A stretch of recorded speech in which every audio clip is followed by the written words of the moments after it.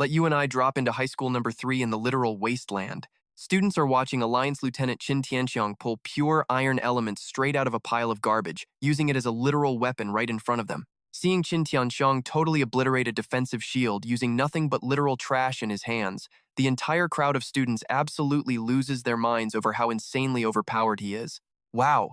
The exact kind of crazy elemental magic they only ever read about in boring textbooks is suddenly happening right here in real life. Absolutely wild, right? Standing right there in the crowd is our main guy, Gao Neng.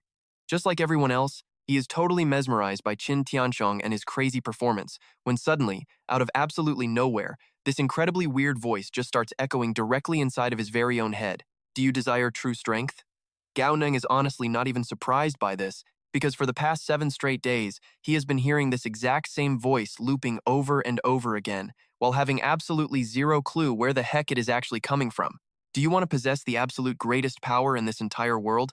The annoying voice rings out again. Gao Neng gets insanely frustrated, finally snaps, and just screams out loud. If I want it, will you actually give it? All talk and no action? You are just scamming me, right? It was just a completely reckless outburst of anger. But who could have ever guessed that Gao Neng trashing the voice would accidentally trigger a literal system? The host has officially accepted the trial. The system boots up, dispensing a quest, as that weird voice keeps on talking while an incredibly futuristic system screen pops up right in front of Gao Neng. But weirdly enough, it displays an entirely unfamiliar name right there on the interface, Shen Ninger. He starts violently scratching his head. Who the heck is Shen Ninger? He has never met a single person with that name in his entire life. And wait, can nobody else around him see this glowing holographic window? Seriously, what in the world is actually happening right now? A million chaotic questions flood his brain, right up until he hears a super clear, melodic female voice ringing out through the area. Hello everyone, I am Shen Ninger. Gao Neng nearly jumps out of his skin, because that is the exact same name he just saw hovering on his weird status window. Gao Neng immediately looks straight ahead, only to discover that right next to Qin Tianxiang, a brand new girl has suddenly appeared on the stage. He proudly introduces her to the crowd. This girl is Shen Ninger, and she is here today to demonstrate high-level elemental manifestation directly for all the stunned students to witness, while making sure to drop the crazy fact that she is actually the exact same age as them, but is somehow already a fully active military soldier. Shen Ninger stepping up makes the entire crowd gasp in pure awe, because getting to actually witness real elemental magic up close is a ridiculously amazing chance for them to really expand their horizons. Plus, anyone who can actually manifest elements is basically considered an absolute top-tier genius within the Alliance. These students cannot even extract basic elements yet, so Shen Ninger doing full-blown manifestation at their exact age is just completely mind-blowing to watch. Shen Ninger stares quietly at that messy pile of leftover impurities that Qin Tianxiang had just used a moment ago, prompting the officer to immediately yell at his subordinates to quickly swap it out and bring Shen Ninger a brand new, clean ore to use instead. No need for that. The Alliance does not have infinite materials anyway, so just let me use this specific one. She replies calmly, then instantly begins showing off her insane powers. Gao Neng and his classmates are left with their jaws practically hitting the floor as they watch Shen Ninger casually pull elements straight out of thin air, while literally recycling the exact same exhausted ore from before. The first step of elemental manifestation is letting the user successfully extract pure energy, stabilizing and locking the raw shape of the element right into place. Next, following the absolute will of the controller, they visualize the exact shape of that element and finally mold it into a physical, real-world form. Right in front of hundreds of staring eyes, Shen Ninger successfully transforms those leftover elements inside the junk ore into a literal massive dragon. That majestic dragon soars right up into the sky, looking unbelievably lifelike. Then she casually tosses out the heavy shield that Qin Tianxiang used earlier. The fiery dragon instantly chomps right down on it, and every single impurity inside the iron is completely eradicated in a total flash. There is absolutely no doubt about it now. This crazy dragon is basically just a high-temperature, melting iron furnace shaped into a beast. I must be totally hallucinating. I am actually seeing a shape-shifting dragon. Wake up, man. That is pure energy manifestation happening right there. Gao Neng hears the chaotic shouting behind him. As for our guy, he is already so incredibly shell-shocked that he literally cannot speak a word. Right after Shen Ninger totally finishes up her insane performance. Now, pay attention here. An older commander steps up with a few soldiers, standing right in front of the students to give a loud speech. Soldier Shen truly knows how to thoroughly blow people's minds. I firmly believe that every single person sitting right here desperately desires to possess this kind of overwhelming, massive power, but becoming a true energy warrior is absolutely not easy. If you want to be a powerhouse like Shen Ninger, you must put in 100 times the effort to prepare for the university entrance exams. Shen Ninger's crazy display of power, perfectly combined with that old guy's intense speech, honestly acts as a massive hype booster for the crowd. The students are now feeling an absolute fiery passion burning through their entire bodies, everyone entirely ready to go all out for the university exam, fueled by the wild dream of becoming an energy warrior and dedicating their lives to the Alliance. But guess what? You and I know it is never that simple. Gao Neng suddenly receives a highly confusing system notification filled with totally bizarre words. Alright, you and I are diving into pure chaos. The system basically tells our boy to sacrifice Shen Ninger with fire and blood to light up his path. Gao Neng's brain completely short-circuits reading these insane notifications. Sacrifice? Sacrifice, what exactly? Is this stupid system messing with him right now? It even claims midnight is the absolute perfect time for this crazy ritual. Oh, and this wild ritual needs fresh blood and roaring fire together. Next step? He literally has to draw a magic circle on his victim. Finally, he has to shout some edgy teen slogan about bleeding youth. Oh, and violent methods are totally allowed. Our boy Gao Neng is practically struck by lightning. Say what now? Make Shen Ninger, an absolute prodigy energy warrior, his personal sacrifice? Is this trash system trying to get him killed?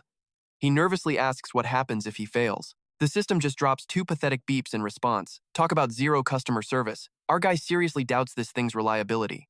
But whatever, he decides to risk it all. Anything beats rotting away forever in this total wasteland of a city. So he smashes that accept button. Naturally, the ridiculous system immediately demands he pick a difficulty level for this impossible chore. It casually promises that winning gets him the most insanely overpowered body-cleansing ritual ever, plus extra loot based on difficulty. He skims the options. Normal mode? He would have to pull off two separate tasks. A 50% chance for a basic treasure box, and a pathetic 1% drop rate for special powers. Elite mode? One task guarantees a basic box drop, and the odds for that sweet special power shoot straight up to 50%. Nightmare mode is where it gets crazy. Guaranteed drops for both the premium treasure chest and the special power. But obviously, surviving this absolute nightmare of a mission is going to be absurdly brutal. Anyone else with half a brain would pick normal mode. But our boy Gao Neng is definitely not your average guy. Without skipping a single beat, he locks in nightmare mode. That glorious loot is just way too tempting to pass up. Wait, let's pause here. You and I know he is totally a newbie. Realizing this, he quickly dials it back to elite mode instead. Right on cue, the system drops some super helpful mission hints. It turns out Shen Ninger is a prodigy, but greatness ain't cheap. She has been surviving insane intermediate training since she was literally a toddler. Because of that brutal grind, she absolutely never had a normal, fun childhood. One day, she snapped and totally ran away. She spent 24 hours hiding in some filthy sewer, surrounded by the non-stop squeaking of totally gross mutant rats. Being the cheeky genius he is, Gao Neng immediately spots the juicy loophole here. Who would guess the almighty warrior Shen Ninger is completely terrified of rats? Time to gather 10, maybe even 100 rats for maximum emotional damage, or maybe just one absolutely massive, nightmarish beast to really show her a wild time. Meanwhile, over at the fancy Golden Hotel, Shen Ninger is sweating it out in training. Completely clueless about his rat plot. A knock interrupts her. It is Lieutenant Qin. What is it? She stops punching. He formally reports that right after changing her room, it got absolutely spammed with ridiculous love letters, exactly as she predicted. Just another giant pile of cringe mail from clueless fanboys completely out of their league. Plot twist time. Turns out our girl is actually a full-blown major, not some low-level grunt. No wonder Lieutenant Qin nearly blew her cover back at school multiple times. Dude was sweating bullets. Back to reality. Shen Ninger is so used to having obsessive simps chasing her that she doesn't even spare a single glance at the trash pile. She casually tells Qin to dump them in the trash like always. But wait! There is one specific letter he thinks she actually needs to read. Why? Because it is from the spoiled son of the local mob boss Tang Day. Worse, that arrogant kid is literally waiting downstairs. She gets annoyed. What is Qin's actual angle here? Lately, tensions with the capital of Hope are straight up garbage. All our military spies keep getting mysteriously assassinated. If they can somehow use Tang Day to steal some juicy inside intel, it would be a massive strategic win. Before the guy can even finish, our badass major just yeets a flash drive at his face. Boom! It is already loaded with top-secret enemy intel. She tells him to go read it and figure out the next steps himself. Qin grabs the drive, literally shaking in his boots. He nods like a panicked bobblehead and awkwardly moonwalks right out of her room. She might have kept a total poker face, but trust me, she is absolutely fuming on the inside. Come on, you and I both know she isn't dumb. She totally realized Qin wanted her to honey trap that mobster's kid for basic information. So, our girl unleashes pure, unadulterated rage right into her punching bag. A few bone-crushing hits later, she finally feels a tiny bit better. All right, stick with me because this gets pathetic fast. Hours later, Tang Day's kid is still hugging flowers outside the Golden Hotel. He's not alone, dragging some poor lackey into this mess. The temperature drops, and the sidekick is already freezing so bad his teeth are chattering like a broken toy. Boss Tang, we've been waiting here for 6 or 7 hours. Shen Ning'er is definitely not coming out. No kidding, of course she won't. The Tang guy snaps back aggressively. The freezing lackey whines. Then why on earth are we still waiting out here? What do you know? Cold girls can't resist a handsome, caring gentleman like myself. Plus, standing in tonight's freezing rain only highlights my incredibly cool and dramatic aura. Boss Tang, your words are pure poetry. With that massive brain, getting into any top capital university will be a total breeze. Even while literally freezing to death, the lackey desperately continues kissing up to the young master.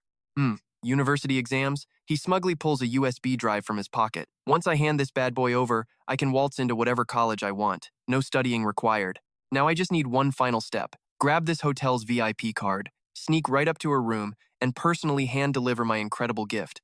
Total stalker vibes, honestly, but whatever. I'm guessing that USB holds the exact internal intel that Qin Tianxiang is desperately trying to get his hands on, and Shen Ning'er probably couldn't care less about it. While Tang's kid and his shivering minion are busy yapping away, they suddenly spot Gao Neng strolling over, casually carrying an absolutely massive backpack, like ridiculously big. Those idiots actually think he's here to bribe Lieutenant Qin, so they loudly call out to him. Hold up, Gao Neng.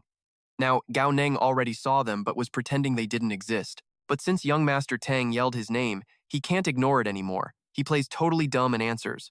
Oh? You guys are here too? My bad. Your eyes were so small I didn't even recognize you. I wasn't ignoring you on purpose. Tang takes massive emotional damage from that roast but forces himself to swallow it. He needs this guy for his master plan. He asks Gao Neng for a huge favor, promising he can make him rich overnight if he just agrees to help. The mission? Gao Neng just needs to snag an internal VIP access card for the hotel. The grand reward for this little heist is 100 alliance coins. Hearing 100 coins, Gao Neng instantly agrees, then holds out his hand. Where's the deposit?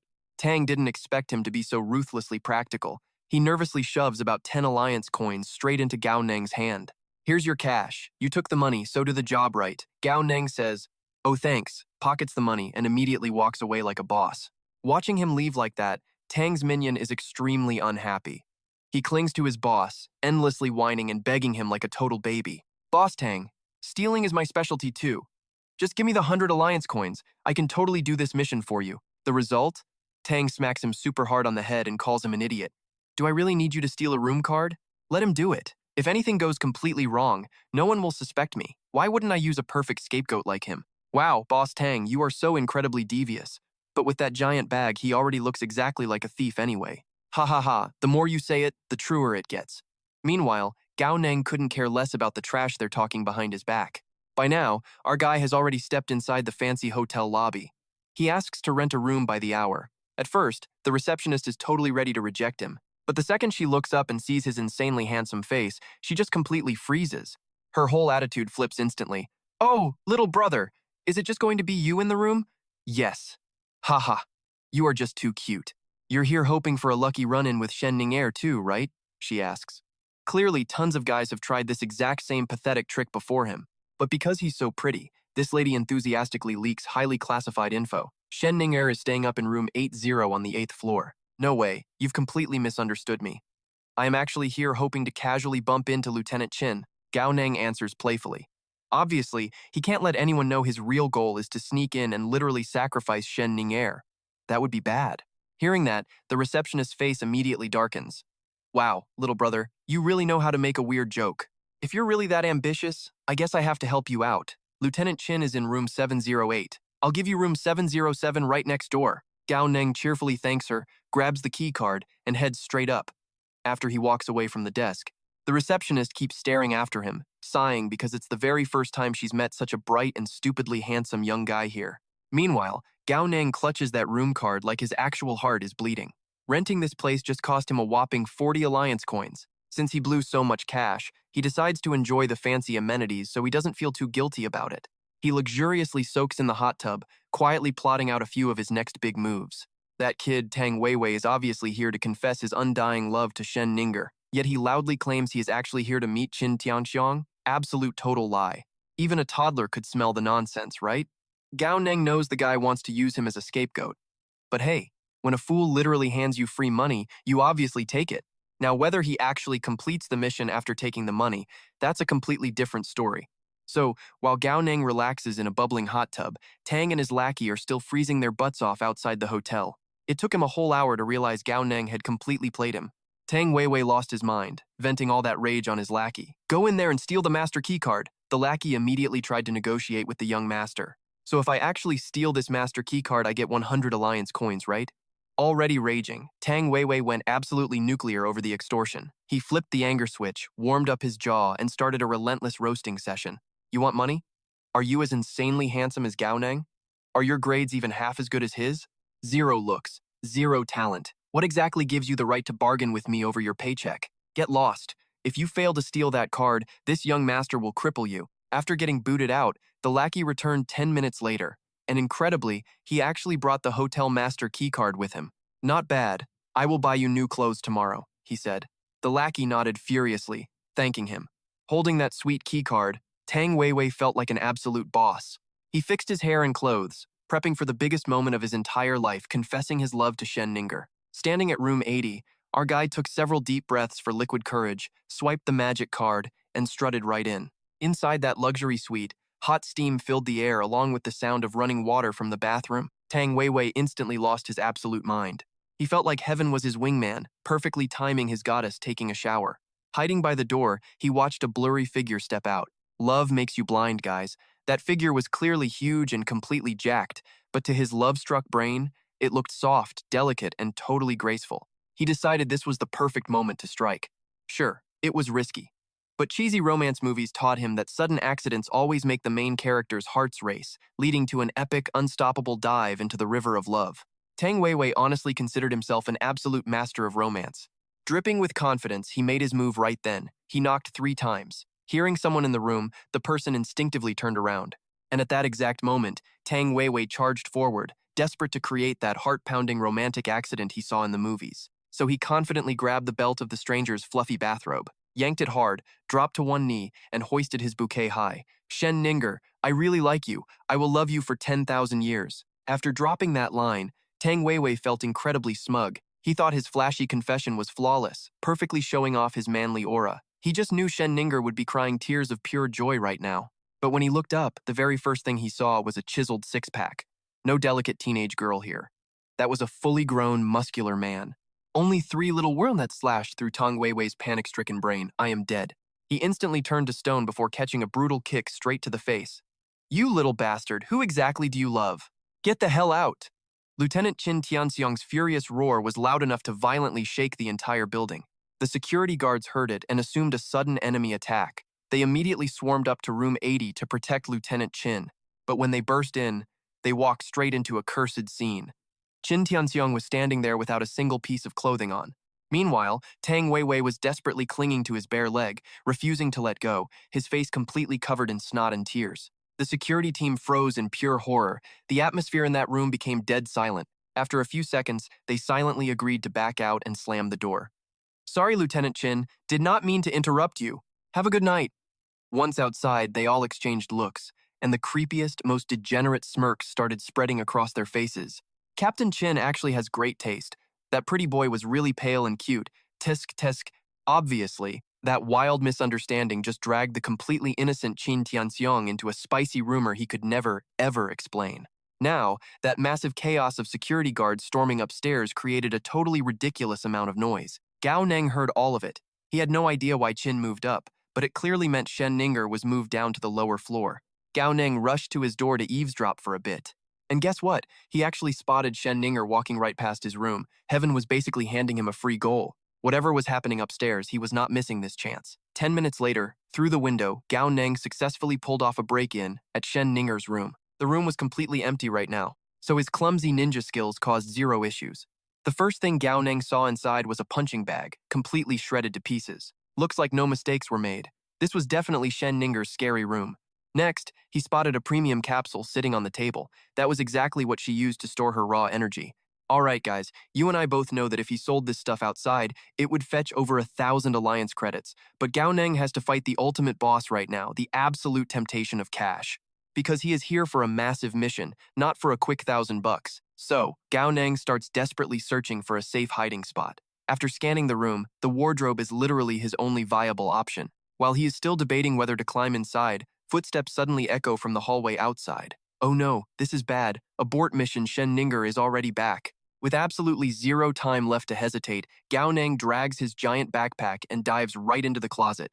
The second he settles in, the hotel room door swings wide open. He tries to stay calm, convincing himself he left absolutely zero evidence out there. Shen Ninger won't notice a thing, because honestly, if that scary girl finds out some guy broke into her room, his life is totally and completely over. Then, he hears the shower running.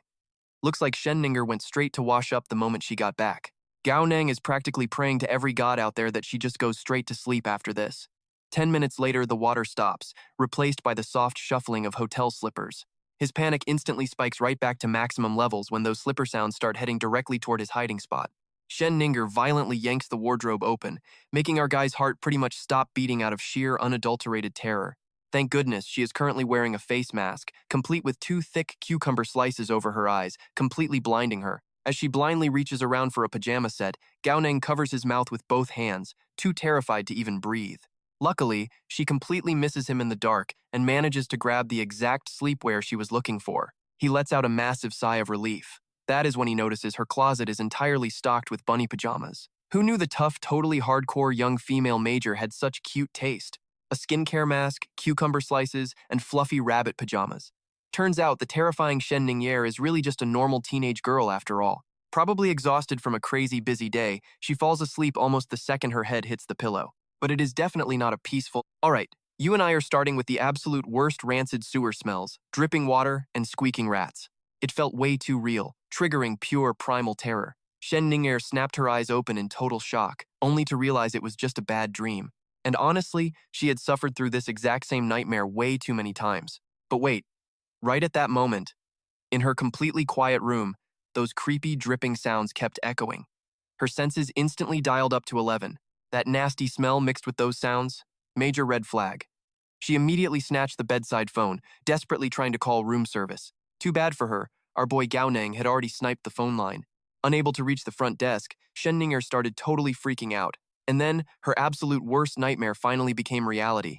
Rats invaded her room. Sure, it was only a few at first, but her massive phobia totally warped reality, making her feel like an entire swarm was attacking. She felt swallowed by hundreds of thousands of them. Panicking hard, she violently kicked off her heavy blanket. Those cowardly little rats went flying instantly, smashing super hard into the wall and letting out some truly pathetic squeaks. That terrible sound completely shredded her remaining nerves. She kept aggressively whispering to herself that this was just a dream, definitely still a dream. Spoiler alert, that did not make her feel any better. Completely terrified, our girl bolted straight out of bed. She just wanted to escape the room, but another rat totally blocked the door. Now, this is where you and I would scream this rat was massive. Shen Ninger went pale, shaking uncontrollably. No, don't come any closer, she mumbled. But obviously, the giant rat did not care. It let out an awful squeal, then practically teleported toward her at absolute breakneck speed. Even paralyzed by fear, her combat instincts were totally insane. Pure survival mode kicked in, and she threw a massive punch, blasting the giant rat into the wall. That wall instantly cracked open with a massive crater, but somehow her epic punch still wasn't enough to drop the beast. When it stood right back up and kept coming, her legs literally turned to jelly. She totally wiped out on the floor, zero fight left in her. Seconds later, she completely passed out from shock. Only then did the giant monster rat finally reveal its true identity. It was literally just Gao Neng in a cosplay suit. Her punch just now was genuinely terrifying, probably giving him major internal bleeding, but hey, at least she fainted. The ultimate sacrifice ritual can finally begin. Meanwhile, let's check in on our favorite losers, Tang Weiwei and his little lackey. They are currently dragging themselves away from the Golden Hotel in absolute disgrace, looking like total clowns. Tang is furiously stomping down the street, throwing absolute tantrums and cursing out Qi Tianxiang. His poor lackey is sweating bullets, completely panicking. The sidekick keeps begging Tang Weiwei to hurry up and run, terrified that another disastrous surprise is about to smack them. But Tang just snaps and completely roasts him. What the heck are you terrified of? I was the one getting beaten to a pulp. Why are you whining? Screaming, he violently grabs the poor guy by his collar, making him choke and violently cough. Brother Tang, please chill out. But But Tang Weiwei is totally fuming, absolutely furious about getting brutally kicked out of the fancy golden hotel like trash. So he wants to spin right back around, but his little lackey is terrified to follow. Why? Because Qi Tianxiang literally just scared the living daylights out of them. But get this, Tang Weiwei is just way too insanely arrogant. This dude seriously thinks if Qi Tianxiang wants to control the Forgotten Land, he absolutely needs his dad's help. So our arrogant rich boy feels completely untouchable right now. In this Forgotten Land, society collapsed ages ago. The three major factions are the real emperors ruling this absolute dump. If the Alliance wants to control this lawless zone, they definitely have to shake hands with those three massive powerhouse factions. The more he talks, the smugger Tang Weiwei gets. He truly believes Qi Tianxiang desperately needs him and has zero reasons to pick anyone else. He is still clutching that flash drive packed with intel. Tang Weiwei figures as long as he holds this golden ticket, even the military will not dare touch him. Now, as for Shen Ning'er, even though he failed to score the beauty today, Tang Weiwei absolutely refuses to give up hope. This total idiot actually thinks if he just forces things tonight and seals the deal, she won't have any reason to resist him anymore. Hearing this crazy logic, his brain-dead lackey starts agreeing. Boss Tang, you are literally a genius. When you finally make it big at the capital of hope, you seriously have to drag me along. Taking you depends totally on your performance today, he says smoothly.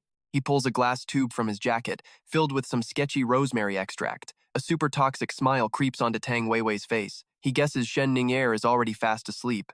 And that specific rosemary scent? It packs an insanely powerful punch.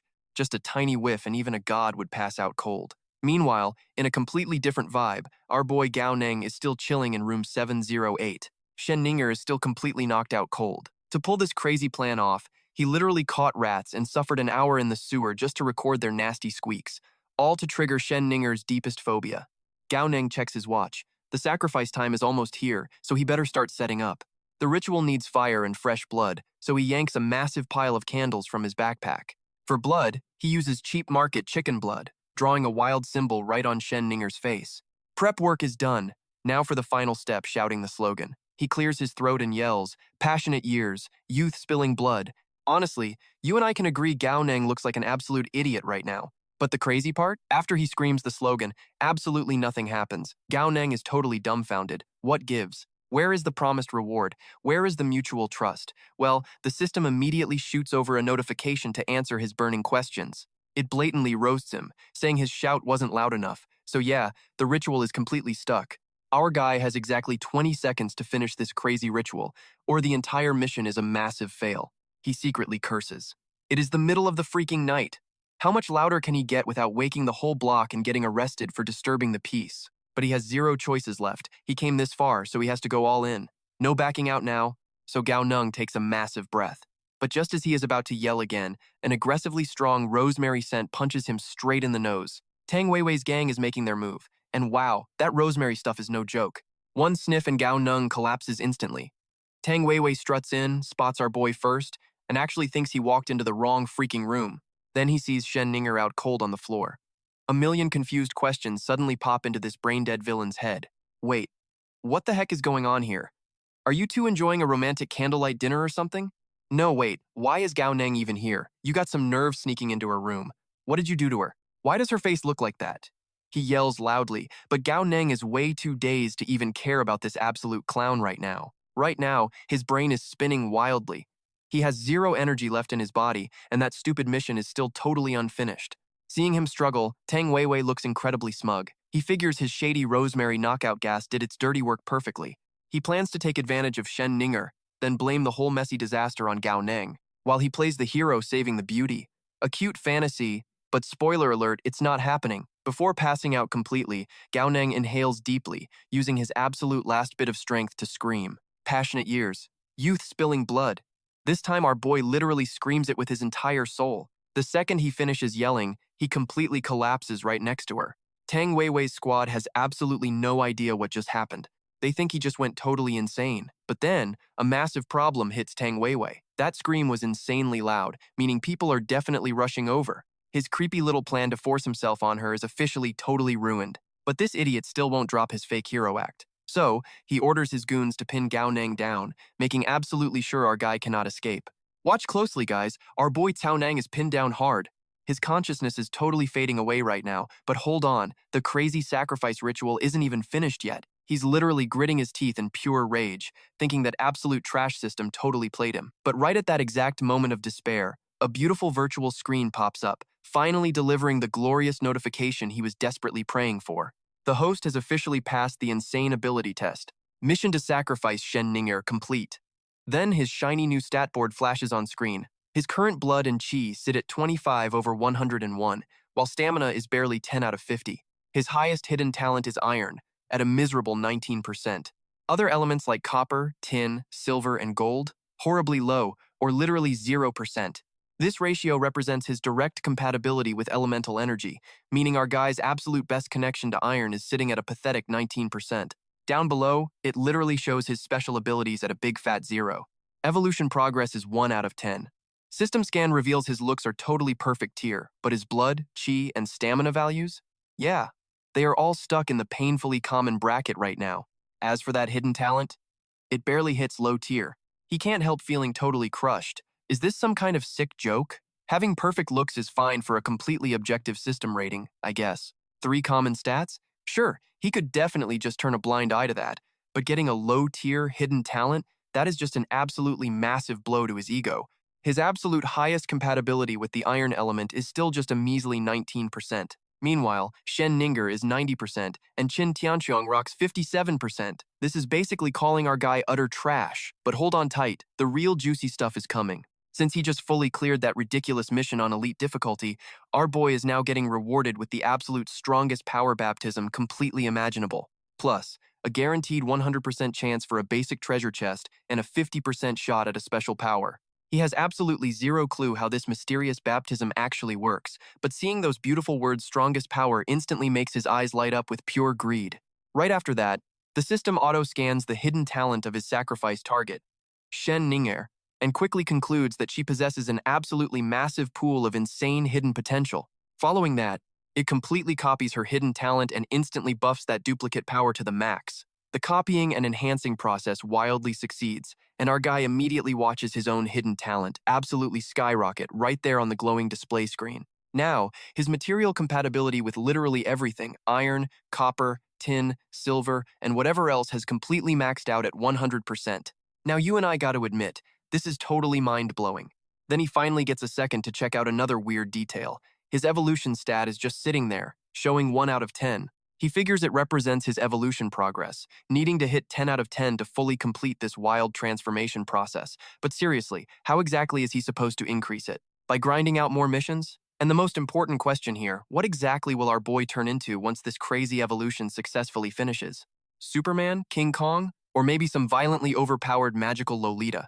Sadly, absolutely nobody is around to help answer these totally ridiculous questions for him. All he knows right now is the system suddenly drops. His awesome mission rewards a basic treasure chest and a shiny new special power. Except, this so-called special power leaves him completely speechless and questioning reality.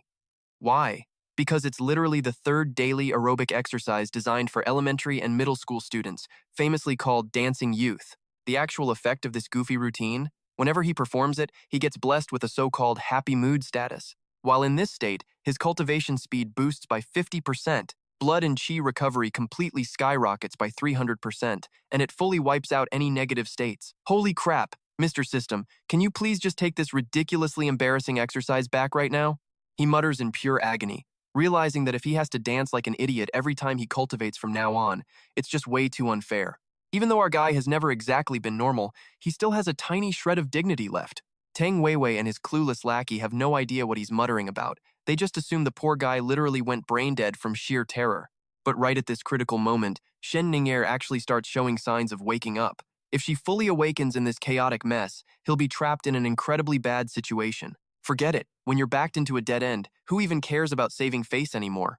Thinking exactly that, he jumps straight up and violently starts performing that insanely embarrassing exercise routine. Tang Weiwei and his lackey instantly get blasted away by his sudden explosive burst of power. Tang completely assumes the magical herb messed up his brain, causing him to have a full-blown seizure. He yells at his lackey to hold him down, but as they eagerly rush in, his ridiculous shoulder-level arm swing violently blasts them both away all over again. But the craziest part? This absolutely brainless dance move actually works, massively boosting his blood, chi, and stamina, leaving him completely hyped up and addicted. Refusing to believe he can't beat up a weak little bookworm like him, Tang fiercely charges right back in. Only this time, he gets brutally smashed directly in the face by a wildly swinging leg kick. Damn it, crazy people really aren't easy to handle at all. Thinking this, he pulls out a sharp knife, fully intending to teach our boy a truly painful lesson in manners. But right at that dramatic second, loud knocking echoes from outside, followed by a super anxious shout. Major Shen, what in the world is happening in there? This sentence totally freezes our boy and those two punks in absolute shock. Stick with me, guys, because Shen Ninger's real identity is actually a military major? All right, you and I are watching a disaster unfold. This stupid system just forced our boy to sacrifice a major. Yeah, he is absolutely cooked. Major Shen, what on earth happened in there? Qin Tianxiong's panicked voice keeps echoing down the hallway like a broken record. Duong Nui Nui feels his poor brain totally short-circuiting. I mean, Tham Nung Ni became an alliance major at 18. She is literally the youngest major in their entire history. Absolute prodigy. So the heavy hitters backing her must be terrifying. What kind of insane hornet's nest did he just kick? While he is drowning in pure panic, a sudden clanking noise snaps our dumb buddy Duong Weini right back to reality. He looks over and sees Cao Nang completely packed up. The kid is totally ready to bail out the window. Cao Nang, what exactly are you trying to pull here, you little brat? Duong Weinu gets even more terrified. Honestly, the moment he asked that ridiculous question, he already knew the painful answer deep down. Cao Nang is way too smart to just stand there like a sitting duck and take the blame. Plus, our boy sneaked in this way, while that total idiot Duong Weini literally strutted through the main door like a VIP. The hotel hallway cameras definitely caught him in 4K resolution. So why not just dump the whole sacrifice mess on his head? Let him take the fall. Right now, Cao Nang is holding that backup energy capsule Tham Nung Ni was casually showing off earlier. Before making his grand rope escape, he ruthlessly smashes that capsule straight onto the floor, snapping it in half. Boom. That massive elemental dragon spawns all over again, leaving Duong Weini totally paralyzed with pure fear. And right on cue, Tan Thien Hung violently kicks the door open. He gets a front row seat to this absolute circus of chaos unfolding inside. Tham Ngung Ni's elemental dragon is just hanging out there. Meanwhile, she is knocked out cold inside a weird circle of bizarre symbols. Her face is covered in creepy fresh blood patterns, and the room smells strongly of weird herbs. The only intruders present? Duong Weini and his clueless goons. Looking at this crime scene, even if he had 100 mouths, he could never talk his way out. Tan Thien Hung immediately sends him flying with one brutal punch. You bastard, you dared to drug the major. Lieutenant Tan, it is not what you think at all. Please, just let me explain. Duong Weini begs in absolute panic. But why would Tan Thien Hung ever believe him when the physical evidence is literally screaming otherwise? Pure rage boils over. Lieutenant Tan seriously wants to end this scumbag right here. But just as he winds up for another devastating punch, a massive twist suddenly hits them. Tham Nung Ni's dragon has apparently gone into a completely wild berserk mode, and she suddenly stands straight up, completely expressionless, looking way more like a broken machine. You cannot scare me. I will never fear you again. Absolutely not, she says blankly. Tan Thien Hung shouts her name loudly, but Tham Nung Ni completely ignores him. Sensing things are going totally sideways, he drops Duong Weini like a bad habit and orders his men to retreat immediately. That fierce dragon lets out an ear-splitting roar, thrashing around the cramped room until the walls shake violently. Duong Weini takes a brutal tail whip and instantly gets knocked out cold. That precious USB drive full of insider intel he wanted to use for his big promotion? Yeah, completely useless to him in this disastrous situation. Run! Tan Thien Hung screams at the top of his lungs, sprinting away desperately alongside his terrified subordinates. So Tham Ngung Ni cannot just manifest energy out of nowhere, she can actually devour and absorb it too. Manifestation plus devouring? That combination is the literal definition of pure destruction. At this rate, the entire Golden Hotel might actually collapse into a pile of rubble. Meanwhile, our boy Cao Nang and his trusty toolkit are already rappelling all the way down to the ground. During his epic descent, he caught a glimpse of Tham Ngung Ni's crazy dragon power. He has to admit, that thing is way more terrifying than he ever imagined. Man, if he knew the dragon was that overpowered, he would have kept the capsule to sell on the black market. That is at least 5,000 alliance credits wasted. Cao Nang sticks the landing perfectly, but then, smack, something randomly drops from the sky right onto his head. Turns out, it is the exact same USB drive that Duong Weini dropped upstairs earlier. Of course, right now, Cao Nang has absolutely no clue what this tiny thing actually is. Why did this junk fall from up there? Cao Nang wonders. Still, he casually tosses it into his pocket anyway. Who knows? Maybe it will be super useful later on. He was totally ready to ditch the Golden Hotel for good, but then remembered he had not checked out yet. So, back to the front desk he goes. Priorities, right? The receptionist is dead serious on the phone, urgently mentioning Tan Tian Hung. Cao Nang quickly finishes checking out, then sprints back to his neighborhood at absolute maximum speed. See, it is in these highly dangerous situations where a true genius-level IQ really shines through. That whole ordeal was seriously nerve-wracking. Cao Nang has no idea if those two brain-dead goons actually snitched on him or not. He also does not know if Tan Tian Hung will track him down, or if Dam Nung Ni somehow managed to catch a glimpse of his face earlier. But hey, at the end of the day, tonight's massive heist went relatively smoothly for our boy. Let's be real, you and I know Cao Nang always lands on his feet. After running super far away, feeling completely safe from the chaos, he finally stops to catch his breath. Then it hits him. He still has that unopened system treasure chest from earlier. He immediately pops it open and scores a legendary marrow cleansing pill. Pure profit. This little beauty has two distinct effects depending on the situation. Alright, you and I are diving into the rules here. First off, if his blood, vitality, and mental energy aren't maxed, this temporarily boosts them to the absolute limit. Second rule. If those stats are already completely full, the system simply reevaluates and upgrades both values depending on his current situation. Gao Nang holds that magical pill in his hand, totally shocked by his insanely good luck to unbox such an epic item. Honestly, his hidden talent basically represents how well he can control and output his raw physical power.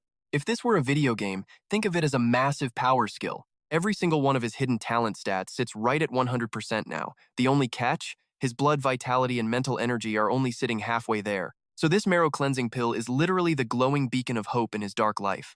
Our boy heads back home riding an absolute high of pure happiness. His mom had completely passed out at the dining table. He tries sneaking in super quietly to let her rest, but Xu Zilan wakes up anyway the second she hears her son stepping inside. "You are back? Auntie Lu gave us 2 eggs and a nice piece of meat, so let me quickly heat that up for you." During dinner, our guy boldly announces his dream to apply for the military university in the capital of Hope. He even confidently guarantees her that he will absolutely pass the exam. The registration fee is 1,000 credits. He promises to figure out the cash himself, telling her not to worry. She is already so used to his independence and trusts him completely, so she leaves it alone.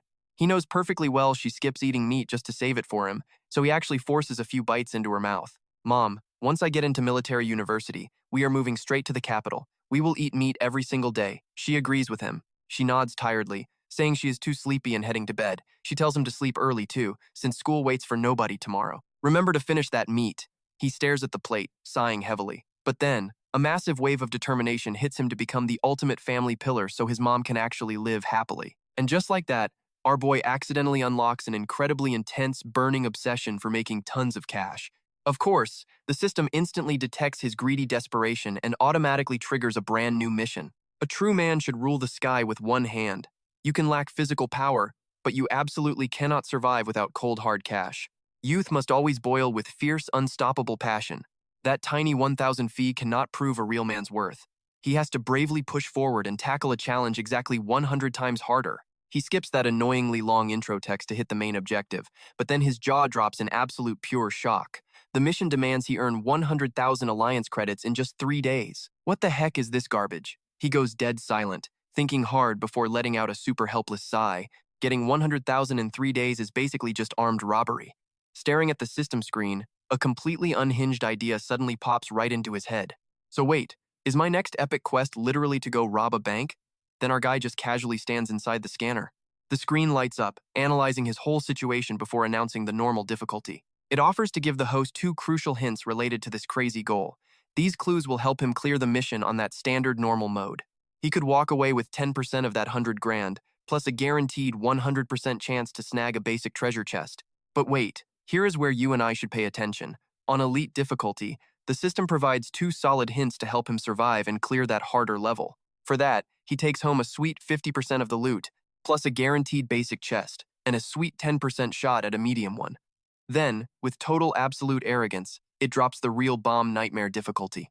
I am a born genius, the ultimate luck of this new world, not someone you can just pressure and push around. Taking this mission is pure suicide, but clearing the nightmare mode scores him 100% of that entire 100 grand cash pile, plus a guaranteed medium chest and a 10% chance for a lucky draw. After dropping all these insane options, the system gives him a serious warning. Time is literally money. Please pick a difficulty right now, because a careful choice is what helps the host grow stronger. A cheap bike can become a sports motorcycle. But before you try transforming, look up and check if your lucky aura is actually strong enough today. Standing inside the scanner, our guy completely spaces out. A second later, he angrily flashes his middle finger, gritting his teeth in pure annoyance. This dumb system actually knows how to take a greedy middleman cut? Wow, very modern of you, but now is totally not the right time. Seeing no other way out, he smiles helplessly and presses the glowing digital screen. Alright, isn't this just another challenge? A real man obviously dares to face whatever insane obstacles block his glorious path to riches. Losing 50% of his hidden talent is whatever. Earning 100,000 credits in 3 days? Why the heck should he be scared? But get this. Right when he acts tough about picking the hardest mode, he totally bails and picks normal difficulty instead. The system literally freezes up in utter disbelief. The screen quickly recovers and displays his choice. It promises to give him the 2 basic clues he needs to actually complete this wild quest. These hints should easily carry him through the normal difficulty survival mode. He gets a 10% cut of the money, plus a guaranteed basic treasure chest. Looking closely at these sketchy terms, our clever boy smirks, finally realizing the real trap. These insane conditions are absolutely designed to push a normal guy straight into a life of crime. Listen up, you and I are watching a masterclass in paranoia. He picks max defense. Suddenly, his system chimes in with a massive clue that sketchy metal flash drive he looted. Yeah, it holds all the answers. Staring at the junk in his hand, our boy Cao Nung is totally baffled. A hint? Seriously? He practically roasts the system. How is his random loot considered a system hint? Is this AI completely brain dead or what? Ignored. The system drops hint number 2. 2 a.m. is prime time, absolute zero security. His only shot. The catch? He needs to pack a hammer and a wrench, or it is an instant, humiliating game over. Cao Nung grips his head, absolutely spiraling into pure despair. Wait, are we actually robbing a bank now? Glaring at the screen, he figures this second clue is the real deal. If he had fallen for the elite difficulty trap earlier, he would be totally wrecked. Naturally, our so-called genius starts calculating every single possible angle. Better safe than sorry, right? He sits deadpan in front of his computer, dramatic music playing in his head, and slides the drive into the port. Click. Boom.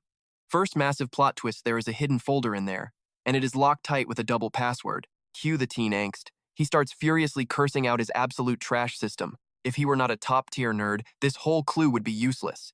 He clicks the folder, loudly shouting that he cracked it. The progress bar zooms past the halfway mark. Access granted, but what pops up on screen makes his jaw hit the floor. It looks exactly like a highly classified structural blueprint of some secret facility. A literal bank vault, maybe? Smelling major trouble, our boy squints closely at the monitor, utterly horrified by what he actually sees. Nope, wrong guess. This layout screams heavy industrial factory, fully loaded with all sorts of insanely dangerous weapons. Hold up, there is a giant label right at the top. Reading those 2 words flashing on screen, he starts violently stuttering in absolute shock. Twin core. The literal origin of the Great Cataclysm. Here is what you and I need to know. That name carries a dark, tragic history. It caused the Great Cataclysm. Ever since the very first one dropped, this entire world has been stuck in 100 years of absolute chaos. With a super bitter tone, he recalls how today, these twin cores actually power humanity's brand new civilization. Capsule tech, the epic rise of overpowered energy warriors, all of it is heavily tied to this exact twin core. Reality check hits hard. He reflects on his own tiny brain capacity, realizing that is literally all he knows about it. The Forgotten Land is way too low tier to get any real intel on these things. Zooming aggressively into the monitor like a crazed conspiracy theorist, our guy demands answers. Why on earth is this specific map tagged with that epic name? Is this actually a twin core base? Wait, that makes zero sense. How could a mystical energy core be an industrial factory? Uncovering the truth, his eyes bulge in massive comical shock. The Dream Toy Factory? Are you kidding me? A kiddie toy factory is secretly connected to the Cataclysm? Staring at the map, all his hype deflates instantly. It is way too far away, and it shut down 4 months ago. Suddenly, creepy ghost images start popping up on his search feed. He freaks out. What the heck is this horror movie trash? No way! Who actually falls for these fake urban legends nowadays? And then the wild clickbait titles roll in vengeful ghosts committing murder, creepy dancing ladies in red, and some weird masked kid. Sweating bullets, he desperately tries to gaslight himself into feeling brave. This is clearly just internet trolls posting fake news. He chugs some water to chill. Looking super intense, he pieces together his chaotic mess of clues, practically frying his brain cells. Clue 1 gives the spot. Clue 2 drops the time and weapon loadout. But hitting an abandoned toy factory? Robbing a literal bank would be way easier. Suddenly, his epic anime protagonist brain fully activates. Unless this creepy abandoned factory actually hides a real twin core, or at the very least, some ultra-rare loot tied to it. Thinking back on the system warnings, he nervously cringes. Why else would it demand a heavy hammer? You definitely do not use that for peaceful negotiations. Shutting down his wild imagination, he sips his tea. Stay strong, man. It cannot be that bad. Our guy's face completely drops as his dark thoughts return.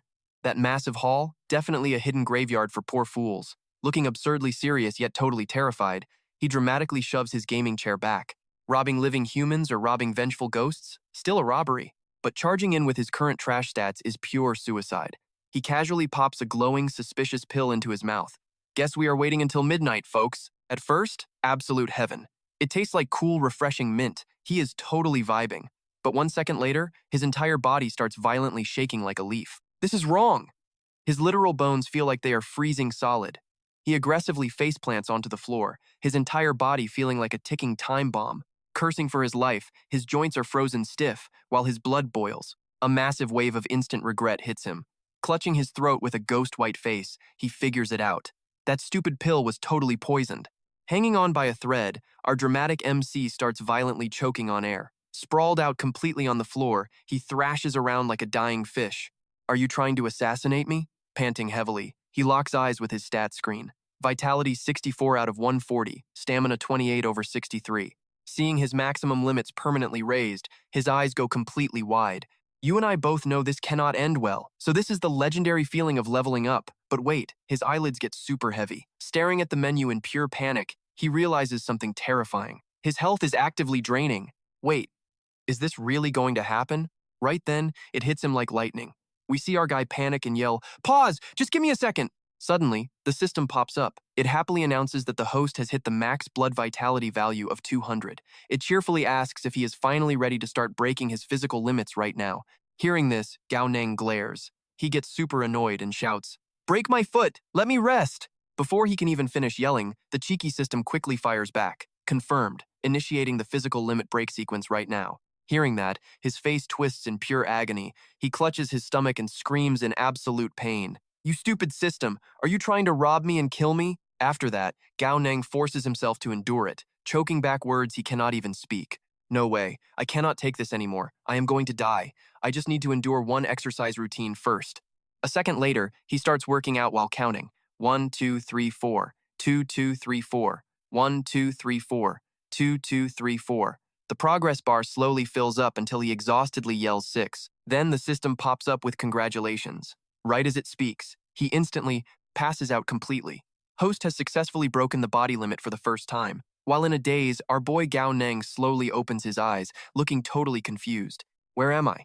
Looking around, he sees a weird aura floating everywhere. He happily sighs, saying it feels incredibly comfortable. Right then, the energy flows straight into him, making his whole body glow with a crazy bright light. After being lost in that dream, he suddenly snaps his eyes wide open. Panting heavily, Gao Neng asks himself if he is somehow still alive.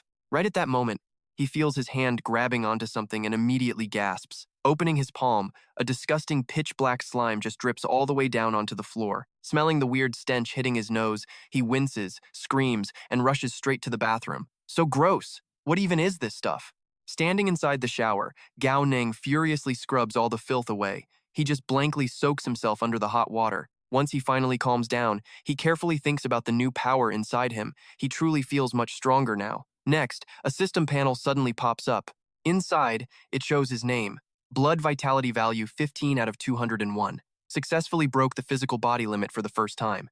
Talent rank is very good. Blood vitality cultivation speed increased by 20%. Mental energy value 8 out of 96. Successfully broke through the body limit once. Talent rank is very good, and mental energy cultivation speed increased by a solid 17%. With a face full of absolute excitement, his eyes basically sparkle. The limits for his blood, vitality, and mental energy have almost doubled. You can say he finally has the perfect foundation to become a real energy warrior now. A second later, he happily continues his little analysis. Rumor has it, anyone who breaks their extreme physical limit once gets the foundation to be an energy warrior. They can finally grasp all the basic energy combat methods, like the energy extraction technique. If they manage to do it before becoming a warrior, and manage to break the physical limit twice, they can actually unlock and own a ton of different energy combat methods. For example, the energy synthesis technique, energy refining technique, and so on. Thinking about this, Gao Neng gets totally lost in his deep thoughts. He vividly pictures a heroic image of himself if he could just break the limit 3 whole times. Then, with eyes burning with wild ambition, he smiles confidently and loudly declares, In other words, I just need to get a few more marrow pills. Then I can totally become a once-in-a-thousand-years martial arts genius. After cleaning up, only a damp sponge is left sitting on the floor. Meanwhile, let us check out this super fancy room. Tang Day is standing there sipping wine. He is the vice principal of the third high school. On the bed is Ye Ying, casually showing off her smooth white back. Then, looking super excited, he pours his glass of wine right onto her back. Art. This is true art. The wine flows perfectly down onto a bright red flower tattoo. Right at that moment, Tang Day's phone suddenly rings. The caller is Qin Tiangxiang. Looking annoyed, he steps out of bed and answers it, seeming a bit surprised. Lieutenant Qin, what do you want with old Tang in the middle of the night? At the exact same time, Tianxiang yells in a total panic. We have a huge problem. He continues with the crazy update, making Tang to gasp in absolute shock. You said what? Ninger actually attacked a military major? Then he frowns, looking totally confused by this. Meanwhile, Ye Ying rests beautifully on the bed. What major are you even talking about? Wait, is Ninger not one of your own soldiers? Qin Tiangxiang, are you purposely trying to mess with me? Hearing that, he angrily hangs up the phone instantly. Then he violently kicks the chair next to him, completely breaking off one of its legs. Tang Day is absolutely furious. He clenches his fists, grinding his teeth in pure rage. Very well, Qin Tiangxiang, you dare play me. In the dark, Ye Ying calmly lights a cigarette. Then, sounding pretty helpless, she slowly sits up, taking a long puff, and asks what his precious son has managed to do wrong this time. With a seriously twisted face, Tang De turns purple with rage and starts ranting. That sly fox Qin Tiangxiang hid Ninger's identity again. Now he tells me she is some kind of major, and claims my son attacked her out of nowhere. Damn it, does he think I am a literal joke? All right, you and I are diving into pure madness today. Nightshade glares at him, batting her eyelashes with deadly precision. Major, the Human Alliance's trip to the Forgotten Land isn't just a vacation, is it? Did you seriously leak the goods? Hearing that, Tang Day instantly panics. Absolute utter shock. No way in hell, he stammers. Looking like he just bit into a seriously sour lemon, he pauses, deeply suspicious. I barely know anything about that intel. If it actually got leaked out, it absolutely has to be a massive screw-up on Wang Ku's end. The Human Alliance intel network is seriously no joke. Are you absolutely sure Wang Ku's side is totally clean? With a look of pure disgust, she aggressively flicks her cigarette away and casually shoots back, totally unfazed. Besides being completely impotent, what else could possibly be wrong with that useless old geezer? Seeing him still hesitating, Nightshade quickly presses her body against his, purring with ridiculous levels of charm. I still like you, you know. Come on, let's get back to making some beautiful art together. Tang Di is completely unmoved and rejects her cold. Art requires inspiration. Without inspiration, what the heck am I supposed to create? A masterpiece of nothing? Just head back to Wang Ku's factory for now. I have got to make a trip over to the Golden Sands Hotel. Hearing this, she totally gets the hint and leaves. She loves artsy guys like him. Even when he is shutting her down, he still looks incredibly stylish doing it. Classic bad boy vibes. Nightshade strolls right out onto the balcony and opens the door, putting on a perfectly sweet face with a hint of pouty drama. She says super sweetly, "Fine, I am heading out, but you better not reject me next time, or I'll be so mad." In the blink of an eye, she vanishes, leaving nothing but a slight breeze. Tang Day just stands there, totally frozen and silent in the draft. A second later, his eyes darken and he frowns hard. Giving a deadly cold stare, Tang De turns back inside, his face twisting into a purely calculating, sneaky expression. What is it now, Qin Tianhong? I know exactly where the thing you want is, but the condition is you have to find a scapegoat to take the fall for my son. No matter what happens, you must guarantee his absolute safety. Then, with an absolutely stubborn, uncompromising tone, he stresses that if that cannot be done, the deal is entirely off the table. Meanwhile, Tianhong is chilling in a meeting room with his underlings. He stares deeply at the wild contents written on a piece of paper. The very next second, Tianhong's eyebrows scrunch together in confusion. The information literally reads, hourly room rental, room 707, check-in time 8:59 at night, customer name Gao Neng. Looking super curious, Tianhong immediately barks out a question. Who checked in, room 707? Right on cue, the terrified receptionist shivers a little and stammers out, I was the one who did it. Frowning with a whole lot of suspicion, he interrogates her. Who exactly is this Gao Neng guy, and how old is he? She nervously stutters back. Around 17 or 18 years old, I think he is a student from the 3rd senior high school. He said he came here looking for you. Do you actually know him? Hearing this, Tianhong is totally stunned and mutters, looking for me? A student from the 3rd senior high school? Next, with an absolutely firm and decisive tone, He orders his squad to contact Li Qingping to get the scoop on this Gao Ning kid, find out his home address, and literally drag him over here right now. The soldier immediately barks an order, zero hesitation. Then, with a ridiculously sinister vibe, Tianhong whispers in his own head, Gao Ning. This scapegoat actually isn't too bad. Early the next morning, two soldiers stop right in front of a completely wrecked village. Looking super excited, they ask each other, is this seriously Gao Ning's address? Yep, it is. Now you and I gotta watch this. Inside, our boy leaves a sticky note on his table saying he is studying at a friend's tonight. Then, with absolutely burning, fiery determination in his eyes, he packs up his wild gear and thinks about how his mom works 5-hourly jobs a day and only gets home at night. Right at that moment, the manly responsibility system notification pops up on his screen. He mentally reminds himself that this crazy mission has got to be finished super fast today. Once he is all geared up, he excitedly yanks the door open, ready to roll out. But surprise! Some random guy is standing right in his face. Seeing the dude, Gao Neng totally panics and blurts out, Teacher Zhang! The teacher immediately notices the super weird tools in his hands. Gao Neng is incredibly startled, looking ridiculously nervous and fidgety. With a look of absolute mind-blowing shock, Teacher Zhang asks, Gao Neng, what on earth are you planning to do looking like that? Slapping on a completely innocent face, the kid just smiles and says, Good morning, Teacher Zhang. I am just getting ready for school. Seeing this, the poor guy is dumbfounded and sweating. Bringing a giant hammer to school?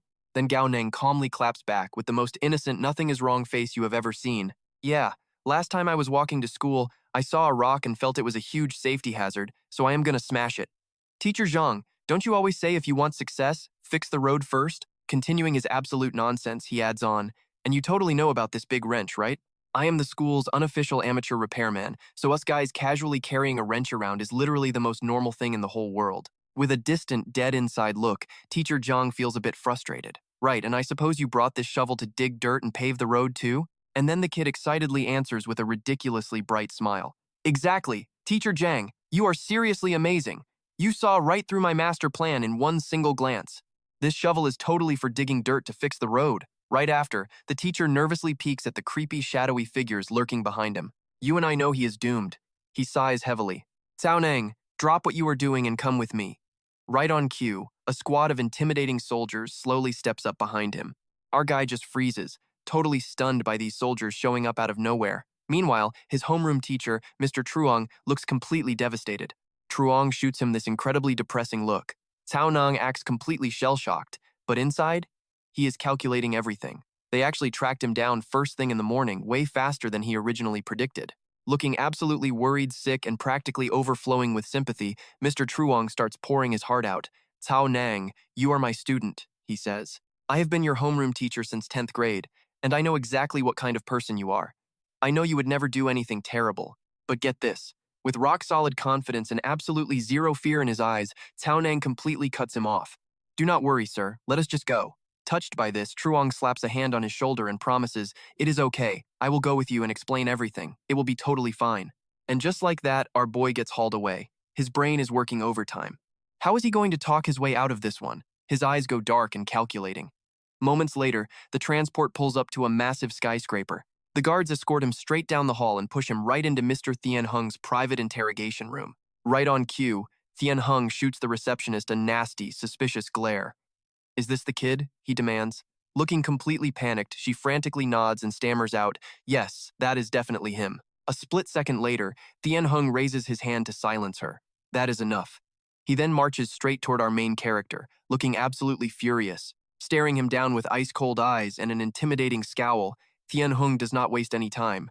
You are Cao Neng, are you not? Do you have any idea why we dragged you in here?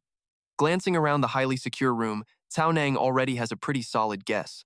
Putting the pieces together, our genius protagonist chuckles to himself. This entire setup?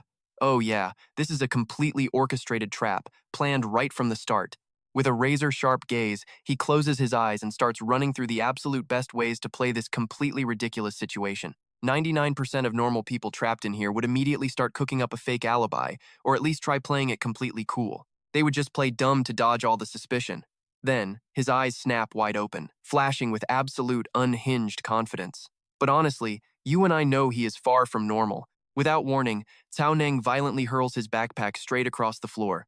Thien Hung is completely speechless. He purses his lips, practically vibrating with rage. But then, the absolute funniest plot twist you could imagine happens. Cao Nang aggressively hugs the guy's leg, fake sobbing loudly. Lieutenant Tan, please do not kill me. I was so wrong. I confess, I did it. Principal, please do not expel me. I know I messed up big time. Just please do not kick me out. I swear I will never dare do it again. Tien Hung is completely dumbfounded. Wait, is this a confession? Looking absolutely disgusted by this pathetic display, he groans. Seriously, what the heck? Could this kid not show at least a tiny ounce of backbone? Forget putting up a fight. He should have at least tried to argue his way out of this. Everyone in the room just stares at him with total disbelief and disappointment. Is this actually supposed to be the Academy's #1 top student? They called him an elite genius, but look at this pathetic mess. The quality of students these days is honestly just dropping straight off a cliff. Right then, Thun being a thing. Aggressively stands up, trying to sound patient, he gently lectures him. Cao Nang, you are a man. The most important thing is taking responsibility. You need some backbone. Hurry up and tell us everything you actually did. If something feels off, you can try to explain yourself to us. Jumping in, Mr. Duong Duke flashes a very suspicious smirk, pretending to be the forgiving good guy. Exactly, Cao Nang. Just confess to your terrible crimes. A good student admits their mistakes. Giving him this incredibly manipulative look, he slaps a hand on the kid's shoulder and smoothly demands he explain exactly what he pulled off. With his genius brain working in overdrive, Cao Nang suddenly realizes something crucial. A light bulb literally goes off in his head as he pieces it together. Wait a minute, are these guys actually not working with that jerk Duong Wei? Or did something terrible happen to him? Did Ngung Ni actually wipe him out? Noticing this, he sees Duong Duke practically shaking with hidden, greedy excitement. Then, our guy sharply analyzes the entire room. No, Duong Duke is not here for justice. He is desperately hunting for a convenient little scapegoat. Because honestly, if Duong Wei was already dead, finding a random scapegoat to take the fall would be completely pointless for him. A split second later, Cao Nang buries his face and turns the fake waterworks up to 11, leaving the man totally baffled. Looking tragically repentant, our boy violently shifts targets, tackles Duong Duke's leg, and starts his massive confession. Yes, it is so true. I completely betrayed the high expectations of the principal, the vice principal, and even Mr. Truong. I never should have tried to profit like that.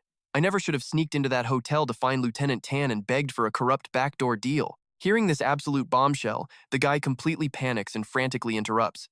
Hold on a second, Student Cao Nang. What? Calm down and explain this.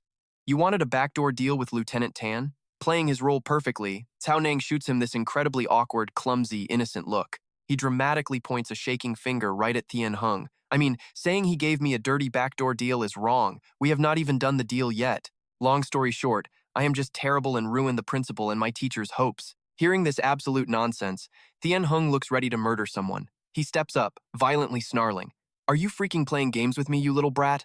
Do you really think I care about some imaginary hotel deal right now? Absolutely losing his mind.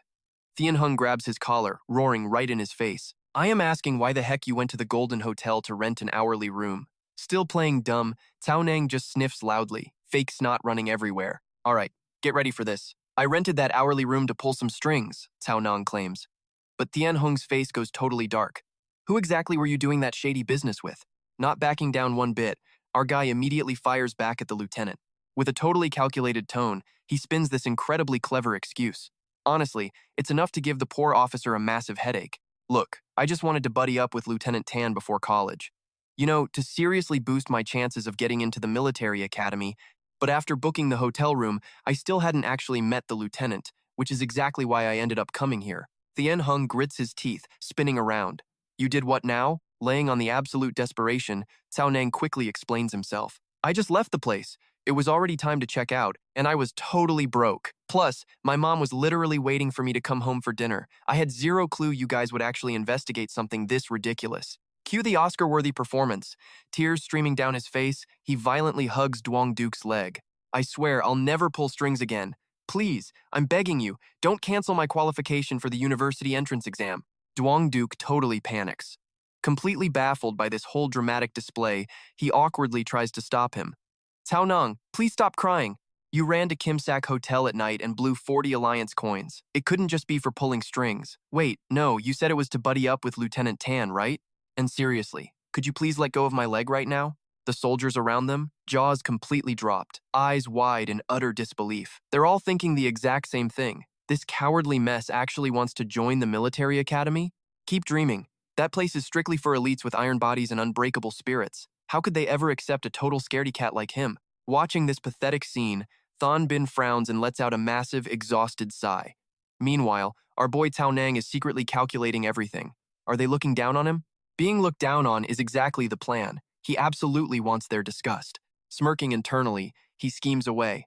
Because the most important part of this entire act, getting Gung Ni, who's definitely watching from another room, to completely write him off. And sure enough, Nung Ni is watching him through a screen right now. Tao Nang proudly continues his wild deduction. As a high-ranking major of the Heavenly Alliance, as an absolute unmatched genius and a literal peak existence in this world, there is absolutely no way Ngung Ni could ever accept the humiliating stain of being knocked out by someone else, especially when that someone is supposedly a pathetic, sniveling, complete coward like the guy she's watching on screen right now. So here's where we see her reaction. Rolling her eyes with total mockery, she turns and demands, "Is this really the big, bad assassin you guys supposedly caught? Does the pride of a major like me just mean absolutely nothing anymore?" Wearing a stern face, Thon Bin's eyes sharpen like actual razors as he calmly advises him. "All right, Tao Nang, just stand up first. We all know you really want to get into the military academy, but this whole bribery stunt, never do it again, understand?" Still totally clinging to Duong Duke's leg, Tao Nang nods respectfully. "Understood, thank you so much, Principal." Flashing a firm, understanding look, Thon Bin turns around to make his case. "Lieutenant Tan, I think the situation is perfectly clear now. Honestly, this Tao Nang kid has performed exceptionally well over the years. This entire thing is obviously just a massive misunderstanding." Suddenly, Duong Duke violently yanks his leg free from the kid's grip and practically sprints forward. Duong Duke awkwardly drops into a chair. Forcing a wry smile and flashing a deeply meaningful look, he quickly chimes in. "Old Lai, I'm completely on your side here. I also feel there's zero chance Tao Nang committed any actual crime, but since the military is already involved, we should just let the lieutenant do a quick interrogation." Hearing this, Thon Bin hesitates. But before anyone can speak, Thien Hung crosses his arms, glaring with icy, razor-sharp eyes. He fires back bluntly. "Listen up, Principal Lai. You're a teacher. It's completely natural for you to hold on to hope for your students. I get it. But trying to fake your way out of an interrogation in front of me, Tan Tien Hung, yeah, it's never going to be that easy." Looking ridiculously smug, the officer lunges forward, violently grabbing Tao Nang by the collar. He shouts right in his face, "Listen here, brat. Have you ever heard how the military actually handles an interrogation?" Instantly, our guy pretends to take a massive hit. He dramatically falls backward, deadening the room's atmosphere. He secretly pops a fake blood capsule and hits the floor. Clutching his stomach, he writhes in pure agony. Spitting up that leftover fake blood leaves Tien Hung completely frozen right in his tracks. With absolute fury in his eyes, he snarls loudly, "You little punk, are you seriously playing dead right in front of me? I didn't even use a single ounce of force." But Thon Bin's face instantly turns pale with sheer rage. Stomping forward with furious eyes, he roars, "How dare you physically assault one of my students right in front of my face?" Caught totally off guard, Thien Hung stammers, utterly clueless on how to explain himself. This little brat. He's completely faking it." Looking absolutely resolute, Thon Bin steps right in front of Tao Nang like a shield. He fires back, "Are you completely out of your mind? You still want to use violence against a totally innocent student? You're supposed to be military. You can't just do whatever you want without dropping some actual evidence." Right on cue, Teacher Truong rushes over to help him up, boldly challenging the officer. "Exactly. If you don't have hard evidence, we refuse to accept this." Totally backed into a corner now, Thien Hung stammers wildly as he tries to present his so-called proof. This kid ran to Kimsak Hotel in the dead of night to rent a room. His intentions are clearly sketchy. Hearing this absolute nonsense, Thon Bin frustratedly demands answers. "Renting a room is your big evidence? Tell me you guys agree. Isn't that just insanely absurd?" Alright, did Cao Nang even know who was next door? Right then, the terrified receptionist awkwardly raises her hand. She stammers out that she already told him Lieutenant Chin was next door. Thien Hung shoots her an absolute death glare. The glare nearly destroys her, but she bravely snaps back, saying the truth is the truth, and she can completely vouch for Cao Nang. Seeing this, Thon Bin gets this incredibly smug, victorious look on his face. He smirks. "Lieutenant Chin, did you catch that? Got any actual proof left to show us? Because if you don't, I demand you release him immediately on behalf of the high school leaders." Hearing this, Thien Hung just freezes right there. His fists clench, totally speechless. Meanwhile, Cao Nang hides a ridiculously sneaky grin, secretly thinking to himself, "Sorry about this, Lieutenant Chin. With your skills, you probably already figured out I used the marrow pill to break my physical limits. Playing the ultimate victim was literally my only way out of this." But right at that moment, a soldier busts through the door. Looking panicked, he reports that Duong Wine and A2 are finally awake. Hearing that massive plot twist, everyone violently snaps their heads around. The soldier drops another bomb, saying they both claim Cao Neng was already inside the room before they even got there. Tian Hung immediately lets out this cocky scoff and shoots our boy a nasty glare. Looking highly suspicious, he suggests that since the witnesses are awake, Principals Duong and Li, along with Mr. Trong, should probably step outside for a bit. Duong Duke slaps on this completely fake, slimy smile. He plays dumb, saying since this mess happened on his watch, he has zero face left anyway. He tells Lai and Truong they should all leave and just trust the military's process. Trust Lieutenant Chin, right? Thon Bin turns around with an intense expression saying, fine, he is military. I trust the army, but until this gets cleared up, I absolutely forbid you from laying a single hand on my student. Tian Hung confidently promises he gets it and will stop touching Cao Nang altogether. Then he strictly orders the rest to step back, leaving only the door guards. Bring Duong Wai Ni and A2 in here. After that, the soldiers clear out. Now, it is just the two of them left in this insanely heavy, silent tension. A second later, Tian Hung calmly takes a seat and smoothly says, Student Cao Nang, let us just wait a bit.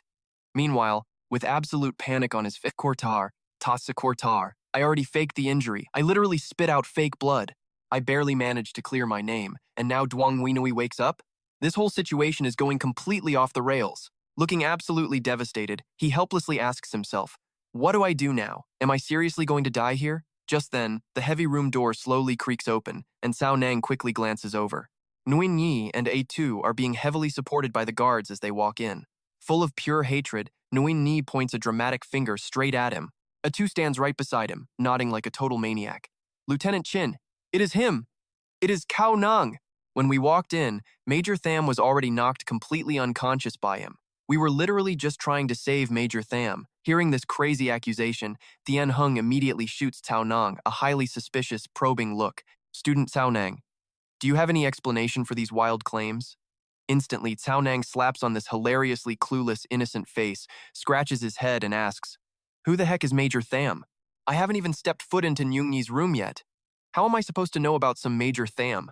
Seeing his Oscar-worthy acting, Tian Hung looks genuinely surprised and mutters, it really seems like Cao Nang has absolutely zero clue. Right then, Nguyen Yi aggressively cuts in, fuming with anger. He insists that last night, he definitely sneaked into Major Tham's private room.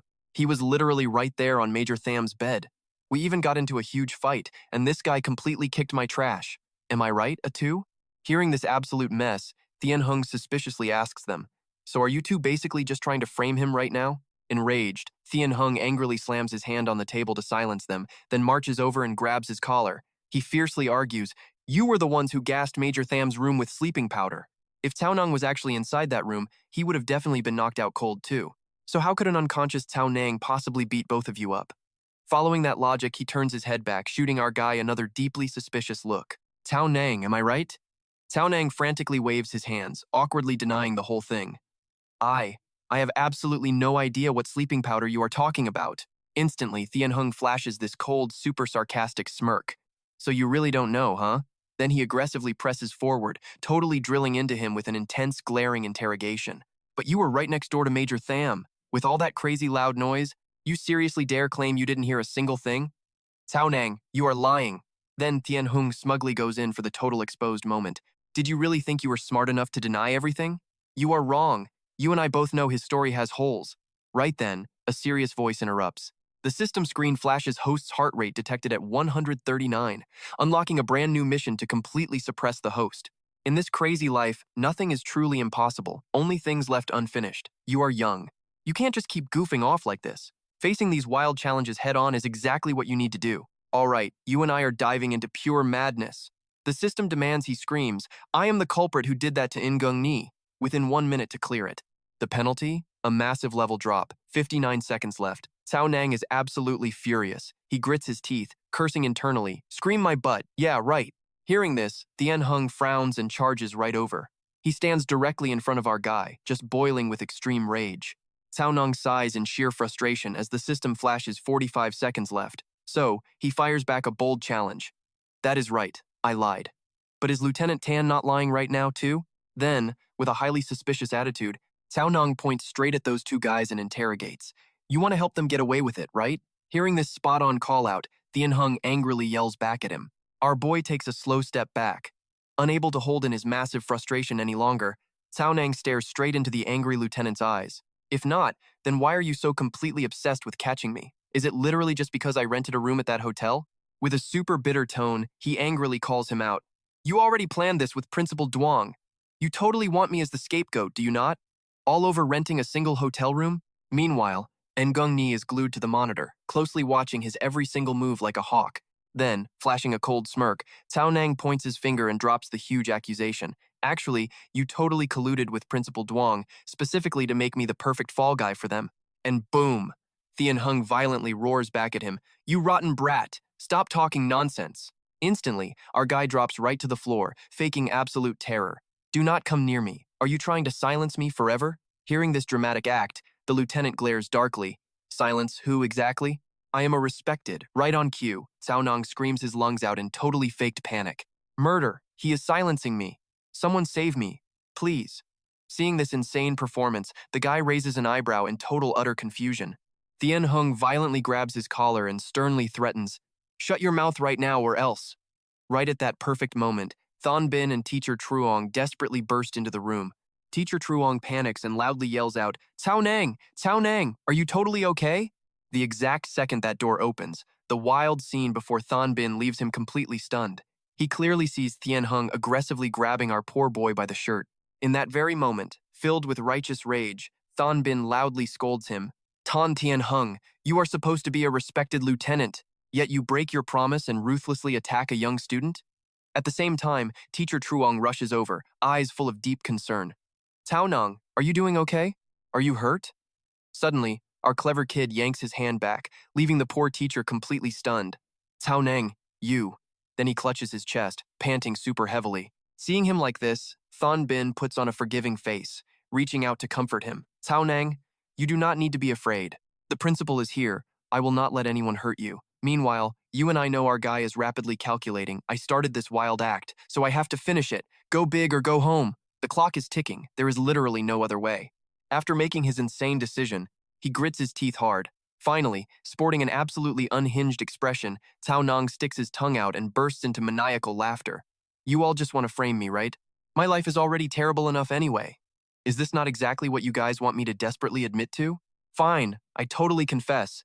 Then he literally dances around with a reckless, crazy attitude, leaving all three of the men wide-eyed with their jaws completely dropped.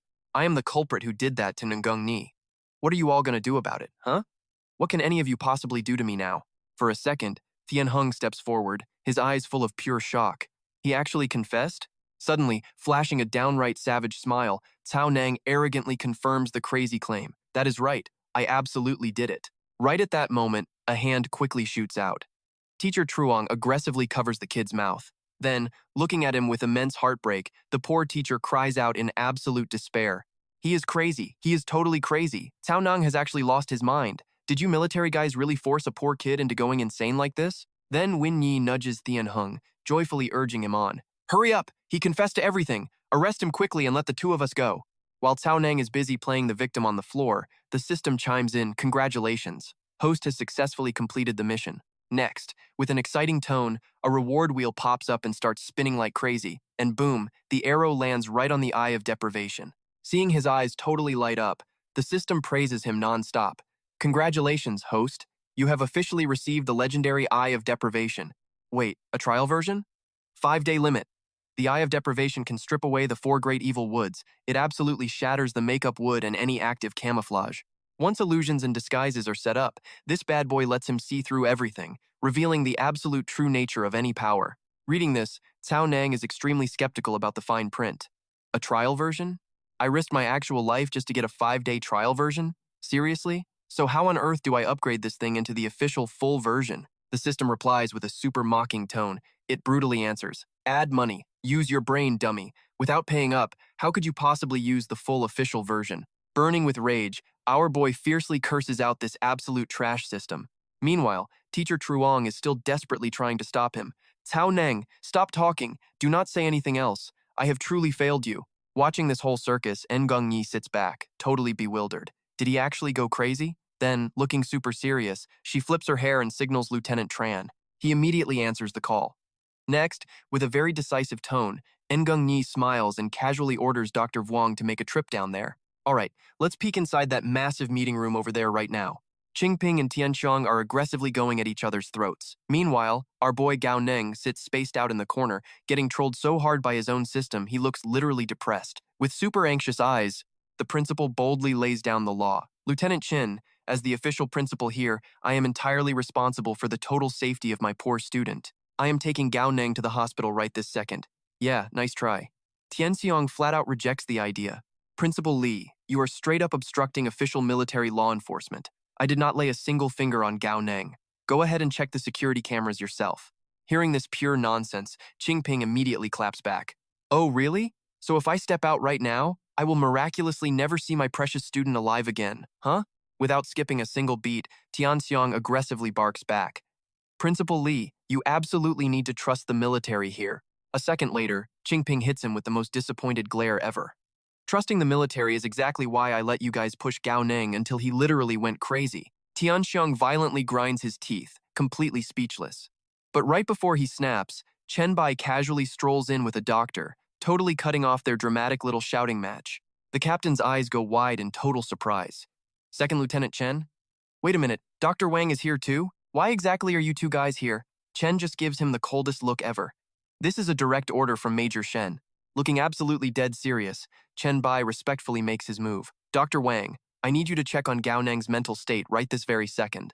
Dr. Wang dramatically pushes up his anime glasses with a creepy little smile. Gao Neng is instantly sweating bullets, looking pale as a ghost. All right then, let's do a quick examination. Then the good doctor casually points his finger at the two extra guys standing nearby. Oh, you two are here too? Let's just test everyone together. Hearing this completely insane request, those two look absolutely shook. Us? Why in the world do we need a mental checkup? But Chen Bai steps right in, keeping up his ultra-stern military posture.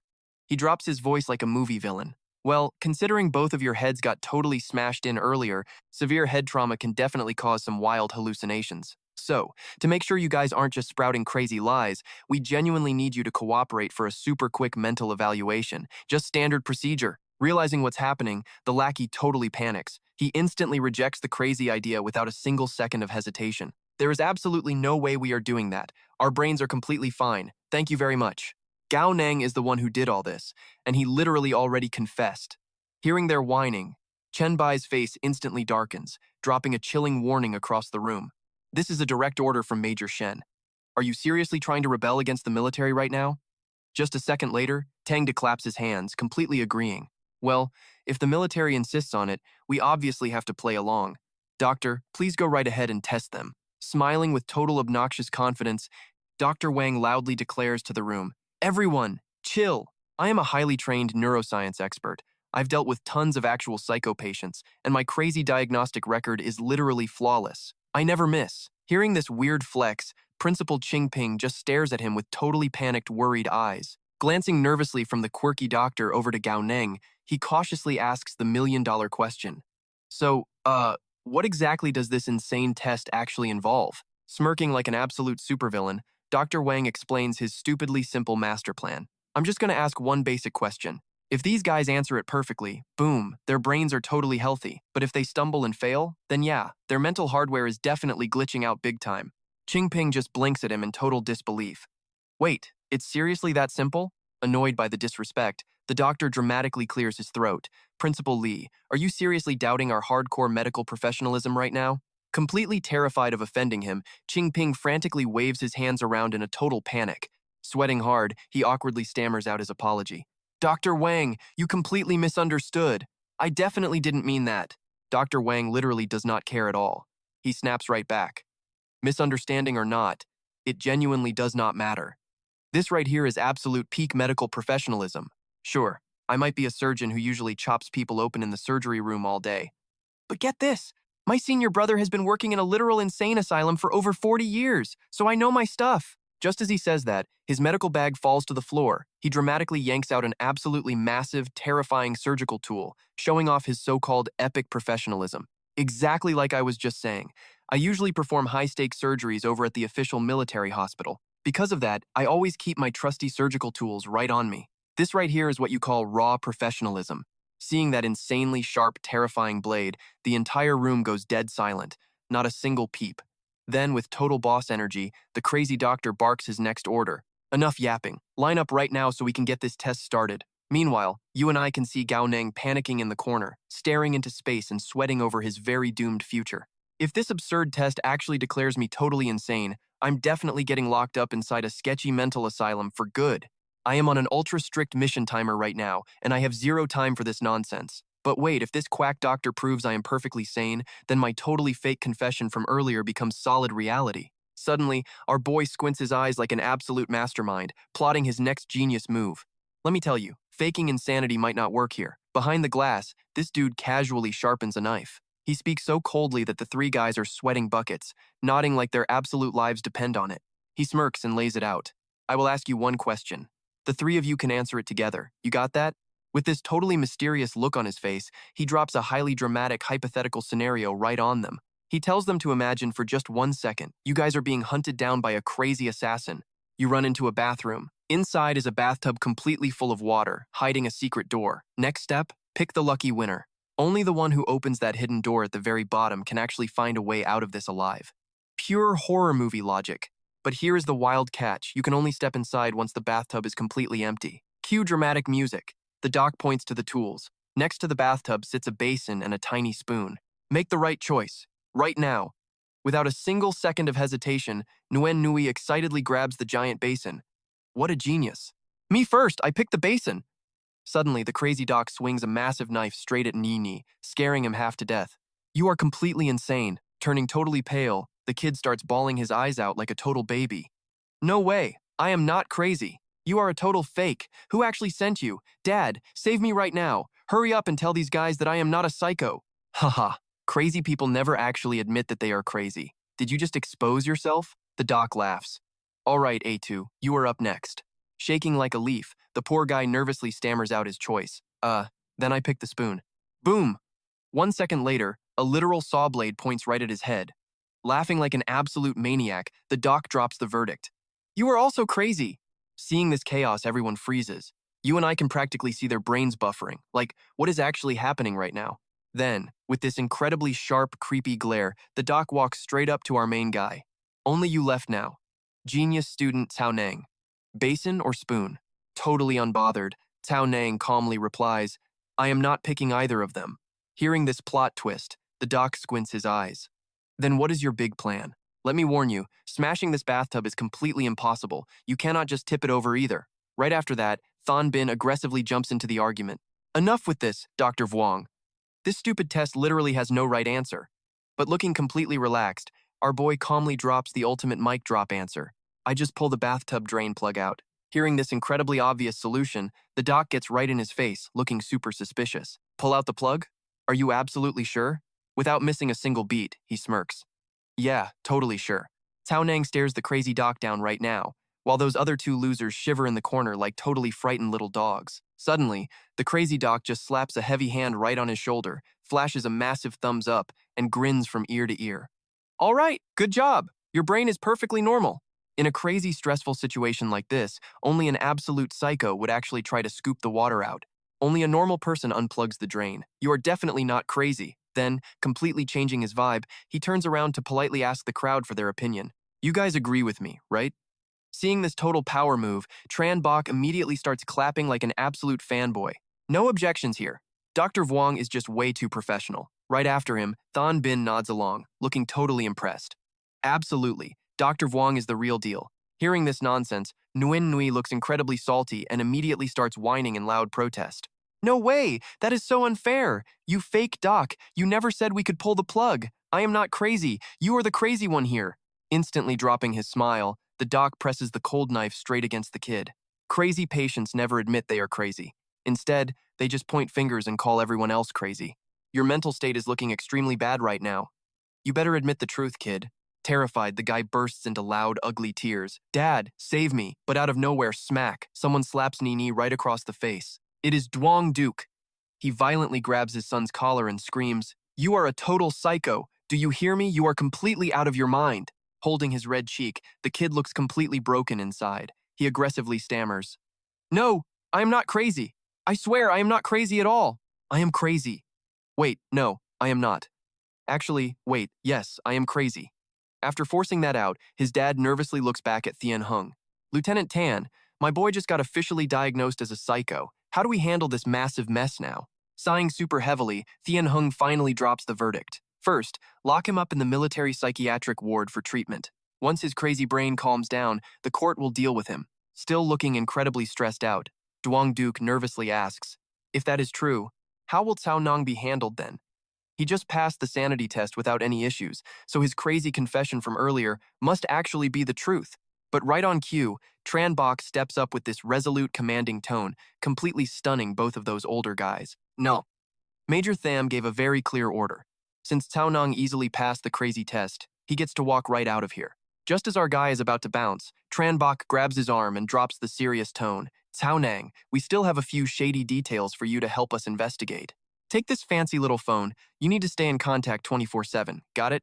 Playing it completely cool, our hero just casually nods. Yeah, fine. Strutting out, his brain works overtime. You and I both know Ngunni randomly gifting him a burner phone means there is definitely a huge catch. But then, a sly, greedy smirk creeps onto his face. Whatever.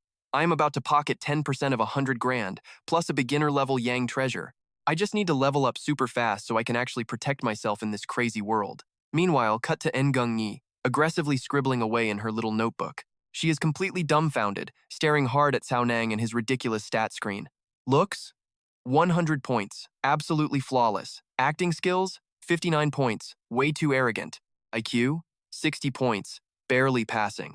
Combat power? A pathetic 2 points. Then she checks her own stats. Looks? 100 points, perfect. Acting? 99 points, totally excellent. IQ? 99 points, literal genius level. Combat power? 99 points, basically untouchable with 0 rivals. Staring at the massive gap, she just scowls with a silly, confused face. My numbers completely crushes in every single way. So how on earth did that weakling knock me out? Was I just hallucinating the whole thing? He absolutely thinks this is a dream.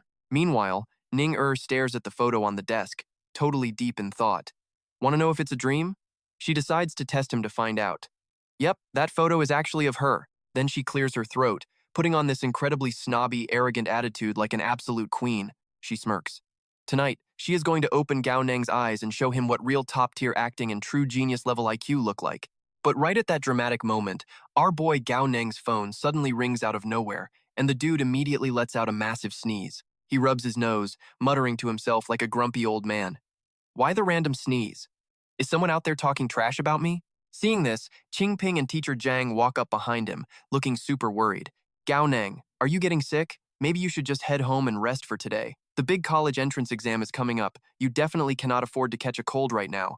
Being super caring, he kindly offers, since your house really is not that far from school, it is on our way, so let us teachers give you a ride. In response, our guy just waves and smirks. Thanks, principal, but I can go back by myself. Seeing his stubbornness, Qingping gives up.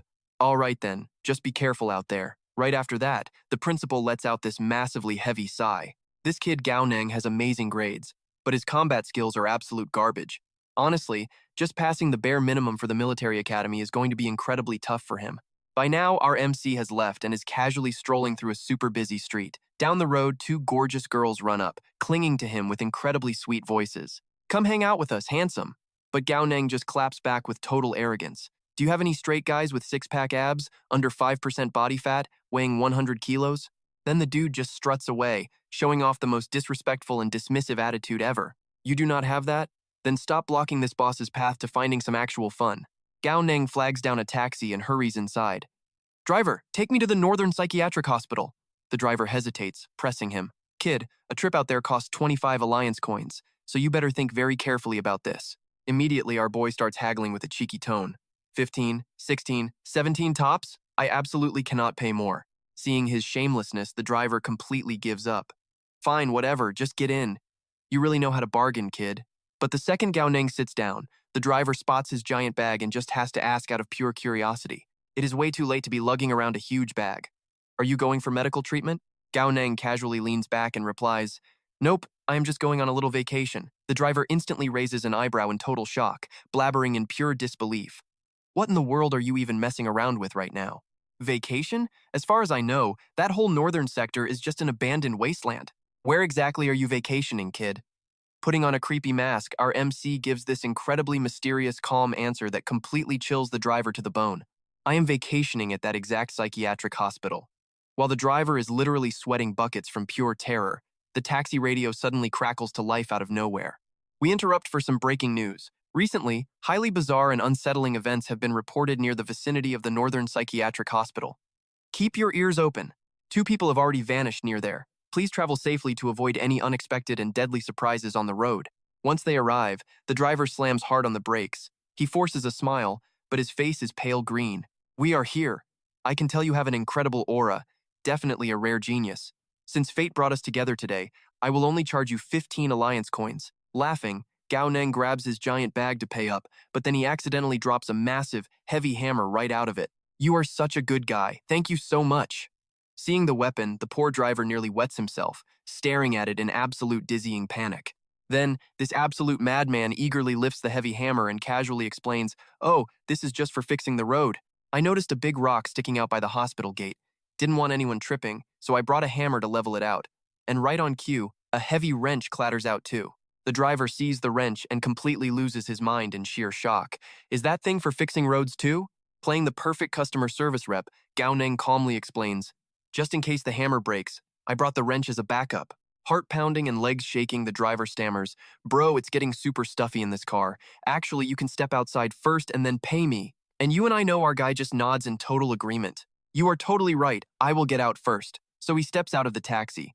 But before he can even open his mouth, the driver slams the door shut and speeds away like an absolute maniac. "Hey, your taxi fare," he yells in total panic. Then Gao Neng just furiously furrows his eyebrows. He stands there so utterly confused. What just happened? Was that driver actually just a really good person? "Oh right," he said, "fate brought us together." That driver truly was a kind-hearted angel. Right at that hilarious moment, a mysterious motorcycle rider across the street glares directly at him. Ninger parks her bike, flashing this dangerously mysterious smile as she intensely stares him down. "The psychiatric hospital? Since you are playing crazy, I will show you what textbook insanity really looks like." Meanwhile, inside Tang Day's massive, luxurious castle, the man is screaming his head off in pure rage. "Lieutenant Qin, you better give me an explanation for what happened today." Tang Da sits cross-legged on his fancy chair, complaining bitterly over the phone. "If your abilities are this painfully limited, maybe I should just go ahead and find myself a completely different partner for this deal." But Tianxiang instantly cuts him off, sounding super cautious and defensive. "You mean Ning Er?" "Tang Day, this entire situation absolutely cannot be exposed to the public. Not everyone inside the alliance is actually on board with this sketchy cooperation, you know?"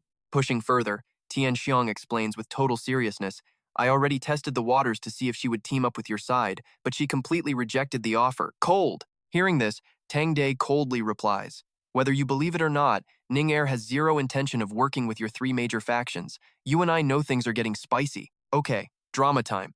Tian Hung wasn't buying a single word. "Bro Duong, don't even try scaring me." "Wait, so you're actually telling me the alliance isn't just here to casually reorganize us, but to execute a total purge?" Pushing the panic button, Tian Hung aggressively urged him. "So you need to hurry up and hand that over to me right now. Scoring some major merit points is literally your absolute best choice." Hearing all this, Duong Duke heavily narrowed his eyes and asked, "And how exactly am I supposed to trust you?" Tian Hung totally brushed him off. "Believe it or don't, I've already said enough."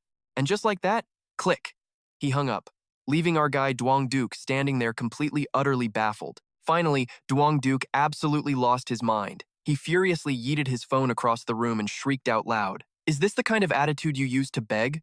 Would it physically kill you to beg a little? Just grovel a tiny bit more and it's yours." He squeezed his eyes shut, desperately trying to chill out. "Just wait, be patient. Tan Tian Hung will definitely come crawling back to beg him." Feeling pretty smug, Duong Duke patted himself on the back. After all, this spicy mutant intel he was holding was basically his ultimate trump card.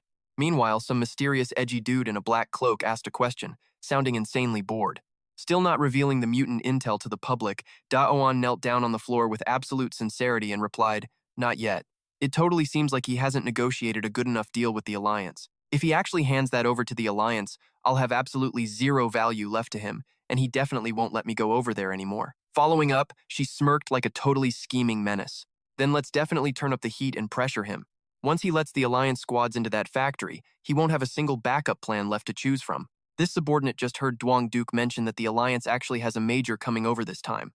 "Do we need to prepare a bunch of extra explosives inside that factory?" Hearing this, the mysterious figure quickly fired back, "Go arrange it right now."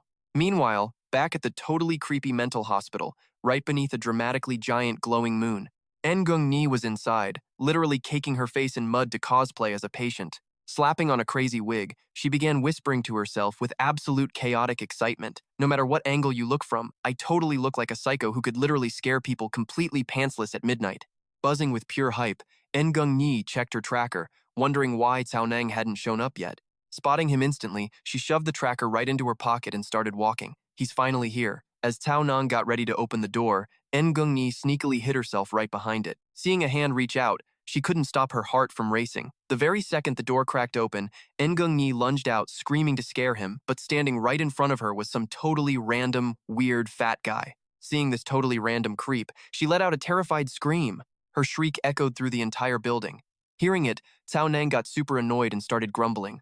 It's literally midnight and there's no peace. Crazy people are so exhausting. Meanwhile, Ni had already knocked the weirdo out cold in one single punch. As the weirdo totally slumped down, she gritted her teeth and fixed her messy wig. I literally can't believe a real psycho actually showed up. Checking the screen on her tracker, Ni gasped in absolute shock. The toy factory?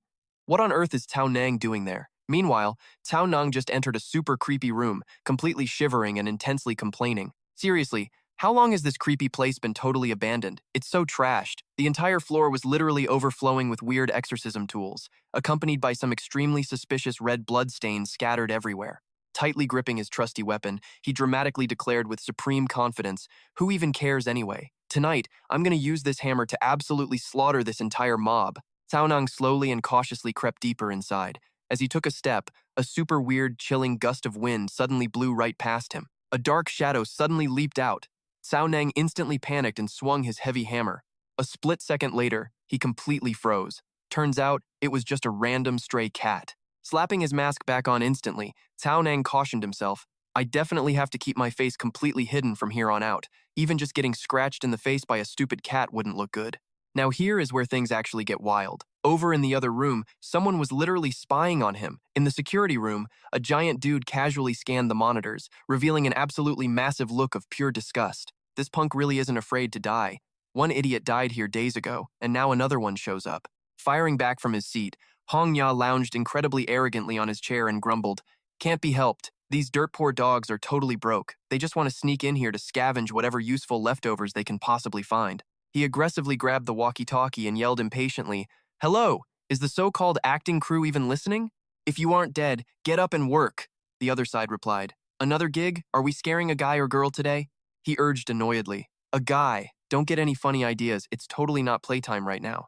Right now, he's literally about to hit the factory doors, so you guys better hurry up and scare the absolute crap out of him. Today is payday, so tonight your big bro here is taking you all out for a massive, epic feast." Hearing this, the entire crew absolutely erupted into wild cheers. "Boss Hong Na, where are you taking us today?"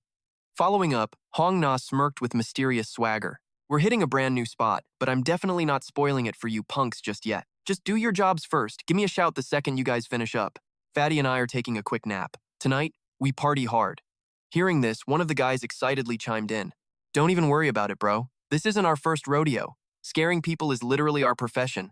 The exact moment the walkie-talkie clicked off, Hong Na tossed it toward the desk, scoffing with intense disdain. "Profession, my foot. You're just a bunch of extra actors, but hey, at least you're weirdly dedicated." Over on the other end, the guy smoothly pocketed his walkie-talkie into his pants, then threw a slick signal to the rest of his crew. "All right, boys, time to get to work. All right, picture this."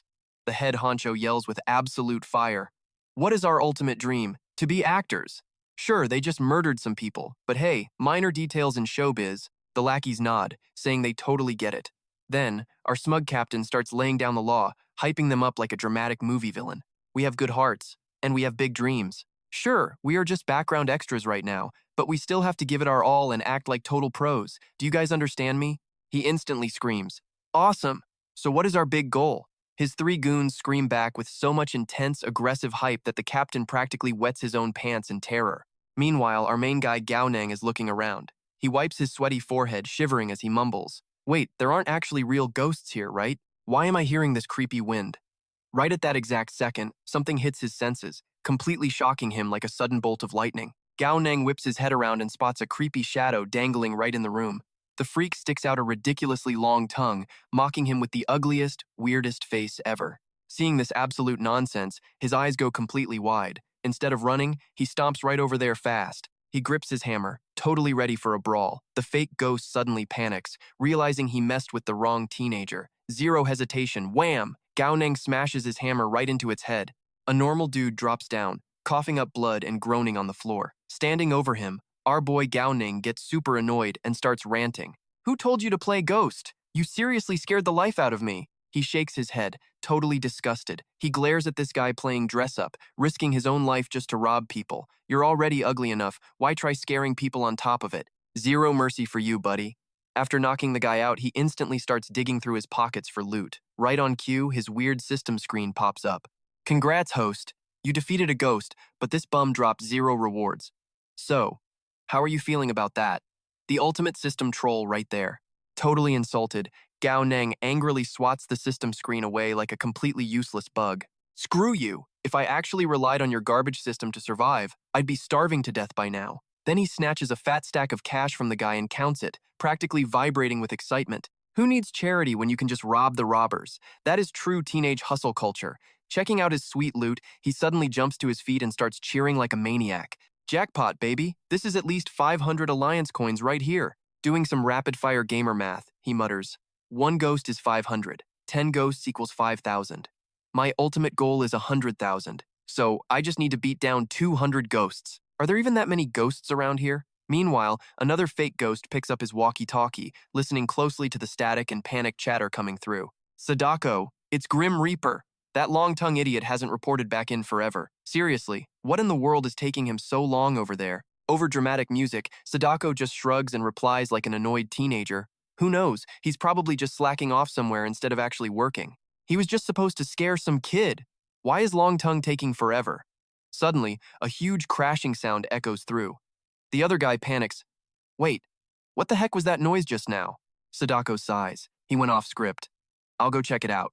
She sneaks up, hiding behind a wall, peeking forward with total confusion on her face. 1 ghost equals 500, 10 equals 5,000. Seriously, are there really that many ghosts hiding here? She watches as Gao Neng slowly creeps forward. Suddenly, Gao Neng stands straight up. Like he has some insane radar, he lifts a mask, his eyes bulging out as he snaps his head around to look directly at her. Seeing his crazy face, Sadako screams so loud her fake wig literally flies off. "Mommy!" Lightning fast, Gao Neng's eyes light up like a maniac, instantly sprinting right after her.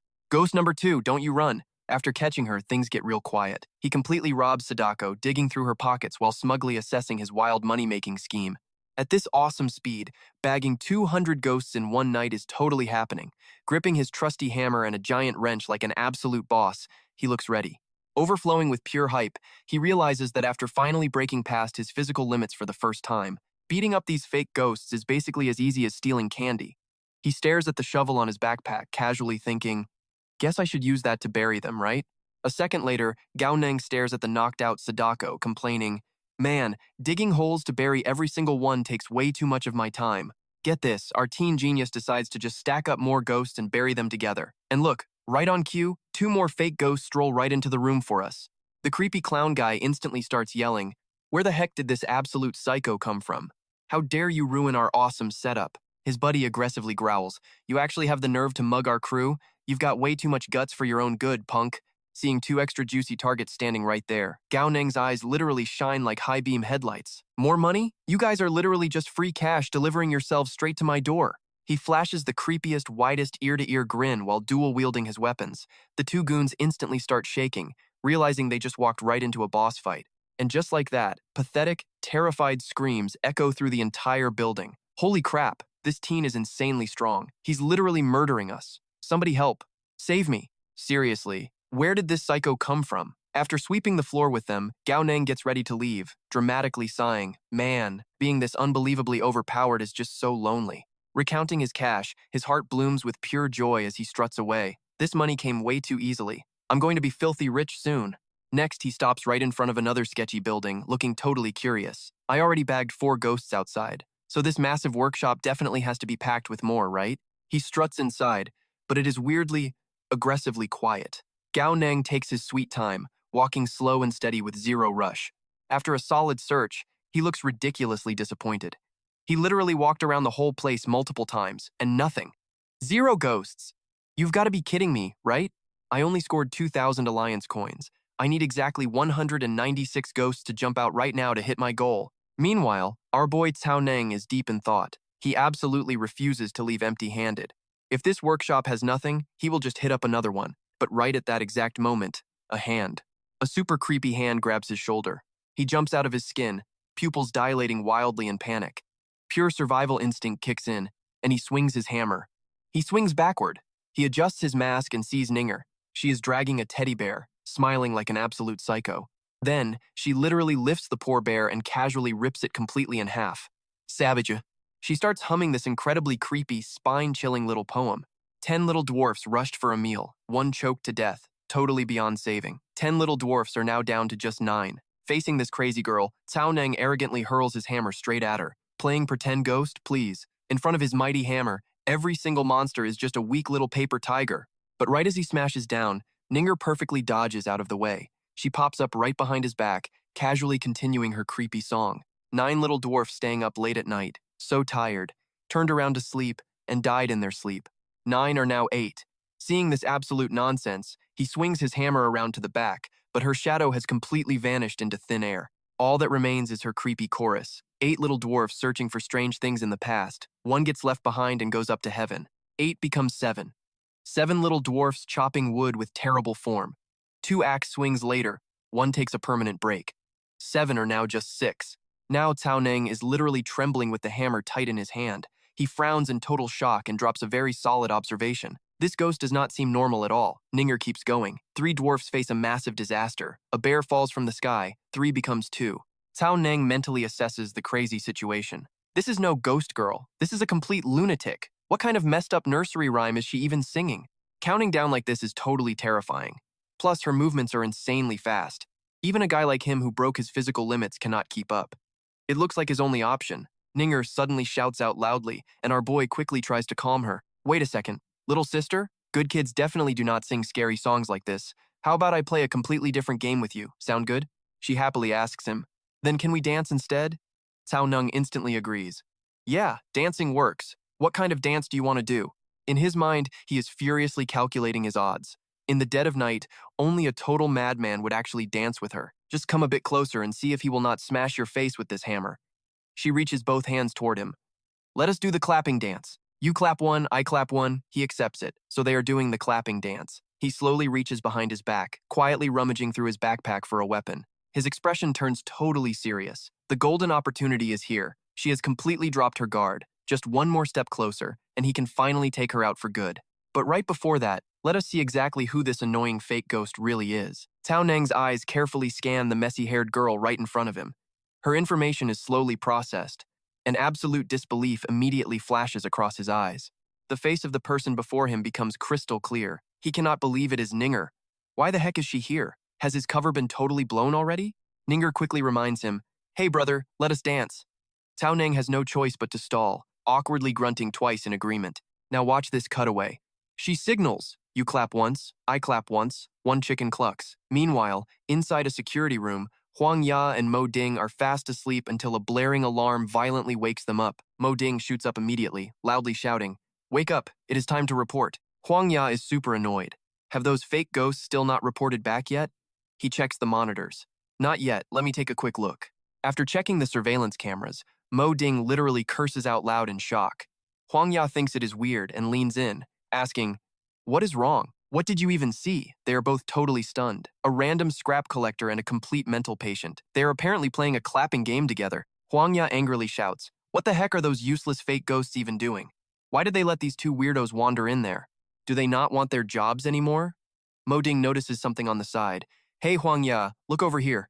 In the corner, their 4 guys are lying completely motionless on the floor. He totally panics. Huang Ya, what do we do? Go out and kill those 2? Huang Ya scolds him angrily, You absolute idiot. Do you know what kind of people die the fastest? It is arrogant fools exactly like you. Can you not see those 2 are obviously insanely dangerous? Report this to the higher-ups immediately. He quickly obeys the order. Yes, right away. Back to Cao Neng. He is sweating bullets. Is Ninger tracking him because his cover is completely blown, or is she on a mission and just randomly bumped into him? Ninger has definitely not had enough yet. You clap 3, I clap 3, 3 dogs bark woof woof. He is totally helpless. Whatever her actual goal is, at least she does not have any hard proof against him right now. Here is the crazy twist. You clap four, I clap four, four rats squeak. But right then, he completely slips up and covers his mouth. Ninger notices immediately, her eyes turning deadly sharp. She aggressively storms over. Gao Neng, it really is you. Our boy panics. He is completely trapped. Ninger hits him with the hard questions. You knew it was me all along, right? Why else would you squeak like a mouse? How did you figure it out? Who actually sent you here? Honestly, our guy has absolutely no idea how to explain this. He is internally screaming. One wrong word and it is game over. Anything he says just makes him look completely guilty. So, Gao Neng tightens his grip, raising his trusty hammer, getting ready for a desperate, wild fight. Ning Er just casually blocks it with one hand. The metal hammer literally melts, leaving only the pathetic wooden handle. Attacking a military major twice in a row? That is a serious crime, she says coldly. Right in her hand, she is holding the glowing, melted iron from his ruined weapon. Gao Neng immediately turns and runs for his life. He knows anyone with energy manifestation powers and has broken their limits at least 3 times. No way he wins this. Running is the only option. But you think Ninger is just going to let him bounce? Run? You actually think you can run? Metal shackles shoot straight out from her, locking perfectly around Gao Neng's ankles. Our boy faceplants hard into the dirt, crying out loudly. What the heck is this? Ninger just smirks down at him. Any last words? Gao Neng frantically tries bargaining. Look, we are both way too young and gorgeous to be talking about last words right now. I swear to you, I can totally explain.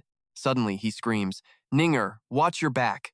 She rolls her eyes, thinking it is just another pathetic trick. You are about to die, and you try this cheap distraction? But before she can even finish that sentence, a very real, deadly threat approaches. Ning-er quickly throws up her guard against a sudden strike from a complete stranger.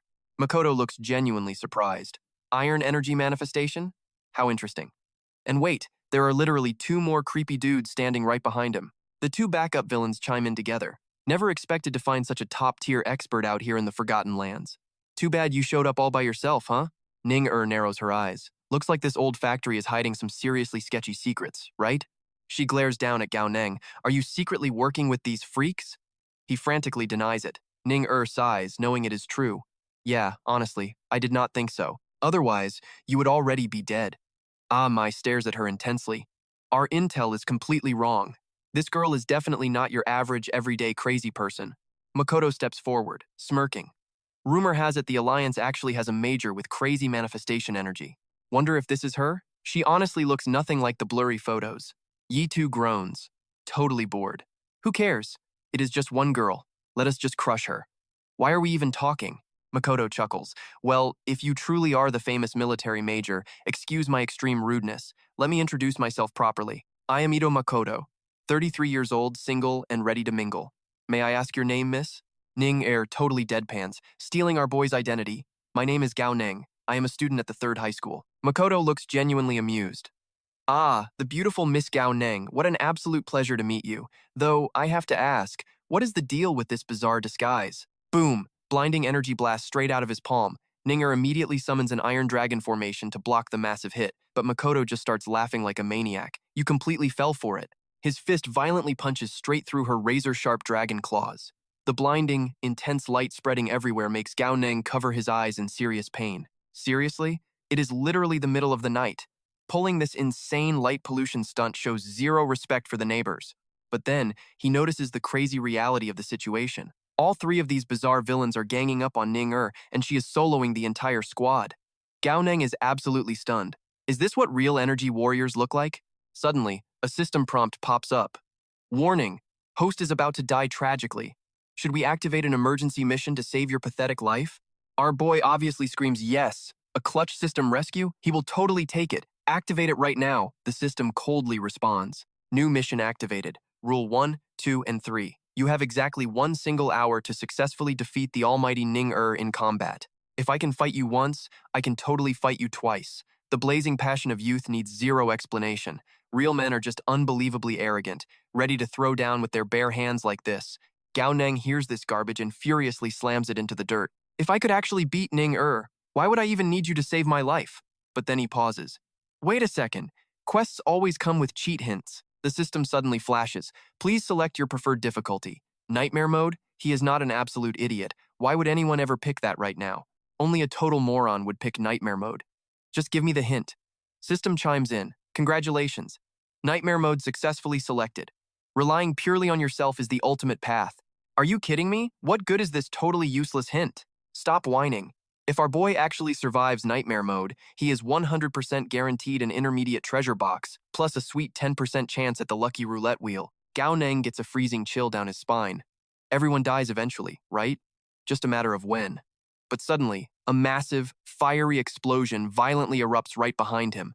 He whips his head around in total panic. Ning Er's incredible iron dragon is now completely swallowed by roaring flames. This was Makoto's devious master plan all along. Even the toughest iron melts eventually. Makoto gloats like a maniac. Watch me turn your weapon into liquid slag. Let us see how you try fighting me after this. Our boy instantly recognizes that insanely bright fire. It is burning magnesium. This psycho villain is actually an energy warrior who manipulates explosive burning magnesium. If this keeps up, that magnificent iron dragon is totally going to melt into a puddle. But that is assuming Ning Er is just using basic, boring iron energy. Oh, you and I are about to see something wild. This beast is pure concentrated essence, upgrading straight into an unstoppable, fully armored steel dragon.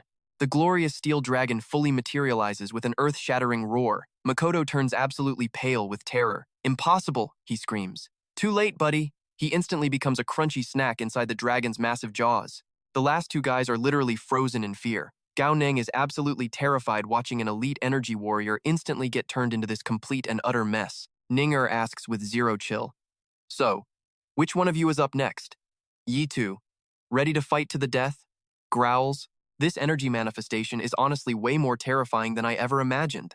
But I've lived a wild life, and today I am going all out to fight your high energy manifestation. Ah-Ma yells back, let's attack together. And just like that, these two charge straight at the dragon. Right then, a massive explosion goes off. Wait, is that sulfur? The absolutely gross smell hits the air, forcing him to immediately pinch his nose shut. Mai unleashes her crazy ability, wrapping it super tightly around the dragon to stop it from thrashing around. Ribbons of energy wrap around the dragon's body like tight chains. Yi2 smirks like a total villain, thinking, sure, your iron might not melt easily, but once it gets completely corroded, what can you even do? Mai brags out loud. My elemental power will definitely not get corroded like your basic iron. Gao Neng finally realizes it. This is non-metal sulfur energy combined with copper metal energy. Mixing these two energies together is insanely dangerous. He's thinking, I am way too weak to jump into a fight between real energy warriors. Meanwhile, Ning Er stays completely absolutely calm. Not bad at all. You guys are totally right. My steel dragon really cannot do much against your specific abilities right now. But did you idiots seriously think I can only control iron? Yi2 stammers in panic. What did you just say?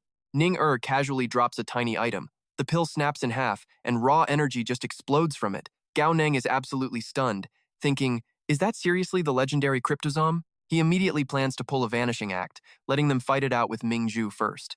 Those two see the danger and try to bolt. Metal energy, run, hurry up and run. But Ning Er is not letting them go. Oh buddy, it is way too late to run now. A massive metallic arm forms out of nowhere, completely chasing down Amai as she frantically escapes. She desperately tries using her abilities to block the attack. But this is honestly way too much for Amai to handle. The shield she just put up gets completely smashed to pieces. Mai gets blasted super far away, her entire body covered in heavy injuries. And guess what? She crashes right next to Gao Neng, who is busy trying to He just freezes, totally clueless about what to do next. They awkwardly stare at each other, and Mai looks absolutely terrified. He is so confused. Wait, is she actually scared of me? Oh, right. They don't know his real goal. They just know he arrived with Ning Er. So he thinks, maybe if I act like a total badass right now, it might actually work out. Suddenly, Ning Er shouts out loud, nobody move! The pressure coming from her newly summoned mecha is insanely strong. Gao Neng's face completely loses its color, and even Mai is scared out of her absolute mind. She screams, Yi2, save me. If I survive this, I will sleep with you tonight. Meanwhile, Yi2 in the back is literally just praying for his own immortal soul. Holy crap! Gao Neng thinks in total despair. I am so doomed. Wolves ahead, tigers behind. Am I seriously going to die right here today? If there is a next life, I swear I will destroy that stupid system, scattering its ashes to the wind. Ninger's mecha suddenly speaks up. Major Shen, I have completely suppressed these two targets. The rest is up to you. Gao Neng is mind blown. She is playing some seriously sneaky tricks. She totally swapped their identities. Now she can figure out why he came to this factory while perfectly keeping their enemies under complete control. Wait, am I just a free tool for you to use or something?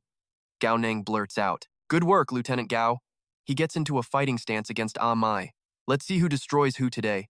Don't you dare interfere. Leave this crazy woman entirely to me. Ah Mai's face is completely twisted, just accepting her terrible fate. Even Ning didn't expect him to pull a stunt like this.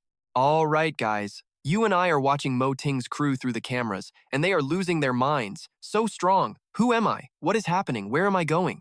Who the heck wrote this crazy script? Was it planned all along? I just want to go home. Huangya is stuttering from pure terror. The phone! Hurry up and call the boss. Mo Ting is not handling it any better. Yeah, I am calling her right now. He quickly reports the chaotic news. Boss, things are bad. Some absolute psycho just broke into the factory, and she can literally manifest hardcore metal energy out of thin air. Boss Makoto and Yi Tu are already dead. Sister Amai is basically next, and the whole factory is about to get wiped off the map. Ye Ying hangs up the phone after hearing this wild update. Tang Day looks shocked. Are you saying the Alliance Major is most likely hanging out at the factory right now? What the heck? She asks, super suspicious. Tang Di, you haven't given that thing to Qin Tianqiang yet, have you? The guy just frowns in response. What are you getting at? Yi Ying smirks. Nothing much. I know you want an alliance partnership, but think about it, if that alliance major mysteriously dies at your factory, do you really think you can still work with them? My original plan was to wait until you handed the files to Qin Tianxiang and then blow his entire crew to pieces along with the factory. That way, all your little schemes would be completely ruined. But since Qin Tianxiang isn't there and the alliance major showed up instead, we absolutely cannot let a golden opportunity like this slip away. Tang De grabs Ye Ying by the throat, threatening, "Play me, and I will end you." But she isn't scared of him at all. Don't panic, Tang De. Isn't getting rid of a huge obstacle a good thing? You can just keep up your little partnership with the Alliance. That way, we help you out, and the Alliance helps you too. Sounds like a win. The factory is already rigged with insane amounts of explosives. On my command, that major is dead meat. Now imagine if the Alliance found out you leaked the intel that got their precious major killed. You and I are watching pure manipulation here, Tang De scoffs. You think you can blackmail me that easily? She keeps spinning her crazy web. We are in the same boat now. As long as we keep our mouths shut, nobody will ever find out why the major died down there. You are still the same old Tang Day. All right then. I am heading out first. So Mr. Tang, if you have thought it through, come down to the factory. Let us see if that major is still kicking. Tang Di sits up, finally accepting his miserable fate. He curses under his breath, totally annoyed. Seeing Amai completely frozen, our boy Gao Neng starts taunting her. What is wrong, not coming over? Guess I will have to make a move. Then he digs into his jacket. This just makes her even more stressed out. She has zero clue what crazy trick he is planning. The guy literally pulls out a massive wrench. Mai just stares, looking completely dumbfounded. Gao Neng swings that thing high into the air, smashing it right down onto his own ankle shackles. He immediately sprints away, leaving a stunned Mai behind. Catch you later if fate allows it. Ning finishes her off, then turns her deadly focus to him. Gao Neng, where do you think you are going? He quickly scans the area for an escape. He spots a black cat leaping out from under a drain pipe. Wait a minute, is not that the exact same black cat that attacked him earlier? Opportunities are literally everywhere. Without a second thought, Gao Ning jumps straight down the drain, totally ignoring Ning screaming her lungs out at him. You absolute creep. Staring at the dark sewer opening, she starts muttering to herself in anger. But against an invincible, super talented, beautiful girl like me, you really think you can escape? She looks unbelievably confident, but our boy Gao Neng is just as cocky, shouting back, "Down in this mess, you are never going to catch me." Forget about that giant golden ape monster. That huge beast cannot squeeze into a tiny space like this. Plus, this sewer pipe branches out in literally every direction. Trying to find me down here is like finding a needle in a haystack. Even if failing the mission means punishment, it is still way better than actually dying down here. Ning shouts a warning. Gao Neng, you cannot run. Spill the truth right now, and I might just let you die a quick, happy death. Gao Neng is absolutely speechless. Still chasing me? I jumped into a filthy sewer, and she is still on my tail. Does a Union Major have zero shame left? He confidently challenges her. Come and get me. If you actually catch me, forget about making me talk. You can treat me like your personal punching bag. After testing the waters, Ning realizes he has not gotten very far yet. She unleashes her insane power, and chunks of metal start expanding, furiously hunting Gao Neng down. He has no idea how to survive this crazy situation. The iron element morphs and charges straight at its target. With massive, rock-solid bodies and overwhelming numbers, Gao Neng is totally freaking out. Are you actually kidding me? He stumbles back, immediately falling flat on his rear. Check this out. You and I are watching a wild chase. The iron dogs swarm his location. The alpha silently assesses the scene, popping out of the drain. Gao Neng runs for his absolute life, muttering in pure panic. Is this a joke? How are they still tracking me down here? Can energy warriors actually give their energy creations a sense of smell? Energy warriors are incredibly overpowered. I absolutely have to become an energy warrior no matter what it takes. Ning Er is hot on his trail, her voice totally cold. Trying to escape me? Keep dreaming. Gao Neng scrambles to climb higher, while the iron dog frantically sniffs out his exact location. Ning Er follows closely behind. Gao Neng turns totally pale. Game over. Staring at the massive pile of cargo boxes, he realizes it is a dead end. Absolute panic sets in. Gao Neng desperately kicks the boxes blocking his path. You have got to be kidding. A dead end inside a sewer pipe? What kind of heartless, evil person dumps their garbage here? Ning Er calls out from right behind him. Keep running. Why stop now? I told you, there is no escaping me. Now I am giving you 10 seconds. Tell me your whole plan and why you sneaked in to attack me. Gao Ning turns around, glaring at her with total caution. Ning Er drops a dark hint. Or maybe I will, suddenly. Her face drops in absolute terror. Gao Ning, get away from there right now. Get over here, fast. Before Gao Ning even realizes the danger, the crates behind him violently explode. You can hear his voice scream out in absolute pure terror. What did you say? He cannot believe it. This trash pile is packed with explosives. Pure survival instinct makes Gao Ning sprint away in an absolute flash. Hurry up! But Ning Er already unleashed her crazy power. Completely surrounded by her ability, Gao Ning panics hard. Are you kidding me? You still want to settle the score right now? Suddenly, he sees the energy morph into a giant sphere around him. Wait, is this thing actually protecting me? The next massive explosion erupts with terrifying force. Ning Er punches the air, activating the metal dome. A giant iron sphere traps them, keeping them completely safe from the blast. The crazy pressure sends them flying, blowing up Ning Er's minions. Inside the rolling sphere, the two of them tumble around. Ning Er instantly blames Gao Neng for everything. Great job, Gao Neng. Striking a major for the third time? You are definitely dead now. She angrily grabs his collar, while he desperately tries to calm her down. Wait! Are you seriously doing this? You literally just saved me, and now you want to kill me? Are you not tired? Why make things so complicated? Ning Er glares at him with cold eyes. Saved you? Keep dreaming. I just keep my promises. 10 seconds to confess. You only have 5 seconds left on the clock. If you do not explain why you attacked me, I am throwing you right out of here. You and I know she totally means it. Listen up, the system is counting down. Just 5 seconds left to finish this insane 3-part quest. Host, you better hurry. Talk about zero pressure, right? Our guy is completely stressed out. Snapping back. Screw off. Meanwhile, Ninger starts her own death countdown. 5, 4. Cao Nang grits his teeth, his brain in overdrive. Women are so unpredictable, he thinks. All right, don't blame me for playing dirty. The hand aggressively gripping his collar finally starts to loosen up just a little bit. She goes totally pale. What is he doing? Cao Nang flashes a wicked smile and kindly reminds her they are in a literal sewer. Suddenly, a little mouse pops right out of his collar. Seeing the rat jump right at her, Ninger absolutely loses it, grabbing her head and screaming bloody murder. Cao Nang smirks. Perfect timing. This is exactly his moment. He sneaks out a massive wrench from behind his back. The system timer? 1 literal second left. Looking like an absolute demon, Cao Nang swings the heavy weapon high and smashes it straight down onto the rat on Ninger's head. Boom! Her eyes immediately start to gloss over. Right at the very last second, her brain just totally shorts out, and just like that, she completely blacks out and collapses. Ding! The system announces he actually beat the nightmare-level quest, and because it loves being extra, it even flashes a massive, flashy congratulatory banner right in his face. The loot? A shiny mid-tier treasure chest, plus a 10% chance at the legendary lucky spin wheel. Not too shabby for a sewer brawl. Cao Nang is hyped. I literally just survived death. A 10% chance basically means it's guaranteed, right? Spin it, he yells. The system screen lights up immediately. Tragic. He pulls total garbage luck. The system savagely mocks him. Your luck is absolutely terrible today, but don't worry, next time it'll probably be even worse. Keep trying, kiddo. The system happily spits out his grand prize, a single pack of silky smooth tissues. Yes, tissues. Truly the ultimate reward. The description? To wipe away your lonely midnight tears and comfort your pathetic, tragic fate.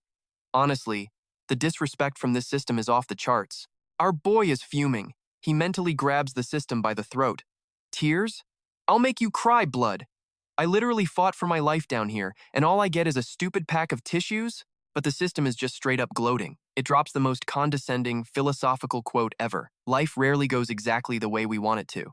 Hey, at least you got the mid-tier chest. From it pops a soul-forging pill, designed to permanently crank up the host's raw spiritual strength to crazy levels. It permanently buffs all 5 senses: sight, hearing, smell, taste, and touch. The stronger his soul becomes, the more godlike his perception actually gets. Absolutely insane boost. The soul-forging pill instantly supercharges Cao Nang's senses. The energy rushes through him, and the wild upgrade is finally complete. He grins, staring at the little pill in his hands. Soul tempering? Supercharged senses? Cao Nang cradles the soul-forging pill like it's the most precious treasure ever. Now, he might not know a single thing about spiritual soul theory, but a permanent buff to all his 5 senses? That is a top-tier reward. But wait, you and I almost forgot about Ninger, who is still completely knocked out cold. The real question is, when exactly is this crazy girl going to snap awake again? Out comes the heavy rope, Cao Nang's personal motto: being a gentleman won't keep you alive down here, better safe than sorry. Without hesitation, he completely ties up his unconscious enemy. He bundles her up from head to toe, tighter than a packed burrito. Cao Nang nods, super satisfied with his handiwork. Yep, she is definitely not causing any more trouble. Time for the main event. He tosses the pill into his mouth and flops onto the dirt. Instantly, a wild rush of energy explodes inside his body. It's that classic mix of awful pain and pure power. But then, 1 minute passes. Nothing. 5 whole minutes pass. Cao Nang finally opens his eyes, totally confused by the silence. Why did nothing happen? But suddenly, his whole body freezes up. He hears something faint. He shoots right up. Are those footsteps? Is he just hallucinating?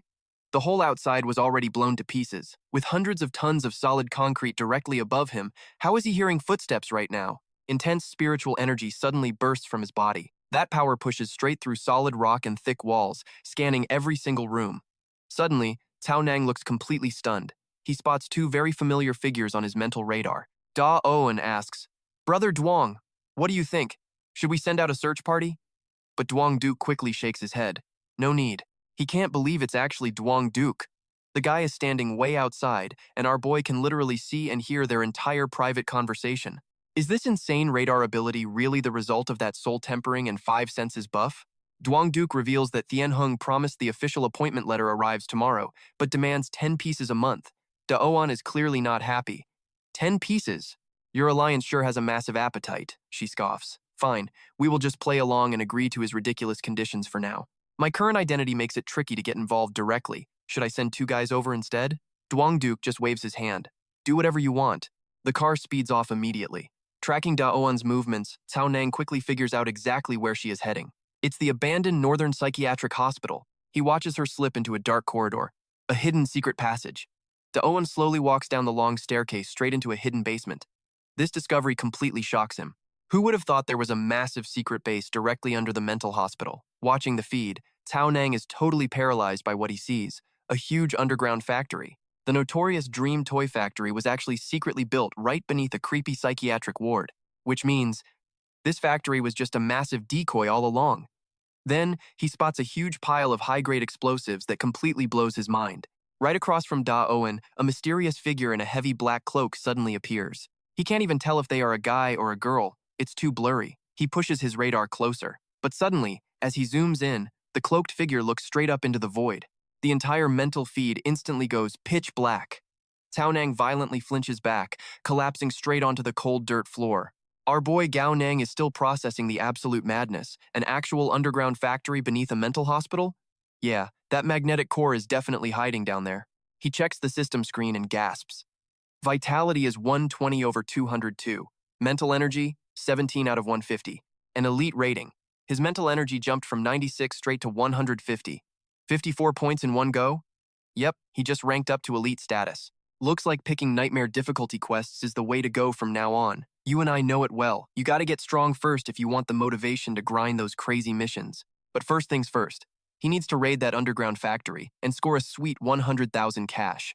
Alright guys, check it out. Based on his mental scan of the terrain, our guy figures this water pipe connects straight to the psychiatric hospital. Sneaking over from here might actually work.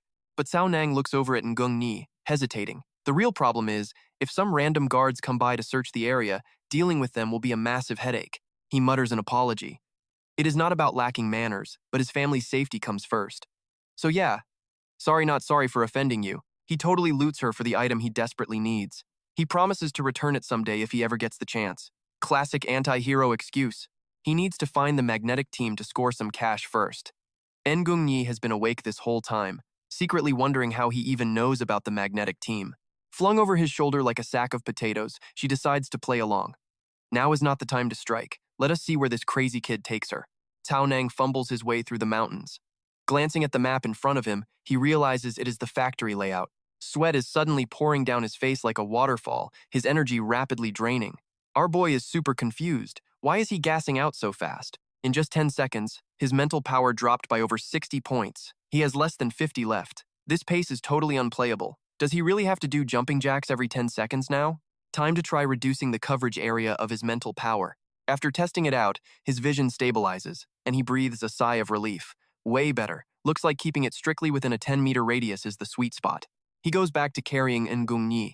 Cao Nang guesses they have finally reached the psychiatric hospital. Just another 7 or 8 meters to go.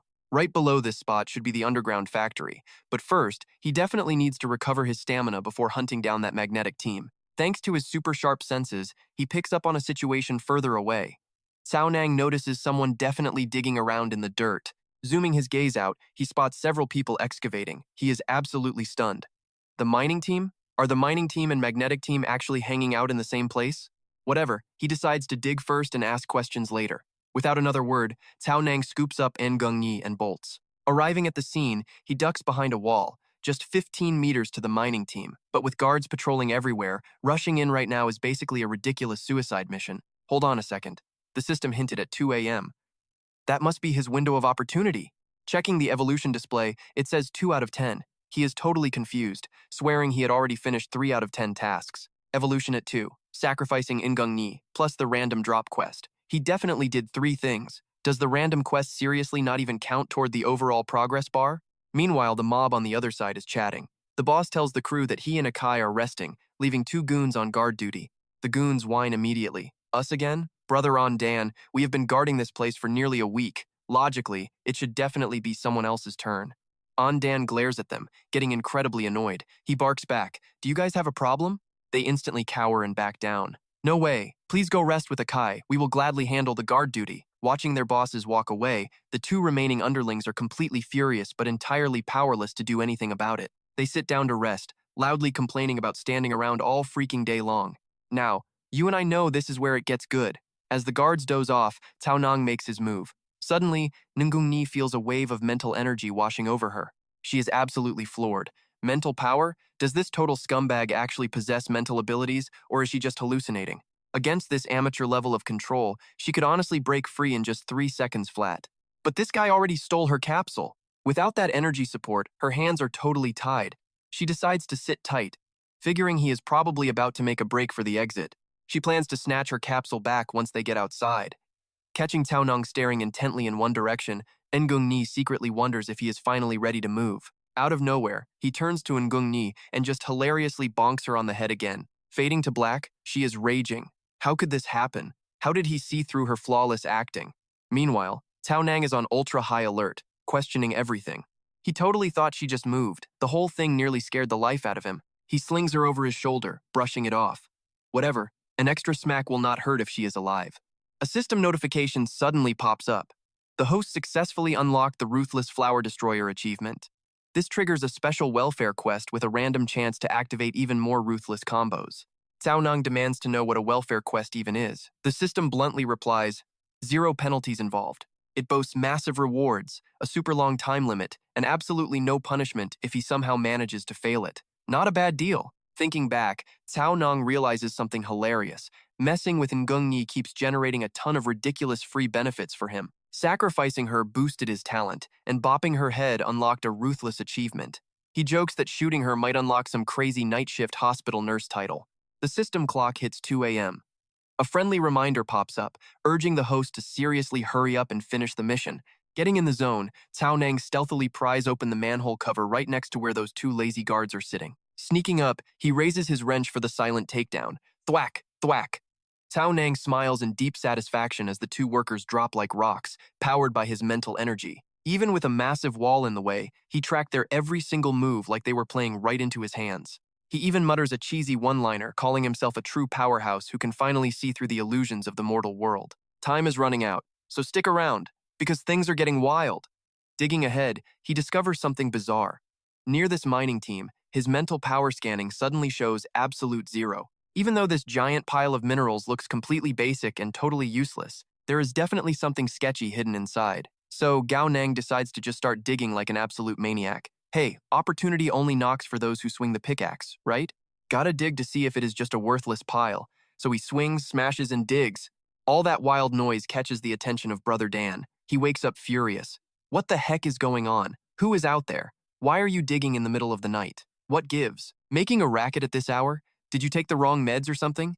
Turn around right now. Gao Neng casually turns around. Oh, hey there, boss. Brother Dan. Just putting in some overtime tonight, you know? Hearing this smooth excuse, Dan actually decides to let it slide. Just another clueless idiot from nowhere. Let me drop some facts on you. Kid digging up 20 crystals in a whole month is considered an absolute miracle here. It is all about pure dumb luck, not muscle. Go to sleep before you ruin my beauty rest. I am way too tired for this nonsense. Gao Neng only hears one thing, 20 crystals. He knows there is a jackpot hiding here. Time to keep digging. Fired up, our guy attacks this literal gold mine. He digs so fast that a massive cloud of dust flies everywhere, his hands moving like an absolute blur without stopping. But eventually, he has to stop and groan. 4 straight hours of non-stop digging, and he has found absolutely nothing.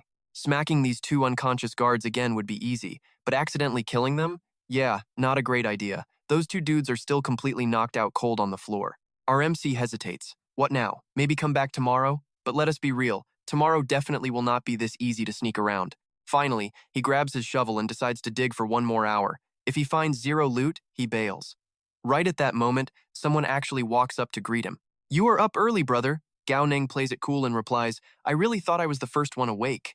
Guess someone actually beat me to it. He is freaking out internally. Are these guys really starting their shift already? He laughs and adds, early bird gets the worm, right? Gao Neng blends into the crowd, secretly fuming. Does the shift at this crazy factory seriously start this early in the morning? What is the move now? This stupid system promised that digging would make him rich. So where's the cash, huh? The crowd is getting huge, and sticking around is way too risky. He needs an exit strategy fast. But the moment his shovel hits the dirt, pop. A magical crystal pops out. Everyone jumps. Wait, an actual crystal? Some random guy snatches it and starts screaming, I dug up a crystal! I found a crystal! Without missing a beat, Gao Neng swings his shovel and smashes the guy right in the face. So lucky, and here is your reward. Bam! He does not just stop at one dude, he brutally clears out the rest of them too. He rests the shovel on his shoulder like a boss. Your crystal? I dug this up. You really tried to rob me? Anyone else want to try stealing my loot? Suddenly, whispers erupt from the back. We struck it rich. Wait, who struck it rich? And just like that, Gao Neng is staring down an entire mob of angry miners. Brother Dan steps up. Looks like you got lucky after all, kid. Hand over that crystal so I can claim the reward. 1,000 league coins is a massive steal for you. That pathetic lowball offer leaves our guy completely frozen. 1,000? Dan yells, stop hesitating, hand it over now. But then, a system alert pops up. Magnetic purple crystal detected. Mid-grade quality. Current market value? 356,981 coins. The system will recycle it for 350,000.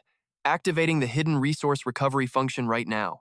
Does the host wish to recycle immediately? His eyes completely glaze over at the thought of 350 grand. Brother Dan, of course, gets a shovel straight to the face. The crowd of miners gasps, shocked that someone is actually this insanely reckless. They all exchange wild looks. Gao Neng scoffs in disgust. 1,000 coins for a crystal worth 350 grand?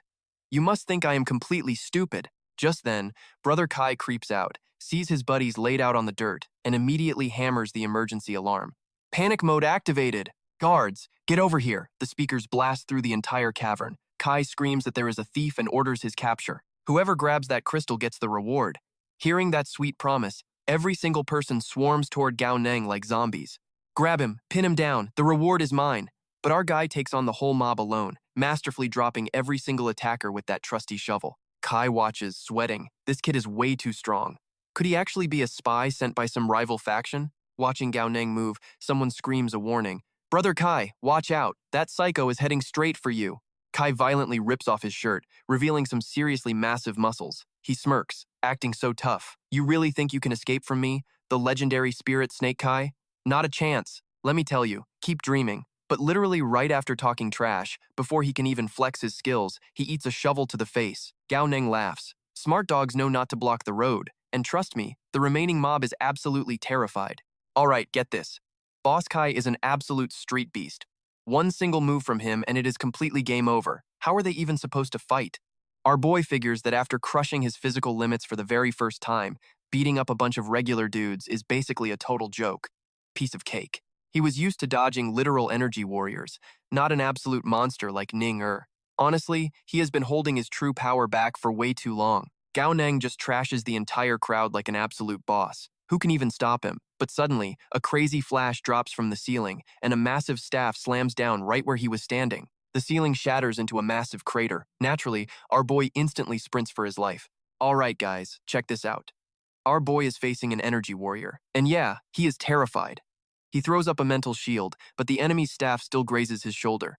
The energy warrior, Gao Shu, shouts out, "Using mental power to predict my moves? You are a pro, but you won't escape." And just like that, he chases right after our guy. Hintage. He sprints toward the sewer cover. Sure, he is a pro, but even pros don't mess with an actual energy warrior in a straight fight. Before jumping into the sewer, he even waves goodbye. This pro is out of here. Gao Neng lands safely in the sewer dirt.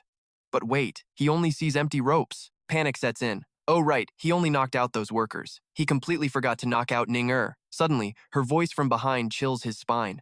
"You are back?" She puts a sword right to his neck. "Shall we continue our game? Like, guess who gets to kill you first right now?" Absolutely terrifying. The system pops up. Host is in mortal danger. Her killing intent is totally real. Want to start a survival quest? He angrily curses at it. "My mortal danger is completely your fault. Why are you acting so innocent right now?" Ning-Er is confused. "What are you babbling about?" The system teasingly repeats. "You really do not want to start? Hint, you will literally die." Gao Neng forces a smile and makes his choice. Every minute alive counts. Start it up.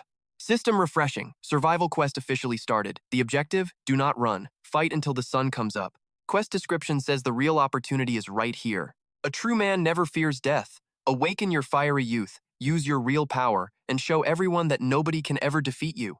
The completion condition? Eliminate all evil using his own power before 9 a.m. Destroy this whole underground factory alone. The penalty for failing? Instant death. He is totally speechless. He flashbacks. I am Gao Neng. At 18, I found a system. It told me I was the chosen one. Classic anime logic, right? I actually knew that since I was 6, but nobody around me ever understood. People literally thought he had brain damage. The system interrupts. Please select difficulty. Now he is losing patience. Why? Why is this system so incredibly shady to him all the time? He tells himself to chill. He is a beautiful koi fish. No arrogance, no anger. Gorgeous people always turn bad luck into good. You stupid system, I made my choice. Give me normal difficulty. And 2 hints, thanks. The system replies, sorry, you still have an unfinished normal quest. You can only choose elite difficulty or nightmare difficulty. Absolutely brutal. He is absolutely furious. What grudge does it have against him? Is being this handsome a crime? Just then, the cave roof explodes. Massive chunks of rocks come crashing right down onto him. Gao Shu jumps down, sneering. Thought you could escape my turf? Seeing Ning-Er behind him, he gets surprised. Oh, so you actually have a teammate? Are you guys playing a tragic lovers game? Gao Neng sits up holding his forehead. Tragic lovers, my foot. Watch this. He grabs a shovel, bounces up, and charges. Gao Shu is completely stunned. A tiny shovel? How is that even possible? The shovel smashes right into his face, but nothing happens. Our guy is dumbfounded. Did he really land a hit that easily? Ning-Er is speechless. Gao Shu stares in disbelief. How could this happen? Why could he not block it? You controlled my iron energy? Impossible. Riding the momentum, Gao Neng attacks with another shovel swing. Talking so much during a fight, you have zero manners. Gao Shu gets knocked flying right back up, leaving the workers totally stunned. He still acts tough. You dare hit me like this? Do you know Gao Neng leaps up, swinging the shovel mercilessly? Know your head. All I know is I am taking your life right here, right now. The guy gets beaten until he just covers his head. The workers are terrified. What do we do? Are you stupid? Run far away. Even an energy warrior cannot beat that shovel. Do you want to try it? Gao Neng finally takes a break. He realizes this guy can actually see the future. Suddenly, a fully armed squad of soldiers appears. Bossa Chang yells, "Nobody move! Who is causing trouble?" Gao Neng is totally shocked. Since when does this factory have so many people? Ning-Er chimes in. Looks like this is Wang Zhu's lair. It is not that many. Looking at the massive crowd, he thinks he misheard. This huge army is not that many? Gao Shu gets helped up and curses. You brat, I will make sure you die without a grave. Ning-Er announces, honestly, your performance just now really was not too bad. Plus, you knocked me out and brought me to this secret factory, so I decided to let you live until dawn. Gao Ning stammers a question. Okay, look, these guys are totally using numbers to bully us. Shouldn't you be calling for backup right about now? She sighs helplessly. I tried. Zero signal here, so no calls. Tao Nang is genuinely baffled. No calls? Come on. Doesn't your fancy military have some top secret emergency channel? Like a GPS satellite, maybe? Nung Ni shoots that down fast, revealing that after the Great Disaster, the number of working satellites is ridiculously low. Satellites are strictly for absolute emergencies. Basically, if they live or die today, it's completely up to them. No backup coming, she glares.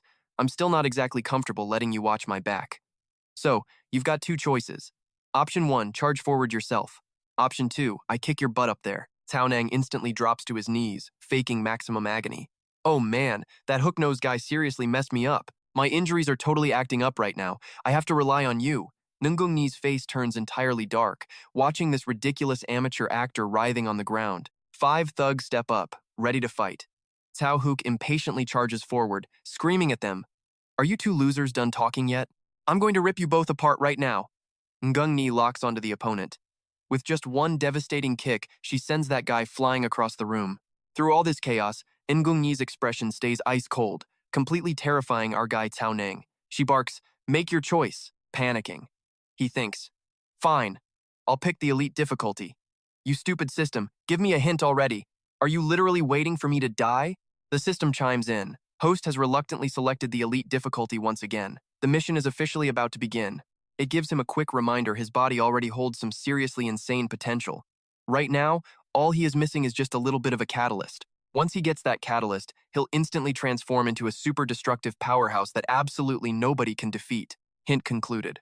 Cao Nang desperately yells out, hey, wait a second. For 10 Alliance coins, I could buy an electric fan manual way longer than this. You call that a hint?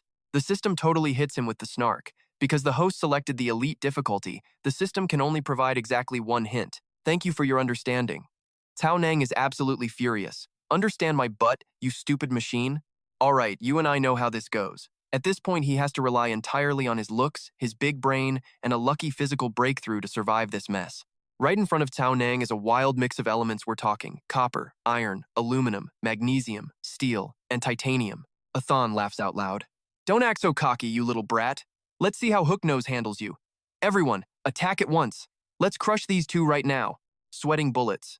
Cao Nang slowly backs away, thinking, I can't even survive 1 second of this. Nguni glances back and asks, what is wrong with you? Done playing dead already? Honestly, giving your fake death acting skills even a 1 out of 10 would be way too generous. Boom! Ngungni's elemental energy literally manifests into a heavy mecha suit, slamming into the ground. A terrifying shockwave of pure aura explodes outward. The thugs freeze in panic. They recognize it. Elemental armor. The energy rapidly coats Ngungni's arm, then quickly spreads, equipping her entire body in a ridiculously epic battlesuit.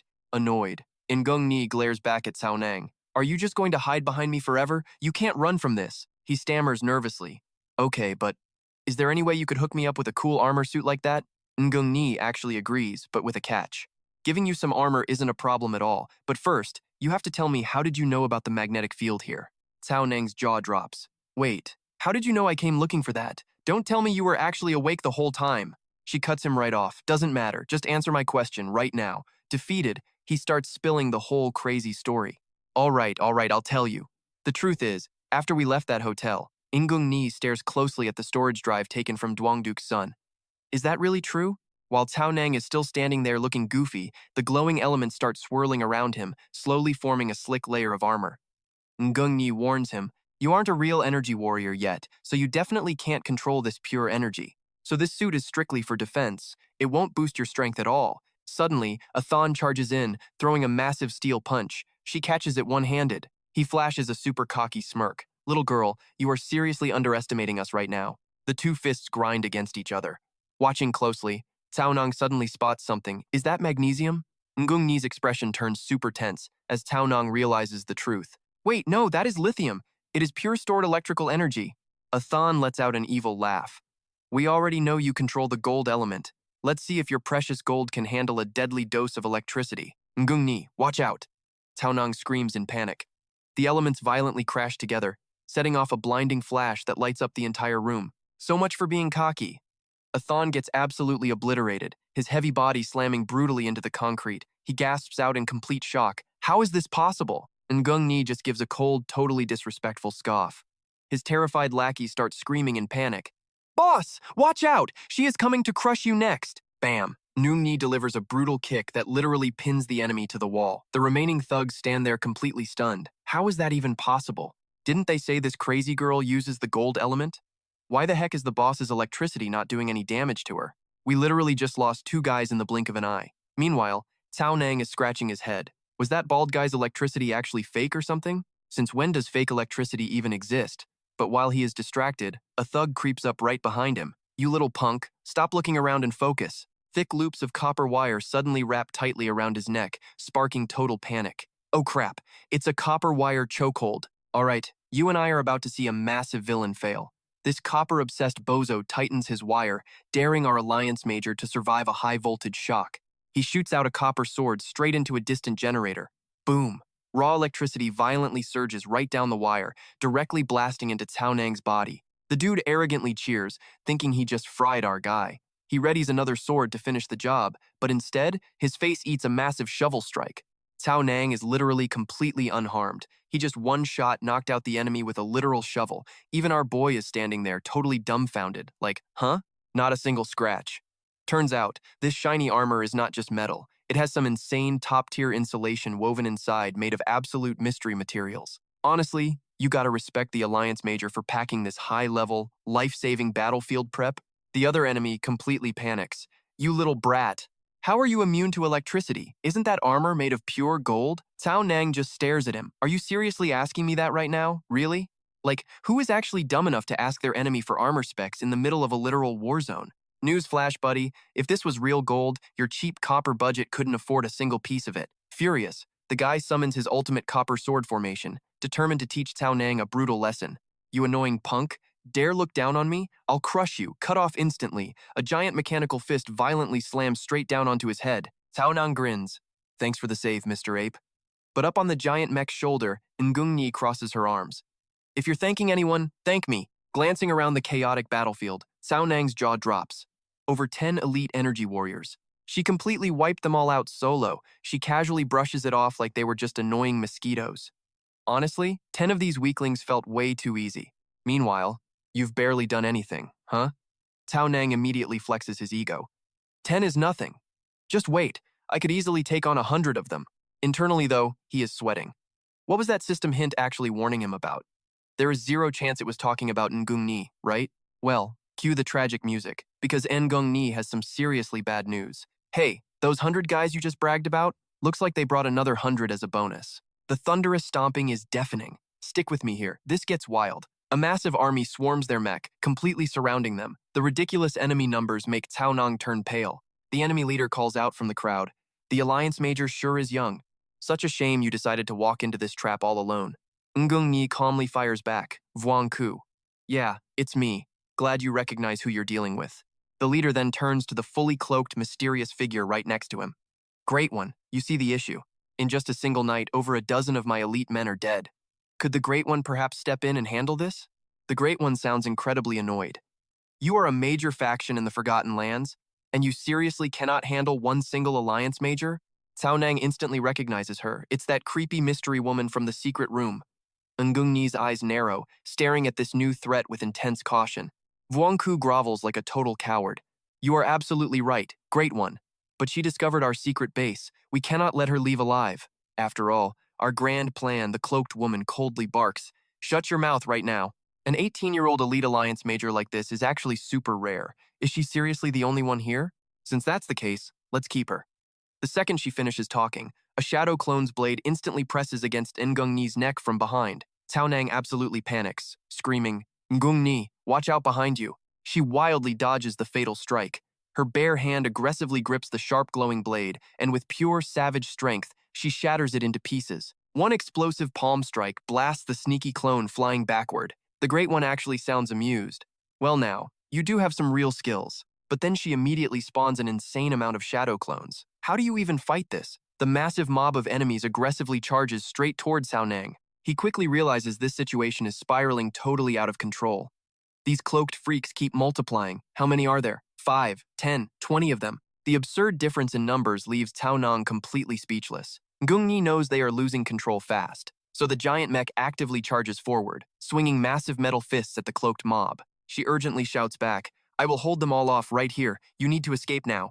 Once you make it out, report everything that happened here to Lieutenant Tran." Cao Nang nervously but firmly replies, "Sorry, I am not the kind of guy who abandons his teammates." And Gung Yi looks genuinely shocked. "You're seriously not leaving?" He confidently nods. "I am absolutely positive. I'm fighting right beside you." But internally, his brain is screaming in absolute terror. Like he could actually leave? He already accepted that stupid system life-saving mission. If a life-saving mission fails, he is 100% dead too. A flashy system alert violently snaps his panicked brain back to reality 7 in the morning. He only has 2 stressful hours left until the absolute final mission deadline. He knows running away is guaranteed death. Staying here and fighting is literally his only hope of surviving this mess. Ngung Yi shakes her head, disappointed. "You want to fight with me? Too bad you aren't even a real energy warrior yet." Reaching back, she pulls out her capsule. A brutal alloy spear materializes in her hands, crackling wildly with fierce lightning energy. Her entire body explodes with a ridiculously overpowering, intimidating battle aura. Cao Nang is completely stunned. An alloy spear? He has no clue what crazy metal that is. But this is the first time he's ever seen her use a real weapon. She's going all out. Ngung Ni gives her final orders. "Until I die, this golden ape will protect you. But if I fall, you are entirely on your own." Without hesitating, she furiously dashes toward the swarming enemy forces. Stopping right where the cloaked mob is thickest, she savagely thrusts her lightning spear straight into the absolute center of them. Unbelievably, these lunatics try to block the razor-sharp spearhead with their bare hands. Ngung Ni ruthlessly channels her power, forcing the blazing spear right through the enemy's palm, letting the blade pierce straight through their ribcage. First target officially wrecked. The Great One immediately changes tactics, barking out orders. Do not fight her directly. Use wheel battle tactics to grind her down. The entire mob instantly surrounds Ngung Ni, screaming in unison, "Understood." Seeing this absolute mess, she gets stuck in a seriously gnarly tight spot. It is 7:30 now. Boss Wang's entire crew is just standing there with their jaws completely dropped. The masked goons keep dropping, but more just keep aggressively swarming in.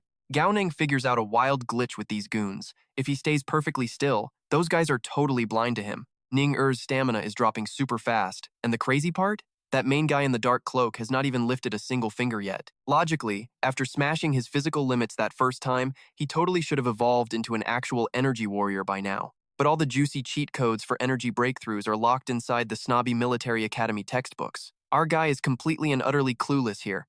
He straight up begs his system, "Can I become an energy warrior now?" And the system just sassily replies, "Nope, conditions are not met." Gao Neng literally loses his mind, yelling that it is always insufficient conditions. If he relied on this trash system, he would be dead already. But wait, he forces a chill.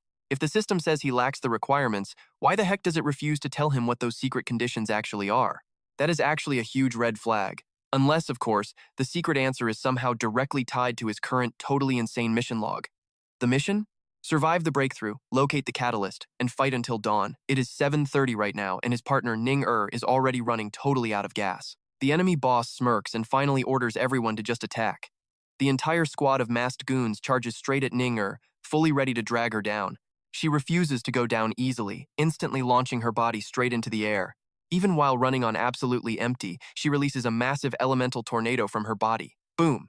That whole squad of goons is instantly wiped off the map. The boss loses patience and finally enters the chat, blasting a cheap shot right at her back. The massive hit launches Ning directly toward our guy. He is completely frozen in absolute shock as her body crashes right into him. The crazy momentum sends both of them flying backward like total human bowling pins. Gao Neng groans in serious pain, gasping for air.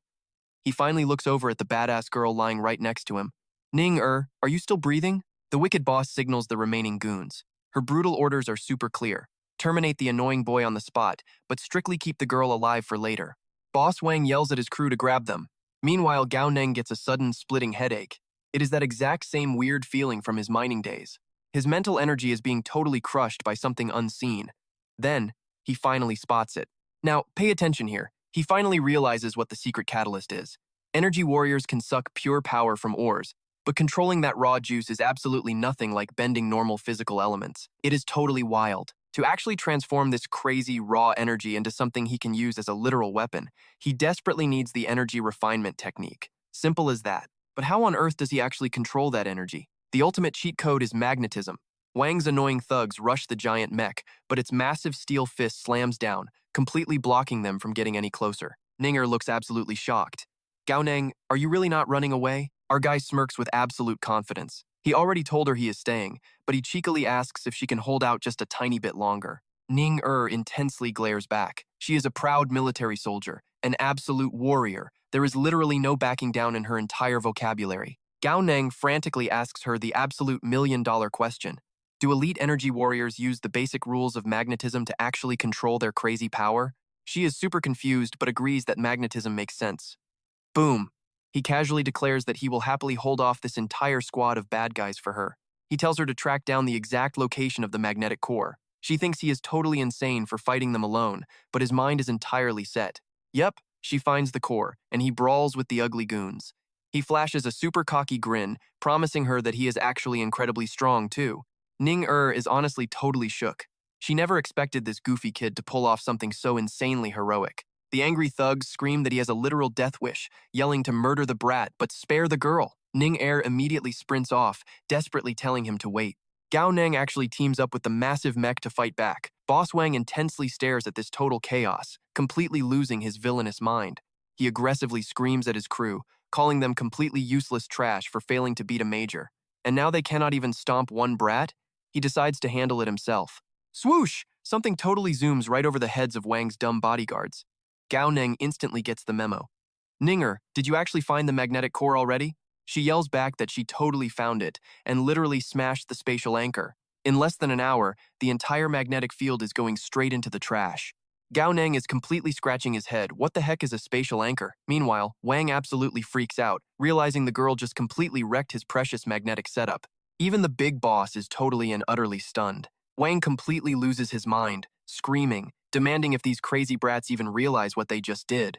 So what happens next? Ninger just casually smiles. She never expected to go down with a guy like Gao Neng, but honestly, she thanks him for buying time. Our boy is crying his eyes out. All right, you and I have to ask, did he just completely miscommunicate that? He told her to find the magnetic core, not literally blow it to pieces. That was his one ticket out of here, man. Wang Ju declares that since things have gone this far, there is no peaceful death for them. He orders his men to crush this annoying couple into absolute dust. Right on cue, the boss lady leaps down from above. With a single brutal strike, she completely shatters Ninger's mighty mech. She furiously sneers that she will just have to kill them herself. Ning throws a punch, ready to clash, basically telling this crazy villain to put her money where her mouth is. All right, you and I are diving into total chaos. A massive explosion just rocked the cave. Cao Neng is completely freaking out like, what now?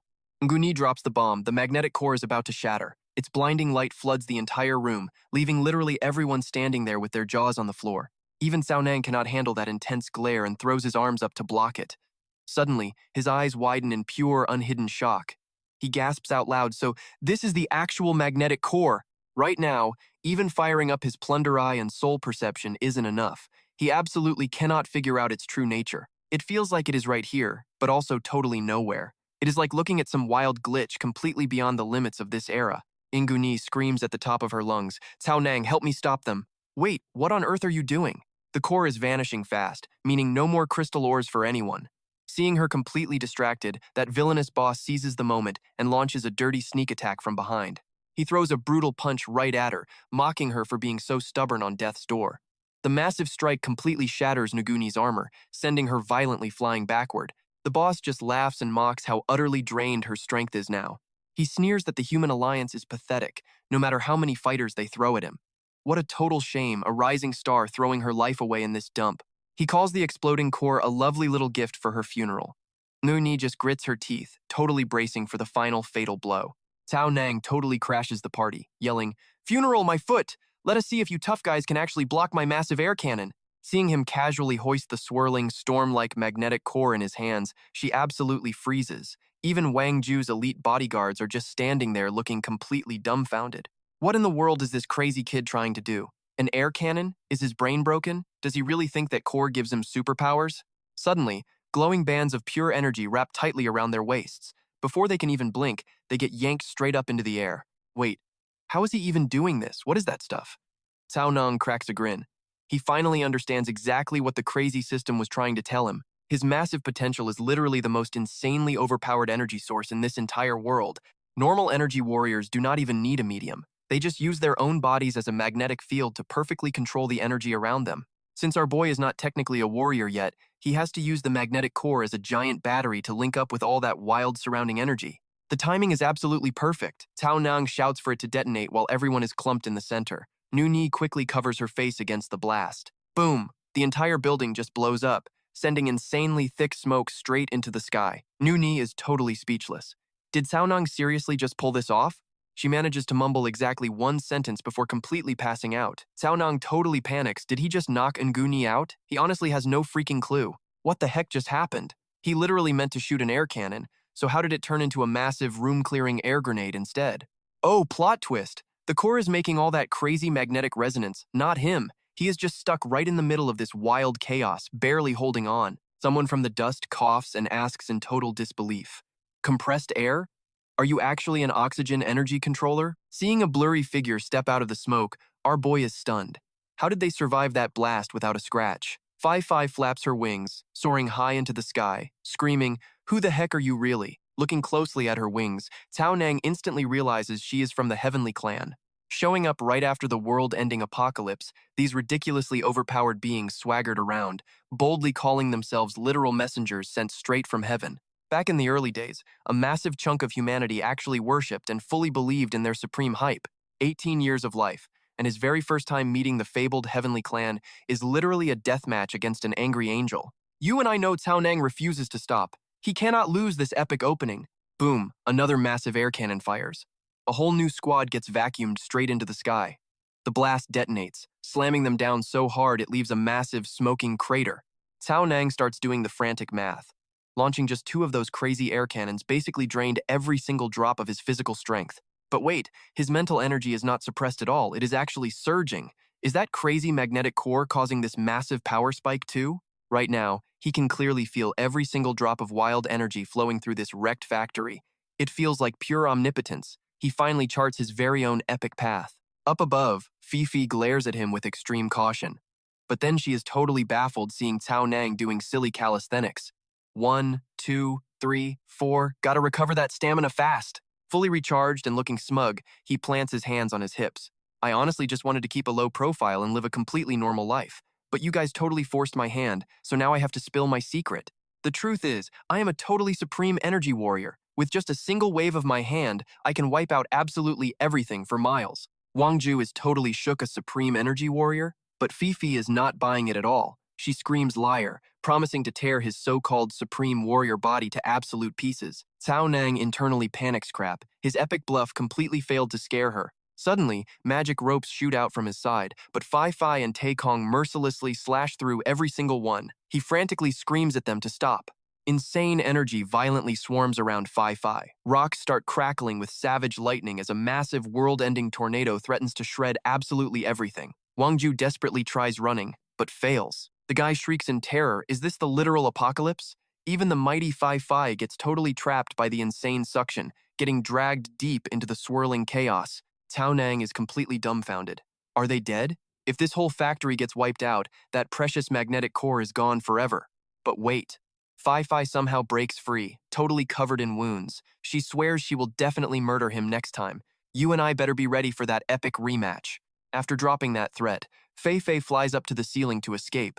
Gao Neng furiously mocks her, shouting, "Is that really it? If you have the guts to threaten us, stick around and fight 300 more rounds." But looking at the distant core, our guy gets this sinking feeling that something is terribly wrong. A massive gravitational pull hits out of nowhere. Gao Neng frantically clings to the nearest rocky wall for dear life. He looks ahead in absolute horror. Holy crap, that gigantic pit right in front of him is a literal black hole. Gao Neng is panicking, seriously praying this is just some crazy hallucination.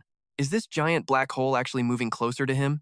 He desperately hugs a nearby pillar while cursing at the top of his lungs. He begs his trash system to give him a life-saving quest already.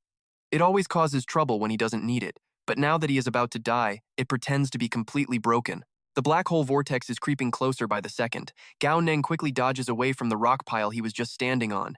Energy blasts from the dark void right behind him, sparking a massive explosive shockwave. Just then, he crashes right into someone. Looking closely, Gao Neng frantically yells Ninger's name. Seeing her completely knocked out, he violently shakes her shoulders, begging her to wake up right now. He yells at the Major to use her overpowered manipulation magic to think of a plan. They are literally about to die here. This is bad. That curse system is completely missing in action, and Ning Air is out cold. Is there actually any way to survive this mess? The void keeps inching toward Gao Neng, radiating a blinding light that forces him to shield his eyes, but weirdly enough, he doesn't feel any pain hitting him at all. He suddenly spots a weird liquid oozing from the rocky cracks ahead. Gao Neng's crazy theory kicks in. Could this actually be some kind of liquid life form? A creepy, echoing laugh bubbles up from the gooey puddle. Gao Neng frantically looks around. Was that seriously the sound of someone laughing? The weird liquid slowly morphs into a humanoid shape. Gao Neng freezes in pure disbelief as he stares. That thing looks exactly like him. He realizes this is some sort of special intelligent life. Why would it pop out of the core? Or maybe the black hole colliding with the magnetic core somehow gave birth to this creepy clone. Whatever it is, the clone doesn't seem to have bad intentions. So, do they really have to fight? Controlling that core earlier totally drained his stamina, so running away isn't even an option anymore. Just as the liquid clone swings its arm at Gao Neng, a wild black cat suddenly jumps into the frame. It furiously bites down hard on the clone's arm. Gao Neng instantly recognizes it as that stray cat from before. Why on earth is it here? Has this crazy feline been stalking him this whole time? The black cat flashes its sharp claws, ruthlessly slashing at the liquid entity without showing any mercy. Gao Neng is completely terrified by how fierce this cat is. The furball literally shapes that liquid monster right into a giant fish. It lets out a satisfied meow before happily devouring the fish. Gao Neng is completely stunned. No way, you can actually eat that stuff? Watching the black cat eat until its belly is totally stuffed, he thinks to himself, if anyone outside ever hears about this insane incident, they would probably just lock him up in an asylum without a second thought. But suddenly, the black cat starts rolling around frantically on the ground. He guesses it got poisoned. I mean, that creepy liquid definitely didn't look edible at all. Then, out of nowhere, its pitch black fur completely magically transforms into pure white. Gao Neng is utterly shocked. Wait, is this some wild soul possession taking over the cat's body? The white cat glares at Gao Neng, clearly wanting to beat him up right then and there. Our guy is still stunned silly, looking totally clueless, as the cat lifts a heavy rock and screams. Who told you to smack my beautiful feline face with a wrench? Do you think my glorious face is something a punk like you can hit? The rock crashes down on his head since Gao Neng is way too slow to dodge it. A huge bump forms instantly, while the white cat smugly tosses the rock away. Let this be a painful lesson so you never try that nonsense again. Gao Neng is deeply outraged. Mr. Officer, I would like to report a very bizarre crime. A talking stray cat just assaulted me. Can we press criminal charges for this? Suddenly, the useless system chimes in with an alert. It is exactly 9 o'clock. The host has successfully finished the task, so please do not leave. Fight until dawn on elite difficulty to earn 1 marrow cleansing pill and a 30% chance to score a mid-tier treasure chest. The host's pale, exhausted face perfectly matches his absolutely miserable current situation. No jackpot this time. 2 failed lottery draws in a row have officially triggered the system's special compensation mode. Scans reveal the host's stamina is severely depleted, with cracked bones, internal bleeding, and a whopping 17 separate bruises all over his beaten body, compensating with 1 basic healing pill. Furthermore, because the host angrily cursed at the system multiple times, a conditional trade is now offered. Take 3 swift kicks to receive 1 healing pill. If you do not answer within 10 seconds, it counts as automatic acceptance. 10, 9. Gao Neng is in so much pain that his face turns gray. He struggles to sit up while holding his intensely throbbing head. His head hurts, his butt hurts. It feels exactly like getting smashed by that stray cat, then whacked 3 times by some random melon shell. Wait a minute. Gao Neng suddenly realizes where the heck did that cat go? Did it leave? Looking beside him, we can see Ning Air is still completely unconscious. In his hand, he is holding the marrow cleansing pill, but this time, he also scored 2 extra healing pills. Gao Neng feeds her the medicine, muttering to himself. He took 3 solid kicks just to earn one of these pills. If she dies now, it is a massive waste. But wait, he remembers that unconscious people cannot swallow pills easily. It might just get completely stuck in her windpipe, which is definitely bad. Does he really have to feed it to her mouth to mouth? Fine, he will take one for the team. Saving a life is better than building 7 pagodas, and our boy knows that. Ninger's plump lips are practically inviting him. He goes in for the kiss smack, just as she wakes up. Boom, the most awkward atmosphere imaginable drops instantly. All right, you and I are seeing peak comedy. Cao Nang forces an awkward smile, and bam! She instantly punches him right in the face. He helplessly crashes to the dirt, nose completely bloody. Nungni watches our guy crawl back up and casually asks, "Finally awake?" He angrily snaps back, No duh. I have been awake. And I am the one who actually saved your life, got it? I even fed you a super rare healing pill worth at least 100,000 alliance coins, and this is how you repay my absolute kindness? She cuts him off. Drop the attitude. Did you do all of this? Cao Nang proudly puffs his chest. You bet. I took out Vuongku and every single guy inside this factory, leaving absolutely no one standing. You might not believe it since you were out cold, but when I get genuinely angry, I even scare myself. And Gung Yi totally deadpans. No, I believe you. Cao Nang looks deeply moved. You really do? She just invents a random excuse, claiming it is because he looks handsome. Would anyone actually buy that reason? He happily accepts it instantly. Of course I believe you. In her head, In Gung Ni is totally cursing him out. Believe him? Yeah, right. This kid is hiding so much shady stuff. Just wait. She promises herself she will absolutely expose every single one of his ridiculous secrets someday. A moment later, engines roar as Lieutenant Tran speeds over on a motorcycle, frantically yelling out for Major Tham. Lieutenant Tan is right over there. Ngung Ni hops onto the spare bike and replies, I know, we can talk more once we actually get there. She turns to mock Cao Nang. So, does the super energy warrior want to ride to school with me or stay here picking up random trash? He totally agrees, obviously going with her. Lieutenant Tran literally cannot believe his own eyes when Cao Nang casually wraps his arms right around Ngung Ni's waist as she tells him to hold on tight. The bike shoots forward, leaving behind her deafening scream. Where are you grabbing? Move your hands right now or I will literally chop them off. Cao Nang hesitates nervously. Hey, about that, I did a huge favor this time. Is not the Alliance going to give me a massive reward or something? She questions him right back. Are you really sure you want a reward? Vuongku's shady connections are not just limited to one simple group. If you step into the spotlight like this, you probably will not even be able to survive in the Forgotten Land anymore. Cao Nang does not care about that at all. At worst, I will just get into the lowest military academy. I am super confident about pulling that off. Ngung Ni tries advising him. The absolute worst military academy, huh? That really does not suit someone like you. Cao Nang is clueless. What exactly do you mean by that? She dismisses it. Nothing. I am speeding up now. Put your helmet on tight, move your hands down a bit, and hold on tight. Cao Nang defensively yells back. I cannot lower my hands anymore. Any lower and we will have a serious problem. I am totally not that kind of guy. Now, here is where you and I witness the real drama. 9 a.m., high school number 3 stadium. Outside, a massive crowd is gossiping loudly. What is all this? Did something crazy happen? Are they announcing new college exam rules? Did we not already have an assembly like this in previous years? But this time it is not just us. School number 1, 2, 4, and literally even the girls' academy showed up for this huge event. Every principal, the security bureau, planning, and construction departments are all here.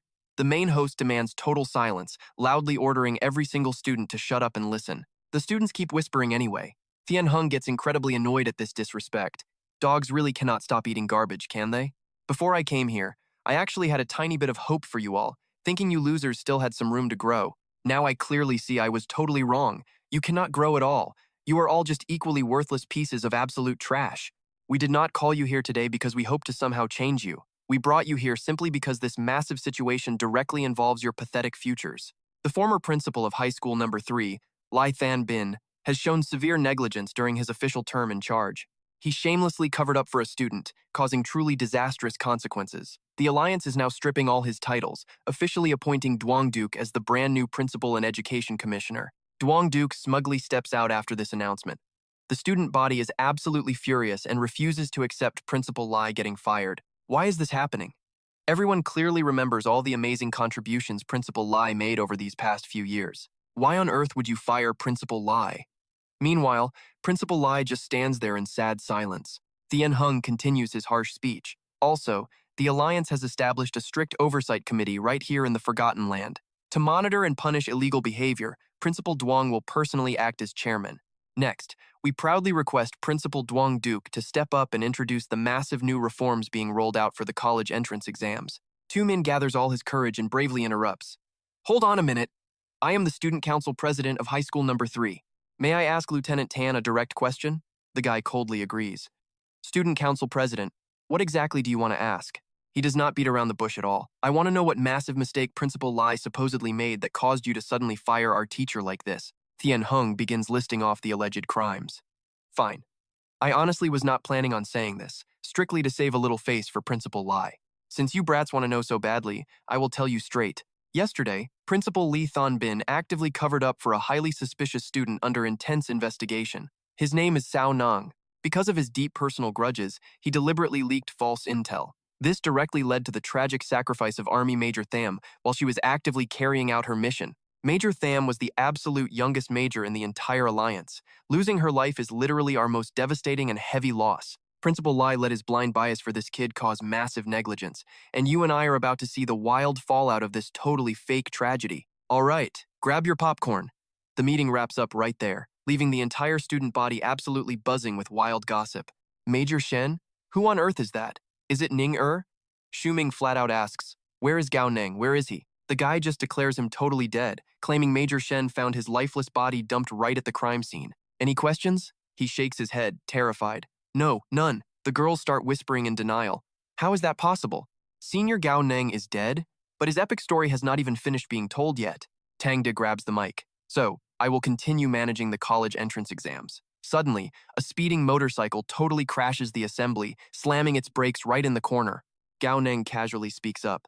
You guys having a meeting? My bad. So sorry, I am late. Hearing that familiar voice, two girls instantly light up with pure joy. Tianxiong's crew is totally dumbfounded. Standing in the crowd, Gao Neng blinks. Should I just stand or grab a chair from class? Teacher Zhang asks in pure shock. Gao Neng, why on earth are you here? He flashes a massive grin. I am a student, of course I came to school. He is stunned. School? What school? Gao Neng happily spills the beans. I actually did a massive merit this time. The school should reward me, right, Major Shen? Hearing that exact name drops Tang De and Tianxiong into absolute stunned silence. Ning Er finally takes off her helmet. That is right, I am here representing the military to commend student Gao Neng. Everyone completely loses their minds. Neither of them are dead. Then what in the world was Lieutenant Qin just rambling about earlier? Tianxiong demands answers. What is happening here? Tang De nervously blurts out. I literally saw this with my own eyes. Teacher Zhang carefully asks. So Major Shen is fine. You are fine too. Then where the heck did you actually go last night? Gao Neng casually shrugs it off. Oh, I did not do much really. Just helped the military with a tiny side quest. Casually wiped out 200 thugs, crushed some energy fighters, and oh yeah, defeated an angel. Just a minor thing, totally not worth mentioning. The whole assembly erupts in wild cheers. Awesome. Senior Gao Neng is ridiculously overpowered. That is the famous Gao Neng, the absolute top genius of the entire 12th grade. Not only a massive nerd, but ridiculously handsome too, and insanely strong. Ninger pats his shoulder, giving him some serious praise. He even helped the military completely destroy an illegal underground factory. Not only does he get cash, but his name goes on the honor roll. Since everyone is here, why not just host his award ceremony right now? Principal Li, what do you think? Qing Ping visibly hesitates. This is where it gets spicy, guys. Tian Xiong totally loses it. Ninger, you might be a major, but you do not run everything here. You cannot just make decisions for the military. I led this specific mission, and I already personally stripped Qing Ping of his official title. Furthermore, Ning Er casually interrupts his rant. The supervisory committee, right? He smirks. Exactly. I hold the official government appointment documents right in my hands. This is already a fully recognized done deal. You have absolutely zero authority. Ning Er does not flinch. Documents? Fine. Lieutenant Chen, show him our little paperwork. Tianxiong completely freezes. Chen Bai proudly presents the absolute newest document straight from the Supreme Federation Association themselves. He loudly reads it out. From June 15th all the way to July 15th, Major Shen officially controls all authority over the Forgotten Land. Plus, we have another fun document here.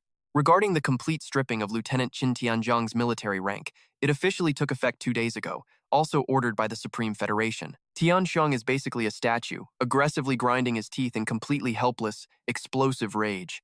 Ning Er announces his rank is gone. Want to read it? Tianxiong fumes. I absolutely refuse this.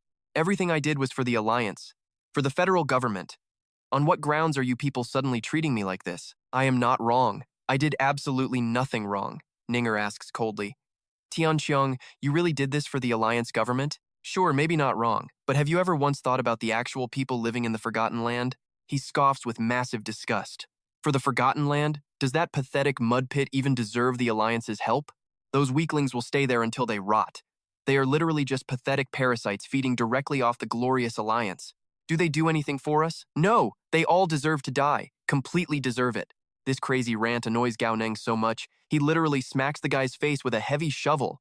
Tianxiong crashes hard into the chairs behind him. Gao Neng scoffs. Trash like you deserves to die. The whole school erupts. Nice hit. Tianxiong absolutely loses his mind. You coward, I will kill you. Two soldiers immediately tackle him down as he screams. Let me go! In the back, Ning casually notes his shovel swing was absolutely flawless. All right, you and I are diving into total chaos. Duong-duk collapses in defeat, groaning that he lost. Soldiers cuff him immediately. Tran Bok reports, Major, 100,000 alliance coins is no small joke. Ngung Ni fires back that the military obviously has to hand it all over to him. This kid has become the ultimate role model for the Devong land. Honestly, this forgotten place desperately needs a bright hope exactly like him. Exactly right. This entire mission only succeeded because of our guy. Go ahead and add 1,000 merit points to his military application right now. Hearing this wild order, Tran Bok is completely caught off guard. 1,000 points, that is literally equal to taking out a Tier 3 enemy right on the active battlefield. She cheerfully replies, he defeated an actual battle angel, so what tier do you think that counts as? This absolutely sensational news leaves Tran Bok standing there in pure, speechless shock. He stammers in disbelief. Wait a second, but I still cannot sense even a tiny drop of magnetic force coming from his body. Unless my eyes are completely broken, this kid has only broken through his physical limit one single time at most. Ngung Ni nods, confirming his crazy observation. Spot on. So we can totally give him those merit points, but only after he actually passes the brutal entrance exam for the Tudai Military Academy. The absolute bare minimum standard for Tudai is breaking the physical limit twice. If he fails that, this little beacon of hope will never escape the Devong land. Meanwhile, our hero Cao Nang is busy getting mobbed for photos by his starry-eyed juniors. Tran Bok seriously wonders, is this Brad insanely lucky or just totally cursed? Suddenly, Thien Hung completely loses it and starts screaming. Ngung Ni, you are a soldier too. You of all people must know exactly how many brave fighters we sacrifice out there on the front lines. With so many soldiers falling, how much relief money is left? And what exactly are these totally useless citizens of the Devong land even doing? They do absolutely nothing but leech off the Alliance to survive. And now you want to do their jobs for them? She fires back, deeply upset. Thien Hung, you only focus on the military dying outside, but you definitely know what actually happened after that massive war. When the Alliance completely abandoned the Devong land, who exactly stayed in the rear to desperately buy us enough time to safely retreat? It was them. The completely unsung, forgotten heroes of the Devong land. These absolute legends have no names, no glory, and get zero relief money. Yet you dare call them pathetic cowards. When the Alliance retreated from the Devong land, over 70 million people actually lived here. But look around now, what is left? Barely 10 million people survived. The Devong land was actually supposed to be the shining capital of hope for the entire human alliance. The human population is dropping every single year. The people stuck here are human too. They desperately need our help, not to be treated like absolute slaves. You brutally insult them as weak cowards, but the tragic sacrifice of those cowards is still a very real sacrifice. These heavy words instantly silence the entire room. Thien Hung looks seriously humbled, while our boy Cao Nang is actually super moved. Tran Bok presses the cash into Cao Nang's hand. This is your official alliance reward. Thank you for your insanely brave actions and totally selfless help. We really hope you absolutely crush your upcoming university entrance exams and win big. Ngung Ni chimes in, we part ways here, so do well on those exams. And listen, if you bomb them, Vuongku's nasty gang absolutely will not let you go. Fate will bring us together again. Tran Bok is seriously impressed by this guy. Facing a major's deadly threats and a wildly massive mountain of cash, this kid does not even flinch or break a sweat. His stoic expression is perfectly unchanged. Not gonna lie, this Brad is good. But wait, a random gust of wind blasts the cash right out of his hand. Bills scatter everywhere, and Cao Nang completely drops the cool act, screaming like a maniac. My money! He frantically hugs his precious cash to his chest. Oh man, that was dangerously close. It almost blew entirely away. This is 100,000, earned entirely with his own sweat and blood. No stealing, no robbing, no shady business. With this sweet cash in hand, not only is his insane college tuition completely sorted out, but his poor mom finally gets to stop breaking her back for pennies. No more suffering in the brutal weather, and he no longer has to sell his fabulous looks and talents just to substitute teach. From today on, our boy does whatever he wants. Ding, the system chimes in. Congratulations to the host for perfectly completing the manly responsibility quest. You just scored a premium treasure box. Completion difficulty was normal. Your actual payout is exactly 10% of the 100,000 alliance coins. Hold up. Cao Nang smells something insanely fishy. Wait, what are you doing? The thick stack of cash in his arm starts vanishing into the void. He desperately tries to stop it. Stop! I said stop. But the system simply notifies him the cash is repossessed. Left holding just a few tragic bills, our guy utterly collapses. You stupid garbage system! This is literal daylight robbery. Give me back my hard-earned money right now. Right then, a cute junior walks up. Senior Tao Nang, can I get a photo with you? Teacher Truong kindly sets up the shot, happily telling everyone to say cheese and smile. But wait, you and I can see Teacher Truong is super confused. Didn't this kid just get a massive reward? Why is he crying so hard? Cao Nang's face is a complete picture of pure, devastated misery. Meanwhile, the system casually dings, announcing the host's stats have been fully refreshed. Name, Cao Nang, age 18, basic info a 12th grade senior at the 3rd high school, located right here in the forgotten Devong land. Vitality is 190 out of 202, rated good. Energy is 141 out of 150, rated excellent. Affinity for iron, copper, magi, silver, gold, and iodine? 100%. Sulfur is 100% too. The higher this talent value is, the deeper his intimate connection with energy becomes. Special ability, the Plundering Eye, with 4 days remaining. Evolution is at 4 out of 10. But honestly, Cao Nang is completely clueless about what this stupid evolution completion rate even means. Alright, you and I know how this works. Assuming evolution depends on clearing quests, our guy figures he should have 5 totally knocked out by now. But wait, this specific mission was totally random. Do random quests seriously not count toward the evolution score? Talk about a complete scam. Then, ding. System alert pops up. Evolution level has hit the required standard, which means the ultimate final quest is being forcibly activated. Final quest details? No declining, no picking your path, and the difficulty is permanently locked on absolute nightmare mode. This ultimate quest comes with flashing red stars. Succeed, and all final missions will trigger a massive evolution power-up. But fail even one, and it wipes your evolution points completely. Cao Nang practically cries. First, this stupid system ruined his love life, and now it wants him totally dead. He totally underestimated its dirty tricks. Still, our boy refuses to let some glowing text box scare him off. He decides to check what this so-called nightmare quest actually is. The system chimes in. Final quest 1 of 5. Ominously titled True Low, Key Luxury. Apparently, true luxury isn't about looking ridiculously gorgeous on the outside, but having an absolutely arrogant and untouchable soul inside. So here is the insanely wild objective. Please act completely over the top during the college prep exam, successfully grab every single candidate's attention, and explicitly scream right into the invigilator's face 3 whole times, "Are you a complete idiot, sir?" And finally, pass the exam and become the absolute top-scoring student of the entire batch. Plus a note, this extreme inner arrogance cannot be discovered by anyone else, meaning you absolutely cannot expose your hidden talents. Cao Nang seriously considers this garbage. The prep exam is basically a physical test. Sure, round 1 might be a total breeze, but round 2 is literally designed to scan and expose your hidden potential. He remembers those super strict testing machines. Our boy feels completely played. If he can't expose his talents, then how is he supposed to take the test? Cursing out the proctor and still getting the highest grade? Does this stupid system think his family owns the military academy or something? A moment later, another junior student runs up. Senior Cao Nang, it is finally my turn to take a photo with you. My turn. Cao Nung is already raging, so he kicks the guy away. Take pictures of my butt. Get lost. The entire crowd of students watches the poor guy get launched into the sky. Everyone looks on in absolute awe. As expected of Senior Cao Nang, even his kicks are majestic. Just look at the insane force and perfect form of that kick. It is practically a masterpiece. Nobody fight me for it. You might be thinking what I am. Why must a guy with such flawless looks suffer so much jealousy from this absolute trash system? At noon back in school, Cao Nang is still obsessing over his blood, vitality, and mental power stats, which both randomly increased by 1 point. Did his wild fight last night seriously boost his experience points? The status board currently shows his blood vitality at 203 and his mental power at 151. Counting from his very first physical limit breakthrough, he realizes he can totally smash through his body's limit for a 3rd time today. Mental power is 101. Blood vitality hits 120. He suddenly notices something weird. No pain this time. Instead, a wave of hot smoke washes over his body. But wait, why did it just stop? His blood vitality hits 120, and mental power hits 101. This upgrade is not even half as good as before. Looks like the effects drop off after leveling up. Luckily, our boy still has 1 more pill to keep boosting his current stats. System notification pops up. Blood vitality increased to 300.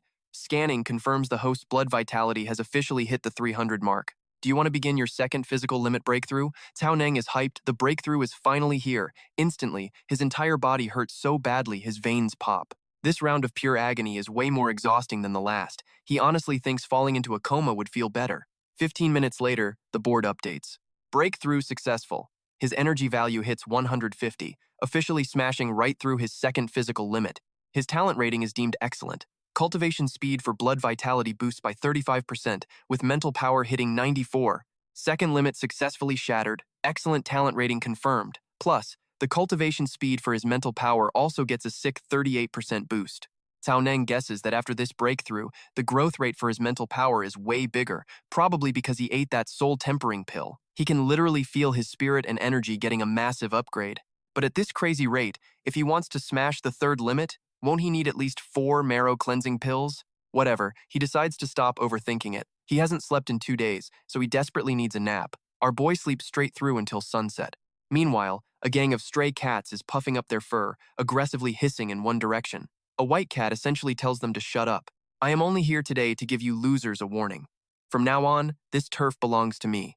Naturally, the local black cat boss growls in total defiance. The boss charges straight at the white cat, who just calmly glares at its rival. The black cat boss instantly gets slammed. The other cats do not even dare to breathe. The white cat ruthlessly wields a hammer, its eyes glowing violently red. The hammer literally transforms into a wrench, smacking the black boss again. Defeated and humiliated, it gets launched into the wind. The white cat steps down from the scrap pile, then smugly declares, "From this day forward, I am the true cat king here. Stick with me. This gets completely wild. You all better go set up a turf war with the 5 other cat kings. 3 days from now, we settle this. I don't just want this district, I want to be king of the entire forgotten land." At that exact moment, over at Cao Neng's house, his mom is taking out her keys to go inside. Suddenly, a cat violently dashes past, scaring the life out of her. Zilan is absolutely stunned. Her keys were snatched. All right, you and I are watching the wildest pet adoption ever. Seeing the Cat King act so ridiculously cute, Mom instantly melts. Oh my, whose kitty is this? Are you hungry? Such a good boy. Wait till I open the door. I will get you some yummy food. Can you hand me those keys first? Unbelievably, the mighty Cat King actually hands the keys right back to her. Mom happily invites him inside. What an incredibly smart cat. Seriously, whose pet is this genius? Come on in. Though the house is a little bit messy today. Stepping inside, she yells for Gao Neng. Are you doing your homework or just sleeping? I am going to cook dinner now, so hurry up and come out here. Gao Neng rubs his totally starving stomach. Mom, you are back? I just woke up. But the second he spots the Cat King, he is instantly wide awake. The Cat King just casually licks his paws. Meanwhile, Gao Neng acts like he is facing a final boss. He grabs a chair for defense and yells, "Why are you here?" Mom peeks inside and immediately scolds him. What on earth are you doing, Gao Neng? Are you seriously bullying this poor kitty? Gao Neng instantly hugs the Cat King, pretending they are besties. No way, me and this cat are totally fated. Look at this, Mom. He really likes me too. She sighs in relief. Well, that is great. Dinner is almost ready, so go set the table and find a clean bowl for our new furry friend. The Cat King violently pushes Gao Neng's face away in absolute disgust. How much longer are you going to hug me? Watch out or I will actually bite you. The teenager curiously asks, just tell me already, what exactly do you want here? The cat simply replies, I do not want anything. I am just looking for a decent place to sleep. I am currently the Cat King, ruler of all felines, literally a cat god. Do you really expect me to sleep with those dirty stray cats in the garbage dump? Still totally confused, he asks, then why come to my house? You can clearly see my family is broke. We cannot afford to serve a cat god like you. The Cat King arrogantly snaps back. What do you know anyway? My status is way different now, so I must eat actual human food. Other humans cannot communicate with me at all. What if those peasants force me to eat cheap cat kibble? Does a mighty king not need his absolute dignity? Gao Neng looks completely dumbfounded. Wait, do you mean I have to raise you?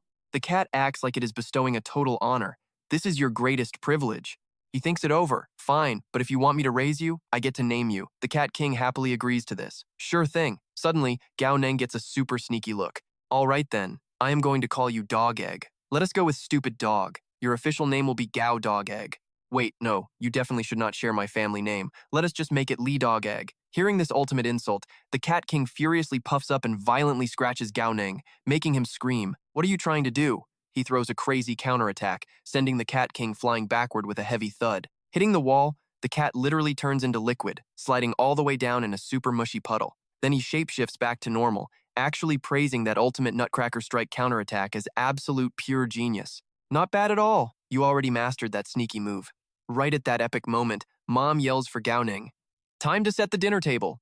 He starts doing the math in his head. A cat that can shapeshift? Keeping this weird creature might not be terrible. After a huge dinner, the Cat King is stuffed and lazily lays on the bed. So incredibly full. Ultimately named Little Mung. This magical furball is officially sleeping on Gao Ning's bed from now on. Meanwhile, our guy is seriously wondering, if he actually turned this cat into stew, would he end up eating that weird, gross liquid from earlier? And maybe his IQ would boost 100 times over. Mom interrupts his crazy thoughts. Right, about your 1,000 yuan college application fee. I can probably gather enough money by tomorrow. Auntie Lee really likes my old jade bracelet. She mentioned we could easily pawn it. Gao Ning quickly replies, Mom, I already have that application fee covered. The school said my grades are amazing, and I have a huge chance of getting into the military academy, so they gave me a pretty massive scholarship. He hands her a stack of cash. Besides the fee, our family still has 9,000 yuan left over to spend. Mom, I am totally grown up now. I can earn my own money. She gets super emotional and starts crying tears of joy. My baby boy has finally grown up. He makes a rock-solid promise. I will absolutely pass this upcoming exam. After that, we can finally move to the capital of hope together, all right? Her voice literally trembles. To the capital of hope? Gao Ning sadly continues talking. And what about Dad's whole situation? Hearing this exact topic, Mom totally avoids it. I am feeling a little bit tired. There is still food in the kitchen, but I am going to rest in my room now. Little Meng suddenly climbs right onto his head and just meows twice. Feeling completely depressed, Gao Ning sighs. Can you please speak human right now? The cat aggressively holds up an empty bowl, demanding more. This king wants another huge serving. Gao Ning completely facepalms. This greedy furball only knows how to eat. 2 tense days pass, and the massive college exam day arrives. He walks while frantically arguing with his system. I have been overthinking this for 2 whole days and nights. If I promise to stop calling you trash, can we please adjust this insane mission to be slightly more reasonable? Like, maybe swap it for a different quest? The system flat out refuses. Quest assigned, 0 changes allowed. Gao Ning gets absolutely furious at this stubborn mechanic. You little jerk. Fine. If that is how it is, I am not holding back anymore. It is time to make everyone open their eyes and witness my true, overpowered level. Standing right in the massive crowd, he fearlessly screams out, Principal Lee, I heard that the incredibly prestigious chief examiner position depends entirely on our college exam results. Tell me, Principal Lee, do you actually want to be the big boss of the examiner board this year? If you want it, just say the word out loud. I will personally bring that glorious top scholar title straight to you. Principals and students from all those other rival schools, listen up. Just mind your own business and do not even dream about stealing this top spot from us. The entire crowd of students stands completely stunned by this insanely arrogant declaration. Qing Ping nervously speaks up. Gao Ning, are you seriously sure about this? All right, stick with me here. Whispers flood the room behind him. That is Tao Nang. So arrogant. Word is, the military actually highly respects this guy now. Suddenly, a system notification pops up in his head. Congratulations, host. Step 1 complete. You successfully grabbed everyone's attention. The essence of youth is pure arrogance. Please keep up the good work, host. A lackey turns to Hai Pham. Boss, who does this Tao Nang guy think he is? But Hai actually knows his background. He scoffs. He has military ties, so ignore him. No need to confront him directly right now. Once the exams start, he will definitely learn his place. Meanwhile, the girls cannot stop staring at our boy. The more you look, the more handsome he gets. Plus, he is super strong, completely perfect. Lin, you are the school beauty. There is no way Tao Nang can resist your incredible charm. Exactly. Just hit him with a classic honey trap, and he will totally fall for you. Then the top exam spot is yours, right? Lin replies with total arrogance. Well, if you girls put it that way, I cannot refuse. Just watch me. 3 simple moves, and I will have this guy wrapped around my finger. Both Lin and Hai Pham are practically bursting with absolute confidence. Cao Nang is completely speechless. This whole testing area is covered by my mental power. Did they really think I could not hear them? He totally ignores the basic haters and fake girls. He taps his bag gently. Inside, little Tu Mon is sleeping completely soundly. I am placing all my hopes on you, my super omnipotent cat king, he mutters. The first student finally steps up to the testing machine. Bam! A power punch, and the screen flashes 319 points. The crowd gossips. Not bad. You broke your physical limit once already, huh? A few days ago. But I still cannot beat Boss Hai with his 441 points. Hai Pham mocks him. It took me a long time to break my first physical limit too. Honestly, this result is just extremely average. I bet Cao Nang just broke through recently too. Let's see if he actually gives me any surprises. His lackey immediately jumps in to flatter him. Boss Hai, you overthink it. How could he ever compare to you? But then Cao Nang's score hits them like a huge slap in the face. 725 points. Hai Pham is totally paralyzed with shock. He has never seen stats this insane. He must have broken his physical limit twice already, right? He desperately tries to find an excuse to deny his rival's true ability. Raw explosive power is completely useless on its own. We still have to see his actual speed and overall endurance levels. Then comes the speed test. Cao Nang clocks in at 6.5 seconds, completely dominating everyone. Next up is the endurance test. Everyone steps into a special pressure chamber where the gravity is turned up to 10 times the normal level. The longer you last, the stronger your endurance. The other students are literally crawling on the floor, while Cao Nang just stands there proudly. This leaves the higher-ups absolutely amazed. In past years, the best students could only endure for 2 minutes max. This is way too exaggerated. I have graded for years and never seen this. Cao Nang has been standing there doing aerobics for 20 whole minutes. Honestly, just based on these stats alone, he is absolutely guaranteed a spot in top schools. Major Thom definitely has a great eye for talent. Now let's see if he can pass the most crucial test, the talent evaluation.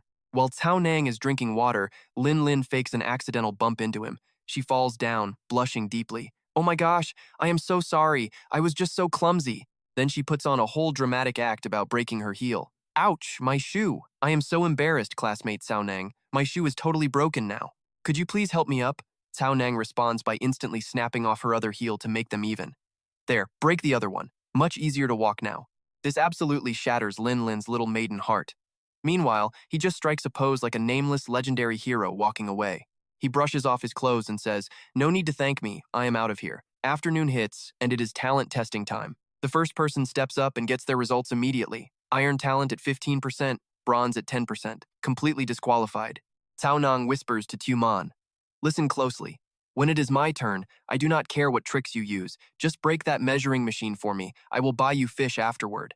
Make it 3 fish, no less." Tuman just calmly licks his tiny paws in agreement. From behind, Lin Lin starts praising the pet. "Wow, this kitty is so cute. I had no idea you were such an animal lover, Cao Nang. Can I please hold him for just a second?" Disgusted, Tuman sticks his butt up and farts right in her face. Everyone around them instantly runs 3 meters away. Cao Nang awkwardly says, "Sorry, my cat has a stomachache today." Her squad of friends cover their noses and whine, "Oh my gosh, Lin Lin, it looks like you failed."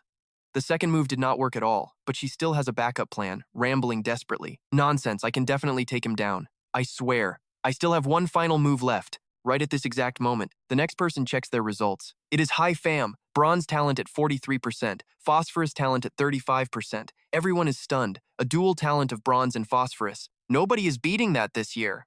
Rumor has it, High Fam's older brother also tested with a dual talent last year and got accepted immediately. A family of absolute beasts. High Fam beams with immense pride as the entire crowd looks on in total admiration. Then the speaker announces candidate 0734, Cao Nang. The crowd holds its breath. It is finally his turn on the big stage. Stick with me here.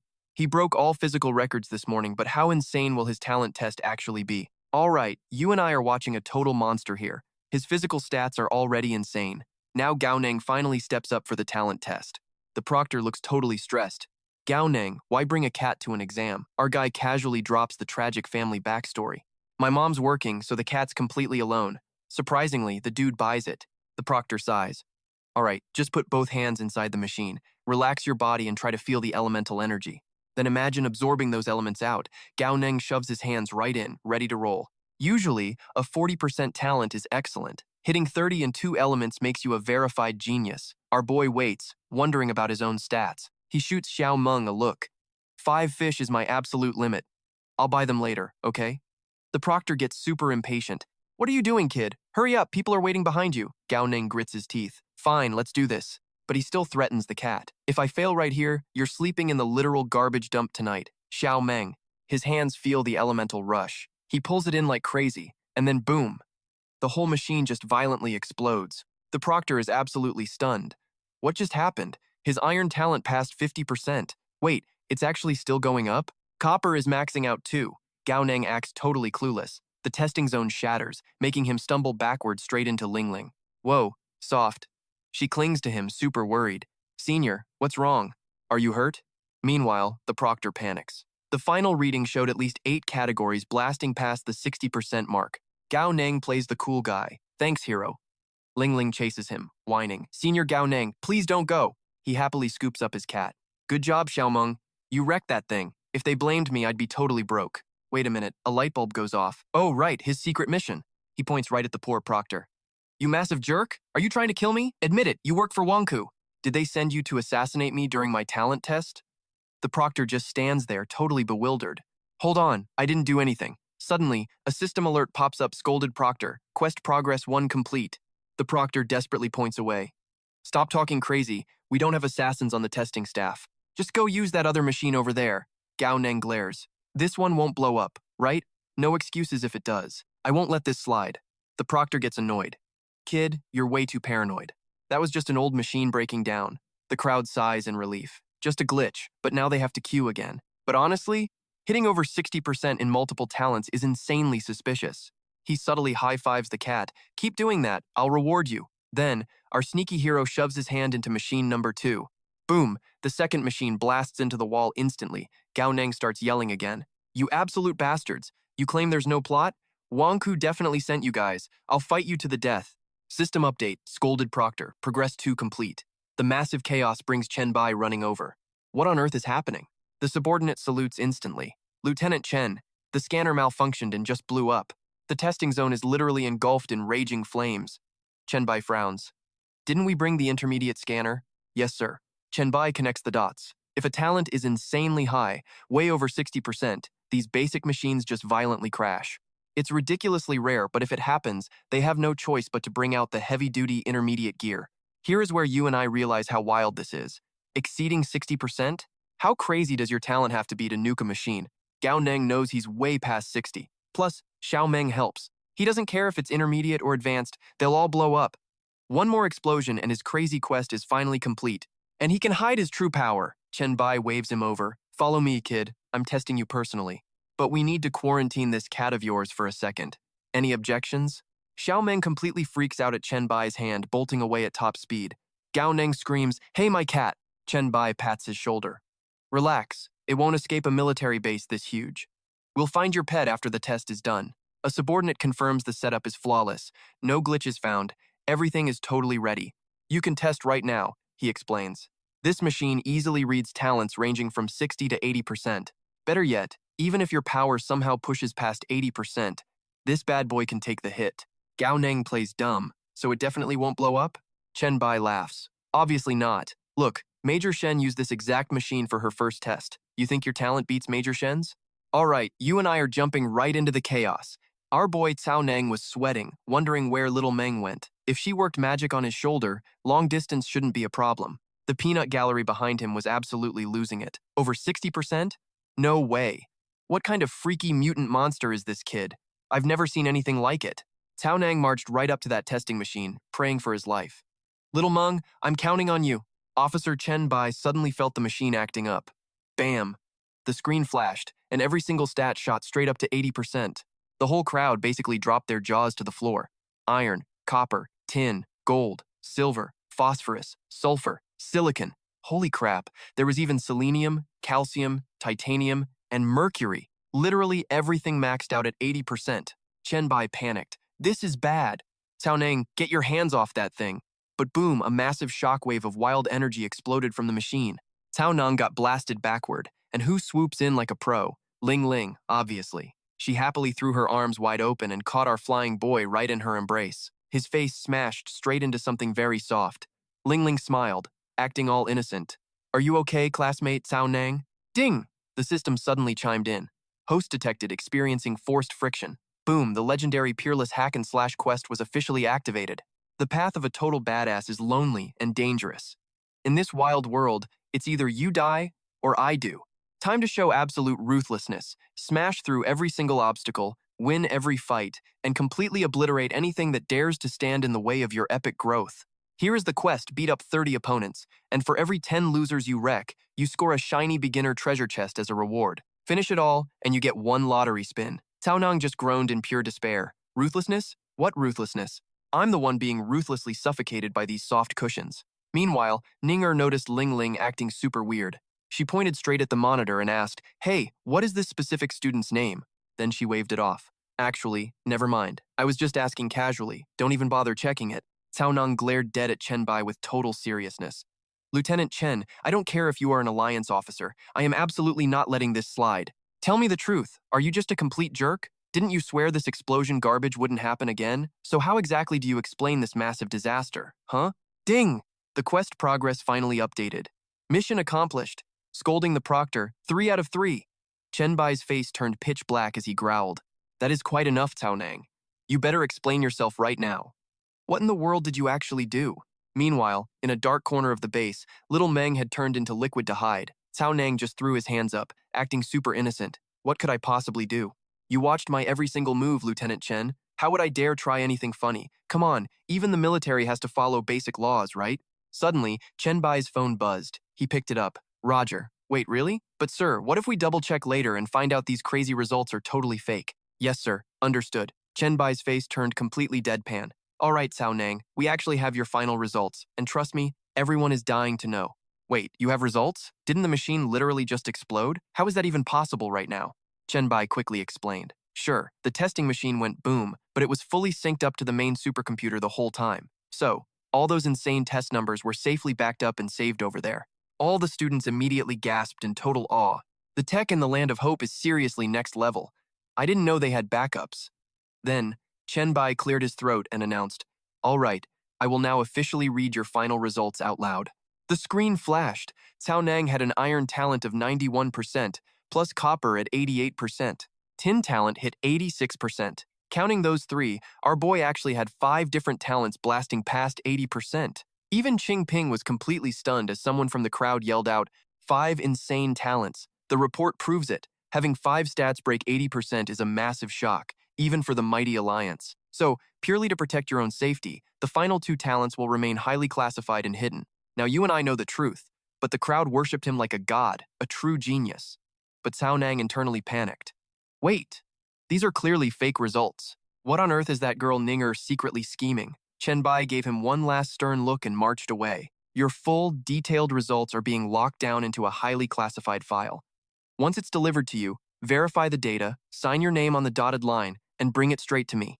Cao Nang dragged himself back to the lounge. Everyone was cheering wildly. Our school finally has a top-tier prodigy. We're actually going to be famous. We have a real future now. Staring at the top-secret envelope in his hands, he felt super curious. What kind of tricky game was the military trying to play with him this time? He ripped it open and gasped in shock. Inside was a blank paper, showing only a few simple words. Fill it in yourself. Oh, he got it now. That smartass Ning definitely figured something out. This was a trap to test him, seeing if he'd actually be honest with her or just lie. Well, if she wanted the truth, he'd give her a tiny taste of it. He scribbled down exactly 8 letters. Was that enough to satisfy her? He wrote 2 dramatic lines. The Alliance must absolutely prioritize my training. Sincerely. When Ning read that cheeky little message, she actually burst out laughing. Sincerely? Really? But honestly, she never expected him to be this truthful. All 8 talents breaking past 80%?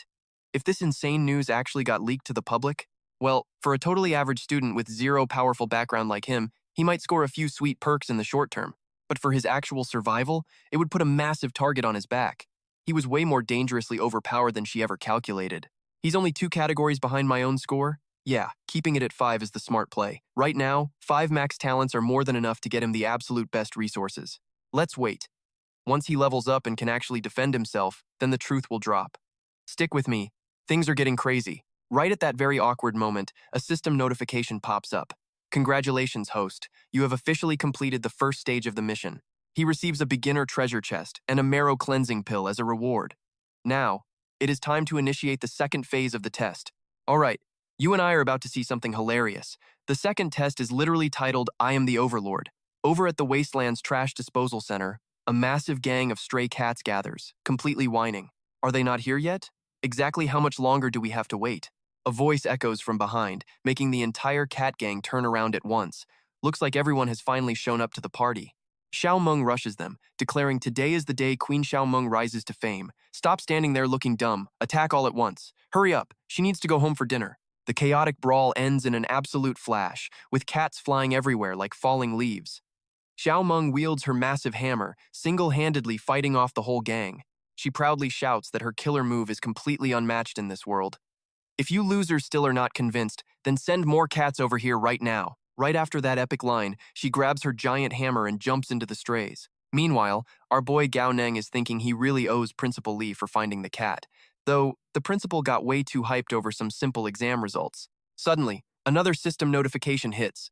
The final mission, I Am the Overlord. A mission? A true overlord has enough dominant aura to conquer the entire human alliance in a single blink. The crazy requirement is to dominate the entire human alliance by scoring first place in the upcoming theory exam. He frowns hard. Giving out missions is fine, but something feels super sketchy about this.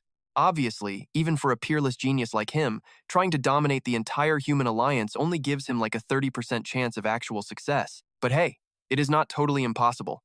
Knowing how insanely tricky this system is, pulling a stunt like this is completely normal. Whatever, overthinking will not help. He needs to go home and study. Wait, Gao Neng suddenly senses a major problem. Hold on, someone is definitely behind me. Who is it? Could it actually be Wang Ju's guys? Over in the corner, Ling Ling firmly asks, "Did you idiots understand the plan? You guys play the street thugs. Once Gao Neng shows up, you will know what to do." The three goons nod eagerly. "Understood, Boss Ling Ling. Just sit back and watch." Ling Ling schemes even harder. "We are absolutely going to put on a stunning hero saving the beauty scene for all you loyal readers out there. My third strategy is flawless. Absolutely no guy in this world can resist it." They huddle up, intensely discussing every single step of this dramatic trap. Gao Neng stands far away, scoffing.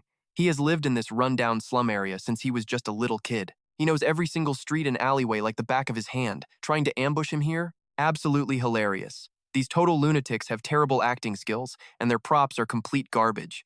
It is honestly a straight-up insult to his intelligence. Is this seriously what his newly upgraded Plunder Eye was meant to see through? Looks like the cost to keep using this Plunder Eye ability is not that high anyway. Meanwhile, the system kindly informs him the skill has 24 hours left. Time to take another route home. Wait, no, he still has that Peerless Weed Eradication mission to finish. Now, you and I know he cannot ignore free targets, but suddenly, something else catches his attention. He spots someone slowly walking right toward Ling Ling's location. She hisses, "He is here, get ready." In an instant, Ling Ling puts on a helpless act, pretending to be chased by three masked thugs from behind. "Stop running, you clueless little brat. You can scream your lungs out, but nobody is coming to save you." Ling Ling squeezes her eyes shut and dramatically begs, "Classmate Gao Neng, please save me." An old lady nearby sees them and falls to the ground in absolute terror. Are those robbers? The poor old woman's entire body shakes uncontrollably from the sheer panic. Ling Ling is utterly speechless. Now Gao Neng finally makes his grand epic entrance, shouting loudly, "You bold villains! Bullying an innocent old lady in broad daylight is completely unacceptable." Ling Ling frantically explains, "Gao Neng, it is really not what it looks like. Just listen to me." But our guy shuts her down with harsh criticism. "Ling Ling, we are both students from the Forsaken Land. I genuinely never expected you girls to sink to such an incredibly low and degenerate level. Dressing up in the middle of the night just to bully a helpless old lady? Is that supposed to be fun for you? I will let you off the hook this time and will not report this mess to the girls' school. I seriously hope you take a hard look at yourselves." Ling Ling tries desperately to prove her innocence. "You misunderstood. I am the one being bullied." The masked guys behind her quickly chime in to back her up. "Yeah, exactly.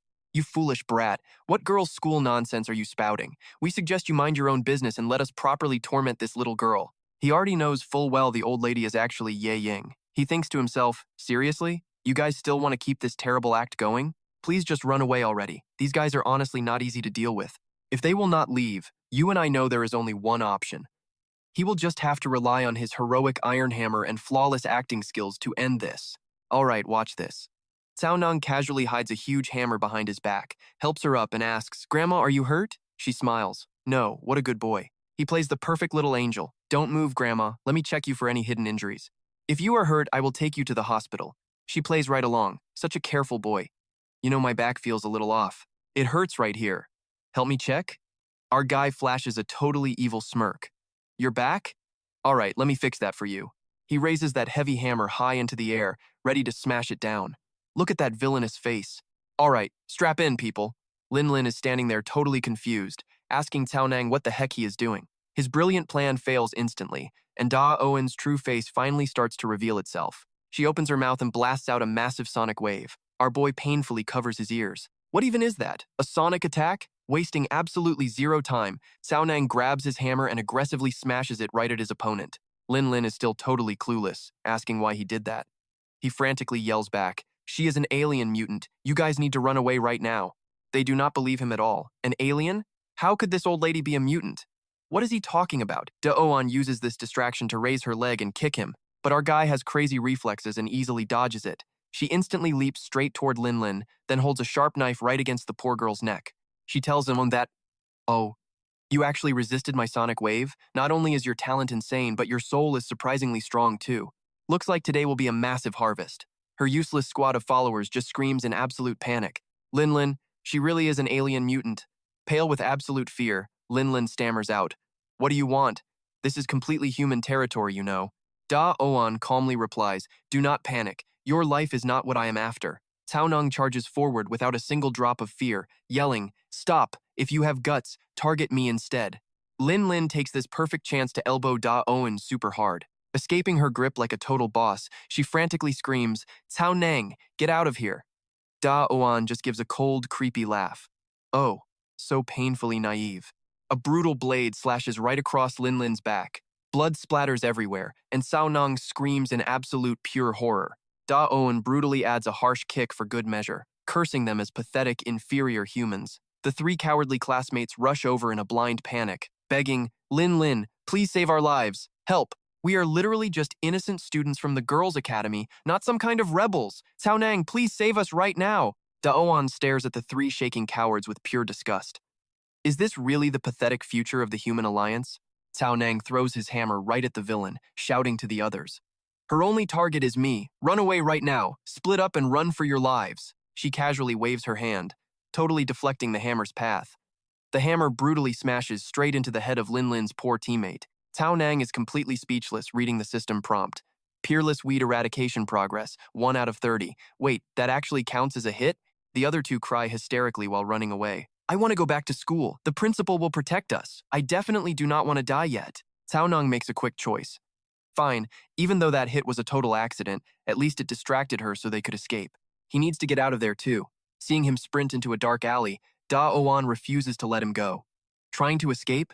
You are not going anywhere. Cao Nang wildly parkours through the narrow streets. He is super confident because he knows this terrain like the back of his hand, but he absolutely cannot let her follow him back to his house. This nearby area should have fewer people around, and the layout is way more complicated. He barely finishes bragging internally when a sword strike slices past him. Cao Nang is speechless. Here we go again. Da Oan is right on his heels. She looks completely certain of her victory, commanding him to stop. No chance of escape. Our hero desperately throws his entire bag at her to block the path. Now Da Owen is actually getting annoyed. Darn it, what on earth is this little brat plotting anyway? He is clearly super weak, but somehow he is as agile as a total rat. Cao Nang knows perfectly well her speed outclasses his, so getting caught is only a matter of time. Suddenly, a genius idea hits him. Bingo! Right next door is the massive trash factory. He dives straight through a sketchy window. After some intense struggling, Cao Nang finally manages to break his way inside the building. Inside, a familiar voice asks, Cao Nang, why are you here? Turns out it is Tu Man, sitting alone on a high platform, surrounded by absolute waves of terrifying black cats. Tu Man looks surprised. Did you come all this way just to celebrate the glorious victory of your new queen, Tu Man? Staring at the massive army of cats, a dumbfounded Cao Nang asks, are you guys trying to start a rebellion? Now, you and I both know Da Owen catches up. Did he seriously think hiding would work? Absurd. But watch this, because it is her turn to be shocked.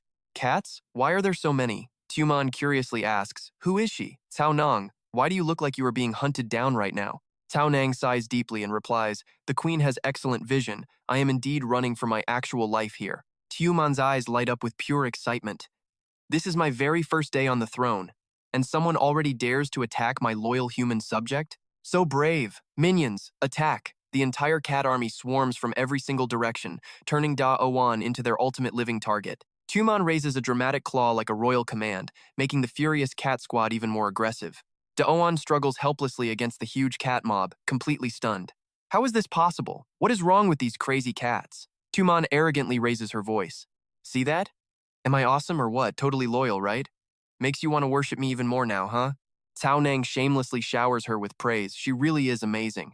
Furious, Da Oan fiercely attacks a random cat, leaving the shiny blade in her hand completely stained with blood. Da Oan sneers in absolute disgust. A bunch of suicidal stray cats actually dare to dirty my flawless body. She unleashes a massive storm of sword energy, screaming for them to die. Unable to watch her own kind get slaughtered, Tioman literally grabs a hammer and charges. Da Oan finally notices her. A cat that can actually talk? You must be the annoying commander of this ridiculous army, right? Little Meng brings the hammer down hard, screaming about her fallen cat bros. But wow, Nightingale's absolute power just completely flattens the poor furball. Tao Nang realizes the harsh truth. Sure, little Meng is smart and tougher than normal, but she is nowhere near as overpowered as he thought. Ling Ling already got hurt protecting him once. Our guy is definitely not letting these stray cats become collateral damage today. Grabbing that hammer, Tao Nang charges straight at Nightingale like a total madman. She just smirks, calling humans a bunch of brainless fools. Blink, and you miss it, she vanishes, popping up right behind him. Don't you understand the gap in absolute power, you little kid? The ultimate clash officially begins. You and I both know Cao Nang breathes a massive sigh of relief dodging that. Almost game over right there. This pointy-eared lady might not be a total freak like Ning but her raw strength completely outclasses those standard energy fighters by a massive mile. Refusing to quit, Little Meng leaps onto Cao Nang's shoulder. She starts absorbing iron elements, charging up insane power, and blasts all that juicy energy straight into our hero. He instantly recognizes this wild feeling. It is exactly like before. Just like when he held that crazy magnetic core, his body quickly adapts to the surging power. He simply whispers the word, iron. Boom. Iron spikes taller than him rip through the ground. Nightingale is completely caught off guard. Controlling iron? Wait a minute. Since when did this random kid become a high-tier energy fighter? Impossible. She literally could not sense a single drop of magnetic energy from him. How is he doing this? The iron morphs into razor-sharp blades. Now, Cao Nang is launching an absolute storm of iron swords right at her face. She freezes in pure shock. His control range is a whopping 30 meters. What kind of total monster is this guy anyway? She knows she cannot let him walk away alive. If he survives tonight, things will get incredibly ugly really fast. Cao Nang looks super chill directing his flying swords, while Nightingale drops into a defensive stance. She aggressively hacks away at the incoming blades without stopping. You can literally see the exhaustion creeping onto her face. In a sloppy defensive moment, a massive iron spike stabs right into her hip. She completely loses her mind, snapping the spike in half and screaming, "You really dared to stab me?" Meanwhile, Cao Nang is stunned. It didn't even pierce through completely. Seriously, how thick is her armor? Then, he spots the huge pile of fallen cats below. You can see his mind is instantly made up. Over 5 billion people died in the Great Catastrophe. And tonight? Even more innocent lives are being wiped out right in front of him. It is the harsh truth. No matter how innocent the weak are, the strong simply never show them any mercy. This chick has his data, which means she definitely knows about his family too. If she escapes today, she will 100% hunt them down later. She is not leaving this place alive. Period. His iron elements start shifting wildly, trapping Nightingale completely inside a hardcore metal cage. Cao Nang goes full savage mode. This lady has got to go. Huge, jagged iron spikes shoot relentlessly right at her. But Nightingale just laughs it off, totally cocky. She brags that ordinary metal could never even scratch her ridiculously tough body. He turns up the dial, asking, "How about this then?"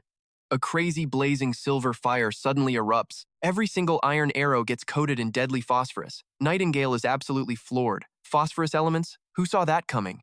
She is practically talking to herself now. Phosphorus? Seriously?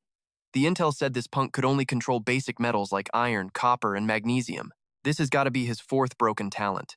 A freakish genius like this should have been wiped out before he was even born. The second she says that, a blazing phosphorus arrow blasts over. She crosses her arms to block, but the spike pins right through her wrist. She starts panicking. Even this fire spear is actually doing some real damage. Wait. With her elite stats, could she actually die to this random teenager? Yep, Cao Nang is handing her the biggest beatdown ever, leaving her completely wrecked. She is staring at her wounds in pure denial. Pierced straight through? How is that remotely possible? Taking damage from this kid? She's a legendary Dark Knight elf. How is a basic piece of iron turning her into a pincushion? Glancing at the spears, she realizes the brutal truth. It is an alloy weapon. She's literally speechless with rage. You punk! You don't just have 5 talents. Cao Nang just completely clenches his fist, locking down his mental control. Instantly, hundreds of blazing spears rip right through her. Her eyes roll back, bleeding everywhere. Then, a weird soul light zips out the window, while Cao Nang finally collapses. Looking completely pale and sick, he mutters that his mental energy almost hit the absolute breaking point. Seeing little Meng totally knocked out, he picks her up and gives a gentle shake, but she is out cold. She is literally sleep-talking, demanding dried fish like royalty.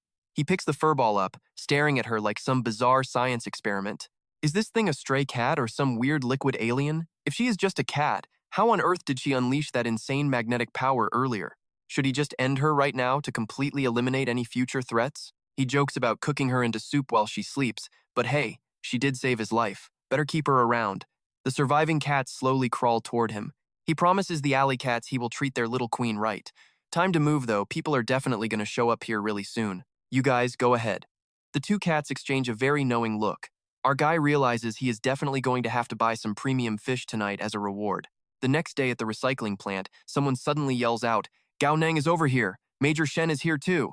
Principal Xie, I found Gao Neng. Ninger interrogates our boy. I take my eyes off you for a few hours, and you and I both know you have already caused absolute chaos? He complains right back.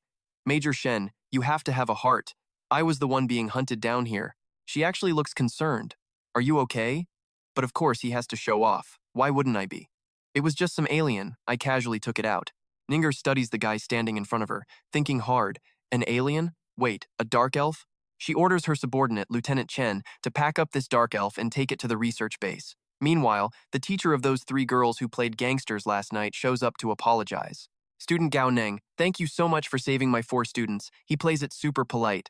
Oh, it was just a small thing, but actually, the other 2 girls take turns speaking up. Don't worry about a thing, Gao Neng. Sister Ling Ling is totally fine. Even though she is badly hurt, her life is not in danger at all. Lan just got bumped around a little bit, so it is only minor injuries. Gao Neng sighs in relief. So that is how it is. All right then. But in his head, he knows if there is one dark elf, a second one is highly likely. Even though he has no idea how many enemies are targeting him, getting into the capital university is his only hope to actually stay out of danger now. Mom, I will definitely become super strong, and I will protect you no matter what. Then he turns to kiss up to his system. I have to admit, your Eye of Plunder is pretty useful. So, how much is the renewal fee going to cost me? The system prices it at 100 Alliance coins a day. Use it for 30 days straight, or the renewal feature disappears completely. Are you kidding? That price is a ripoff. Why don't you just rob me directly, you jerk? It casually warns him that insulting the system bumps the usage up to 40 days. Gao Neng is so mad he is speechless. Fine, you win this round. Showing zero mercy, the system deducts 4,000 coins. Eye of Plunder successfully renewed for 40 days, leaving him a 5,000 balance. Then he heads straight back home. 3 whole days later, Xiao Meng finally wakes up. Thanks to his awesome Dark Elf kill streak, the military rewards him another 5,000 Alliance coins, perfectly covering that greedy renewal fee. Finally, June 7th arrives, and the massive college entrance exam officially begins. Students are eagerly crowding the school. Classmates buzz around him. Gao Neng, we heard you actually killed a Dark Elf and heroically saved 4 girls from the female academy. I want Gao Neng to protect me too. Can I please get a picture with you right now? Me too, me too. He just flashes a friendly smile and reminds them. All right, guys, let us all quiet down for a second. We are taking a life-changing exam today, not walking the red carpet. Seeing the military guards at the door, he figures nothing bad will happen. You and I know he totally just jinxed it. Oh, the system pops up a flashy reminder. I am the absolute overlord, he tells himself. Since I have busted my gut reviewing everything 3 times for today, my chances of grabbing that #1 spot are insanely high. As long as no lunatic rips up my test paper in the exam room, nothing can go wrong. But right then, our boy has zero clue a creepy stranger is secretly stalking him from the shadows. On the morning of June 7th, 452 candidates from the Forgotten Land finally enter the exam room. Inside the hall, the tough proctor announces the theory test will take 3 brutal hours with absolutely zero break time. No drinking water, no leaving your seat. If you have to pee, hold it in. Even if you wet your pants, you are not allowed to move a single muscle. If anyone fails to sit perfectly still, you will be instantly disqualified from this entire exam without hesitation. You chose the path to become soldiers, so you better act like soldiers right now. Next is the second rule. Gao Neng is seriously impressed, thinking to himself. Makes total sense for an exam monitored by the hardcore military. If you try to cheat here, your life is basically over. The shout to distribute the papers echoes, and everyone starts panicking. Gao Neng just grabs his test and reads calmly. He starts writing quickly, analyzing the massive workload. 2 theory papers, 2 major papers. Finishing all these questions in 3 hours is definitely no joke. But these super easy questions will not hold me back at all. I am even on high alert just in case some crazy psycho tries to rip my test paper to shreds. Hey system, even if you want to play tricks today, you will not beat me. Just then, some dramatic guy actually ties a headband on his forehead and vows loudly. I, Nicholas, may not be the main character, but I will definitely win. Another proctor immediately yells at him, what on earth are you wiggling around for? No excuses allowed. Leave the exam room this instant. The poor guy is totally stunned. Huh, what? I just wanted to tie my cool victory headband. The proctor stubbornly kicks him out of the room. I do not care. Get out right now. That tragic student walks out depressed. Just 30 minutes into the exam, Gao Neng has already completely crushed the advanced math paper. Beside his ear, he hears the proctor aggressively shouting, "Looking at your friend's paper? Get out! You dare use a cheat sheet right in front of us? Who gave you permission to leave your seat to pick up a pen? Disqualified! Out! Get out!" 1 hour later, Gao Neng has flawlessly finished both theory papers. 2 hours later, Gao Neng smugly strikes a handsome pose and praises himself. Absolutely perfect. 4 huge test papers wrapped up in exactly 2 hours flat. He stares at the empty seats, shocked. In just 2 hours, they kicked out nearly 2/3 of the candidates. Trust me, you and I would not survive this crazy exam. Let you and I check out this military theory exam. Turns out, they test both your brain and your brawn. Our boy Cao Neng is cruising through without a single hitch. Honestly, completing this mission is like 90% in the bag already. But just as he caps his pen, a spark drops. His face instantly scrunches up in pure, furious rage. Wait, that nasty smell. Is that phosphorus? Seriously, why here? Someone literally booby-trapped his pen. His entire desk erupts into a massive, raging fireball, instantly grabbing the attention of every single student nearby. The class panics. Cao Neng, did he start a fire? It stinks. Meanwhile, our guy is practically grinding his teeth to dust. Crap. So this is the trap the system warned him about. Did someone sneak into the crowd this morning just to pull this dirty trick? Who the heck did it? The proctor rushes over, totally clueless. Cao Neng, what is going on? Why did you bring phosphorus into an exam? He grabs his head, stressed out of his mind. No, forget the culprit. Right now, he just needs to finish his mission somehow. The proctor sighs. Your test paper is completely burned to crisp, kid. We cannot grade this anymore. Just come with us and explain the situation. He instantly refuses. No way, please just give me a fresh test paper. The proctor stares at him. Give you a new one? Cao Neng, please be rational here. I totally understand why you are upset, but there are only 40 minutes left on the clock. Another proctor jumps in to help. Exactly, Cao Neng. Doing 4 whole exams in just 40 minutes is literally impossible. Give it up. Just come with us instead. If we can verify that someone framed you, we can definitely try to get you a complete exemption from the exam. Cao Neng fumes internally. Exemption? Would an exemption actually help him grab that glorious first place in theory? Not a chance. His mission does not allow a cheap pass. He looks them dead in the eye and demands, I do not want an exemption. Please give me a new test. The 2 proctors sigh heavily. Fine, whatever you say, kid. A crisp new paper hits the desk. The proctor tries one last time. Cao Neng, I really feel like you need to think this crazy decision through. If we actually clear your name, we could easily use your daily grades to pass you. But if you stubbornly insist on taking it now, whatever score you get is your final grade. He just buries his head into the paper. I have already thought about it.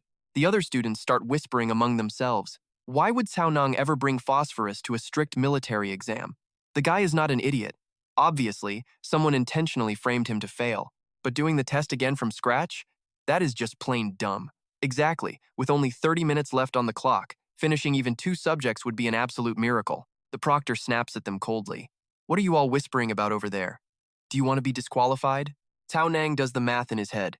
Even though he already solved these 4 papers once, now, you and I know redoing them takes at least an hour. With only 30 minutes left, it is physically impossible. The only way out? Cheating. He has to cheat. Thinking back to the underground, aside from that mysterious angel, not even Nunyi could ever detect his insanely powerful mental energy at all. So yeah, even if this is the military, there is absolutely no way they can easily catch him using this overpowered trick. Time to copy everyone's answers. Since he already did the questions once, scanning the room to judge who got it right or wrong is basically a walk in the park. This will totally work. He immediately turns his pen into a blur, furiously filling out the answers at lightning speed. The proctor watches this insane speed and practically curses in shock. Meanwhile, over with Nuni, a subordinate reports. Lieutenant Tran saw the security footage, it is very clear. Cao Neng had literally finished his exam before it burned. Without a doubt, somebody intentionally framed him today. This kid is just arrogant and reckless. We should probably just use his combined evaluations to give him a score. Tronbach hesitates, but Cao Neng requested to redo it himself. Nguni cuts them right off. Quit arguing and get over here to look at this. Is this kid taking a test or juggling? In the exam room, Cao Neng is spinning his pen like crazy, his hands literally gliding across the paper like magic. The sheer speed leaves the 3 proctors frozen stiff in pure shock. What kind of total monster is this kid? I have proctored for 20 years, and I have never seen anyone breeze through advanced math like they are doing basic mental arithmetic. The real question is if he is actually right, and apparently he is nailing everything. An announcement echoes out. Student Cao Neng has completed the math and language history exams in 15 minutes. In the monitoring room, Tran Bach and Than Bin just look at each other with extremely awkward smiles. Hey, Principal Lai, What were you saying earlier? Were we supposed to give Cao Nang a score based on his combined evaluation? The man instantly replies, never mind. The university exam must be completely strict. We absolutely cannot give Cao Nang special treatment. Nguni curiously asks her grandpa Tai Duong, tell me the absolute truth right now. If I actually took a theory exam against him, would I completely lose? Grandpa Tai Duong quickly comforts her. How could you? My little star Nguni, loved by everyone, blooming like a flower. In both academics and combat, you are always the strongest. Snapping out of her memories, she blushes bright red and blurts out, Grandpa Tai Duong is always so honest.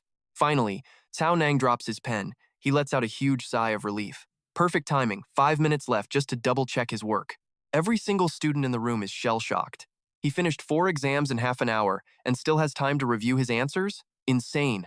Now watch this guy, Hi Fam. He crushes his pen in pure jealousy, swearing he will literally eat dirt if Cao Nang outscores him. And the proctor calls time. All right, you and I are jumping right in. Half a day after their boring written test finished, all candidates get dragged straight to the military base for practical drills. Time for the real combat test. The military guys herd the nervous students this way. Our guy Cao Nang carefully checks out the underground bunker. He totally didn't expect the big practical exam to happen in a creepy, claustrophobic place like this. Principal Lai literally said this combat test is all about adapting on the fly, since it completely changes every single year. Cao Nang can already feel that this year is going to be incredibly brutal. Down in the underground hall, once the entire crowd of students finally gathers up, Tran Bok steps forward and introduces himself. I am Tran. I am the one totally in charge of your practical exam today. But first things first, your written test results are officially out. Go ahead and check your own scores on the board. Everyone gasps in pure shock at the scores. Look at that. Hi Fam scored 535, but he actually only placed second. The guy in first place got a literal perfect score. It is Cao Nang. But wait, didn't his test paper literally catch on fire earlier? He finished the whole thing in 30 minutes and still got a flawless score. Hi Fam is completely frozen stiff, totally humiliated by these results. How is this even possible? How on earth did he score that high? He must have absolutely cheated his way to the top. The other classmates are practically worshipping him. Cao Nang is amazing. Our boy is bursting with pride secretly, but puts on a super humble act. Oh, it is just normal. You guys really do not need to be so surprised. The max is only 600 points. I could not go any higher. Finally, his I am the boss mission is officially cleared. He smirks to himself. Perfect scores in all 4 subjects. If I am not the absolute boss here, then who the heck is? Tran Bok interrupts the hype.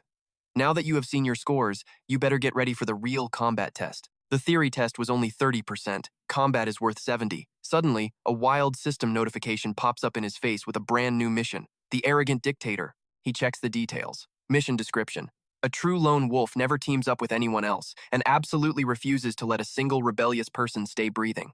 The crazy conditions to complete this mission? Take down and literally whip at least 10 exam proctors and secure first place in the practical exam. Oh, and that includes Tran Bok himself. Imagining himself holding a whip against a bunch of military officers, Cao Nang questions his life choices. Beating 10 officers and whipping them? Maybe I should prepare my own funeral first? With Lieutenant Tran's insane power level, there is 0 chance I can beat him. And even if I magically win, the guy is literally running this entire exam. Assaulting the head proctor right in front of everyone? Do I even want to pass this exam anymore? The students march to the arena. Cao Nang walks and prays, thinking his absolute only hope is if the actual test content forces them to fight the proctors anyway. But honestly, even if that happens, it still does not solve the massive power gap or the totally unhinged whipping part. The clueless students start whispering, is this really the practical combat zone? There is not even a fighting ring here, so how do we compete? Tran Bok quickly shuts them down. Stop making useless random guesses. Now, you and I are going to see some cool sci-fi stuff. The test is a survival battlefield, using twin magnetic tech to open a virtual arena. Once you step through this portal, you will be randomly teleported to 10 totally different starting locations across the map. What is even crazier? Inside this virtual battlefield, your physical appearance is going to change. The crowd completely loses their minds. Change our looks? Why? Tran smirks and reveals that the virtual field generates part of the environment, but the rest adapts to every single person's unique internal transformations. Your one mission is to see right through the disguises of the other candidates, hunt them down, and eliminate your rivals to snatch up those sweet points. This is a massive all-in-one test of your raw combat skills, disguise tactics, and pure detective abilities. One nervous student raises a hand. Lieutenant Tran, does eliminate mean actually killing our classmates? He hits them with the harsh truth. Inside the virtual battlefield, death is not permanent or real. However, It will definitely cause you absolutely unbearable agony. The pain feedback in this space is scaled up 2 times higher than normal reality. If you do not want to suffer, you better disguise yourselves flawlessly. Oh, and if you just hide and never move, you will eventually be eliminated by a sudden lightning strike anyway. Cao Nang is completely stunned by this. A lightning strike? With these chaotic rules, the easiest and most effective survival trick is just to form a team. If you can just rely on your squad and somehow survive until the bitter end, everyone's team score will actually be pretty solid. But here is the massive catch. With random fake appearances and being scattered everywhere, trying to team up is going to cause some huge paranoid trust issues between everyone. This exam is going to be incredibly messy. But honestly, none of that even matters to our guy anymore. His insane new system mission literally bans him from teaming up with anyone anyway. Tranbach loudly announces that time is up. The exam starts now. Everyone charge into the virtual battlefield. Cao Nang pushes the anxiety away. Every problem has a solution somewhere, so he will just jump in first and figure it out later. The space inside the battlefield features a massive rushing stream right through the middle. Cao Nang carefully scans his brand new surroundings. The whole vibe here is super peaceful, lush, and green, exactly like a tropical rainforest. Disguised entirely in pitch black, Cao Nang thinks to himself that this virtual zone is seriously impressive for twin magnetic tech. His vision is totally blocked on all 4 sides, making it impossible to even tell if there is a border. He shuffles to the stream. Now, you and I need to see this. Oh right, let us check what weird form I actually became. Staring at the blurry dark reflection in the water, Cao Nang freezes completely. Check out that fluffy white tail and those frantically flapping wings. Yep, our boy just realized he's reincarnated as a literal duck. But wait, it gets wilder. Suddenly, a crocodile pops out of the water, aggressively shouting, "I'm Gao Neng from high school number 3. Who wants to team up with me right now? Want to team up? Just spit it out. I'm only picking 5 people, so spots are super limited." But then a zebra nearby yells, "Who the heck is impersonating me? I am the real Gao Neng."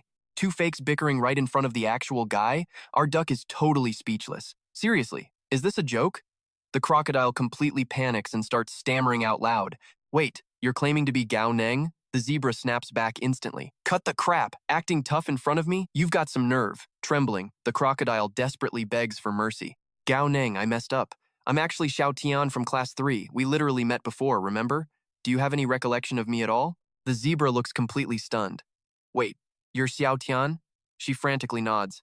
"Yeah, it's me. Gao Neng, please take me with you. I really want to join your squad." The zebra crosses his arms, super arrogant. "Join my squad? Let's see if you even qualify first." Meanwhile, the real Gao Neng is standing right behind them, absolutely fuming. These 2 clowns are unbelievable. Do they think he's completely invisible? Using his special plunder eye skill, our boy easily sees right through their goofy disguises to their true forms. Watching them act this ridiculously in front of him is incredibly annoying. Guess if he doesn't smack some sense into them, these idiots will never learn how to be honest. Suddenly, Xiao Tian notices him. "Whoa, look, there's a duck here. Wait, is that a wild duck?" The fake zebra couldn't care less. "Just ignore it. Roasting a tiny little duck like that wouldn't even be enough to fill my teeth.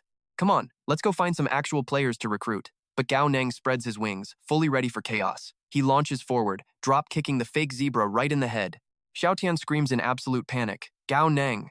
Just like that, the fake zebra is instantly eliminated from this brutal survival role-playing game. Now, Gao Neng locks eyes with Xiao Tian. She instantly bursts into dramatic tears, begging loudly, "Boss Duck, almighty Boss Duck, I messed up. I swear I should never have called you a wild duck. Spare my life. Please, Mr. Duck, don't kill me." But he shows zero mercy. Staring at his system screen, peerless weed eradication progress at 2/3, he realizes this goofy duck form absolutely does not limit his crazy combat power. Suddenly, a massive roar shakes the ground. Gao Neng snaps his head back to see a terrifying dinosaur ruthlessly hunting down a stampede of animals. Oh snap, it's a T-Rex! Thanks to his vision skill, the dinosaur's true form is instantly exposed. Wait a second. Is that a military proctor in disguise? Just as he suspected, the pros are actively crashing the game to terrorize the students. This is a massive opportunity, but how the heck is a duck supposed to approach them? Spotting a wandering flock of little yellow chicks, an absolute genius idea sparks in his brain. A perfectly rebellious master plan forms. He's totally got this. Meanwhile, outside the game, the school principals are glued to the monitor, closely tracking Gao Ning's every single move. The principal of High School 4, Guo Shan, leans over to gossip with Principal Shui. Those 2 idiots actually tried impersonating Gao Neng right to his face. Talk about terrible luck. She lets out a heavy sigh. They shouldn't be pulling off fake identities anywhere else either. They totally deserve to get caught. Qing Ping bursts into a massive grin. "Oh, sorry about that, old he." But our school's star player, Gao Neng, already scored 2 points. He Lin, the super competitive principal of high school number 1, grumbles internally. That brat already snatched first place in the written theory exam. If Gao Neng dominates the actual combat, like, we won the CC Canon student title will definitely go to high school 3 this year. Suddenly, Guoshan points at the screen in pure disbelief. Guys, you need to see this. What on earth is Gao Neng doing right now? Is he seriously acting like a drill sergeant for a flock of baby chicks? Unbelievable. Meanwhile, Gao Neng strictly signals his feathered army to line up straight. Perfect, you guys follow my lead. Now officially the glorious commander of this fluffy yellow army, our duck boss suddenly realizes a profound life philosophy. As the old saying goes, true geniuses always hide in plain sight. So, what exactly is the ultimate camouflage? Real camouflage is standing right in front of someone's face while they have zero clue that deadly danger is staring them down. Just then, a fox and a rhino player casually stroll past him, completely unaware of the threat. The rhino turns to the fox. Before it gets way too dark out here, we should totally go hunt down a few more players for our squad. Exactly. As long as we manage to completely dodge Gao Neng and Hai Fan, we can definitely still rake in some pretty decent survival points. Gao Neng smirks internally, totally full of himself. Honestly, who on earth would ever suspect that a dozen random students transformed into chicks could form such an elite stealth squad? Don't blame me, guys. A battlefield is a battlefield, and out here, there is zero room for mercy. Flapping his wings, Gao Neng instantly obliterates the fox player, then ruthlessly drop-kicks the heavy rhino. Seeing this utter madness, all 4 principals are completely paralyzed in shock. He Lin violently slams his hand down in protest. That's a total foul. How is this not considered cheating? Qingping quickly defends him. Hey, hold on, old he. Gao Neng is just brilliantly exploiting the virtual battlefield's environment to his advantage. Even the military proctors have completely approved of this strategy. He furiously points a finger right at Qingping's face. This absolutely has to be your dirty trick. I'm gonna fight you right now. Qingping just scoffs. Bring it on, old man. Why would I ever be scared of you? Someone quickly steps in. Hey, you two need to chill out. If you really want to throw hands, take it to the training room.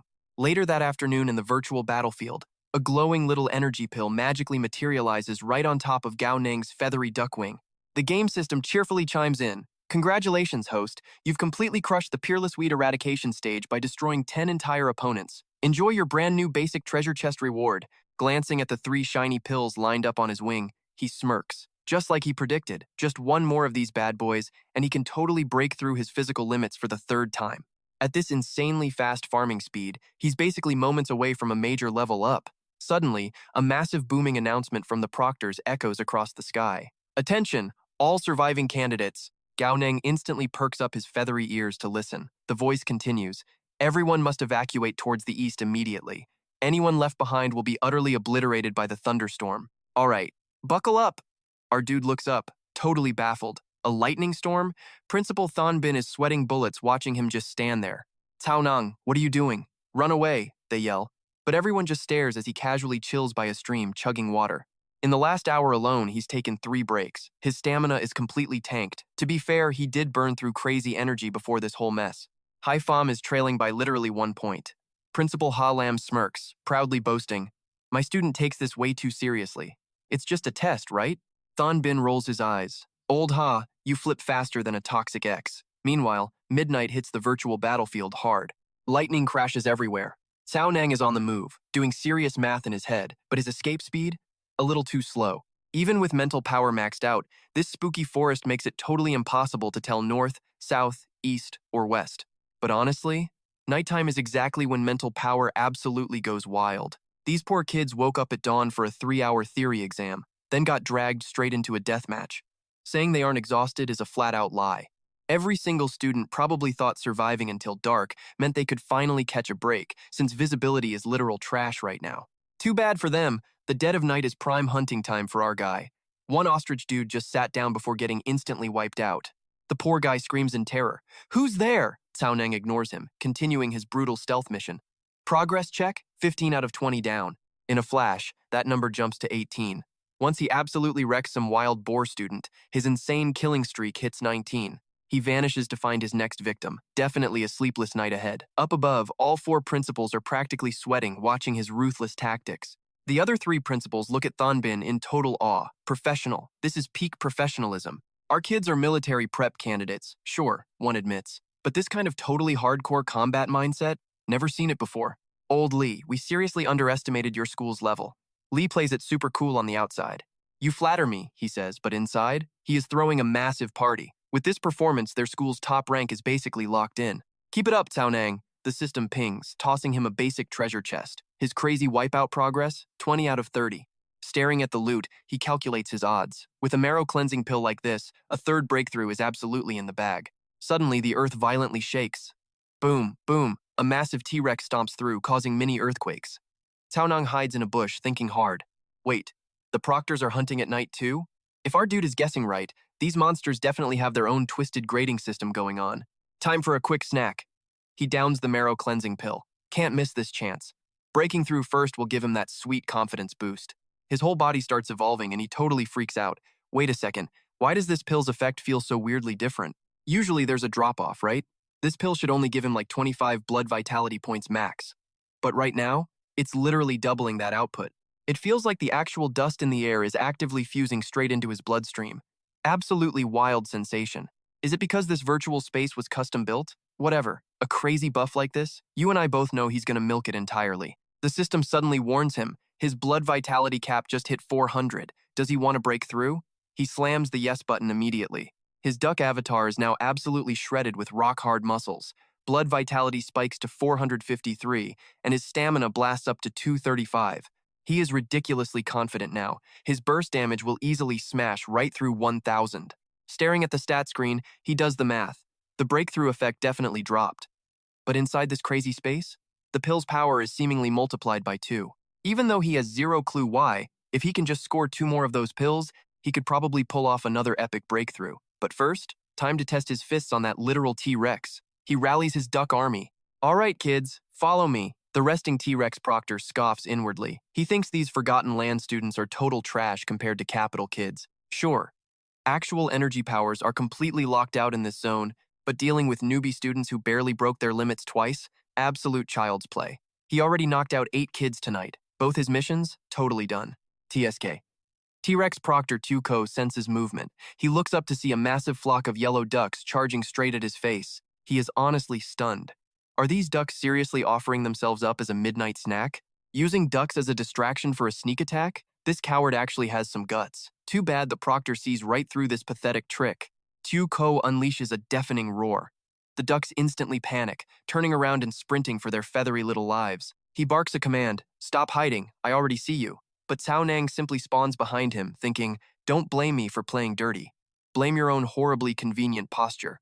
Right now, our guy is positioned perfectly behind the T-Rex's tail, slowly raising his duck foot up high. Take this. This is my ultimate strike just for you. And bam. That kick lands directly into the T-Rex's forbidden flower. Yep, right up there. Tyoko feels such ungodly pain that snot and tears absolutely explode from his face. A genuinely agonizing dino scream echoes across the night. Tyoko still cannot process reality. An ambush? I just got completely violated by a duck with a bowl cut? Alright, picture this. Seeing that duck wing form a sharp point aimed right at him, Tyoko was completely terrified. Wait, what is he trying to do? What else is he going to do? He cried and begged for mercy. Wait, please go easy on me. Even though this is a practical combat exam, it's really just a test. But Cao Nang showed no mercy.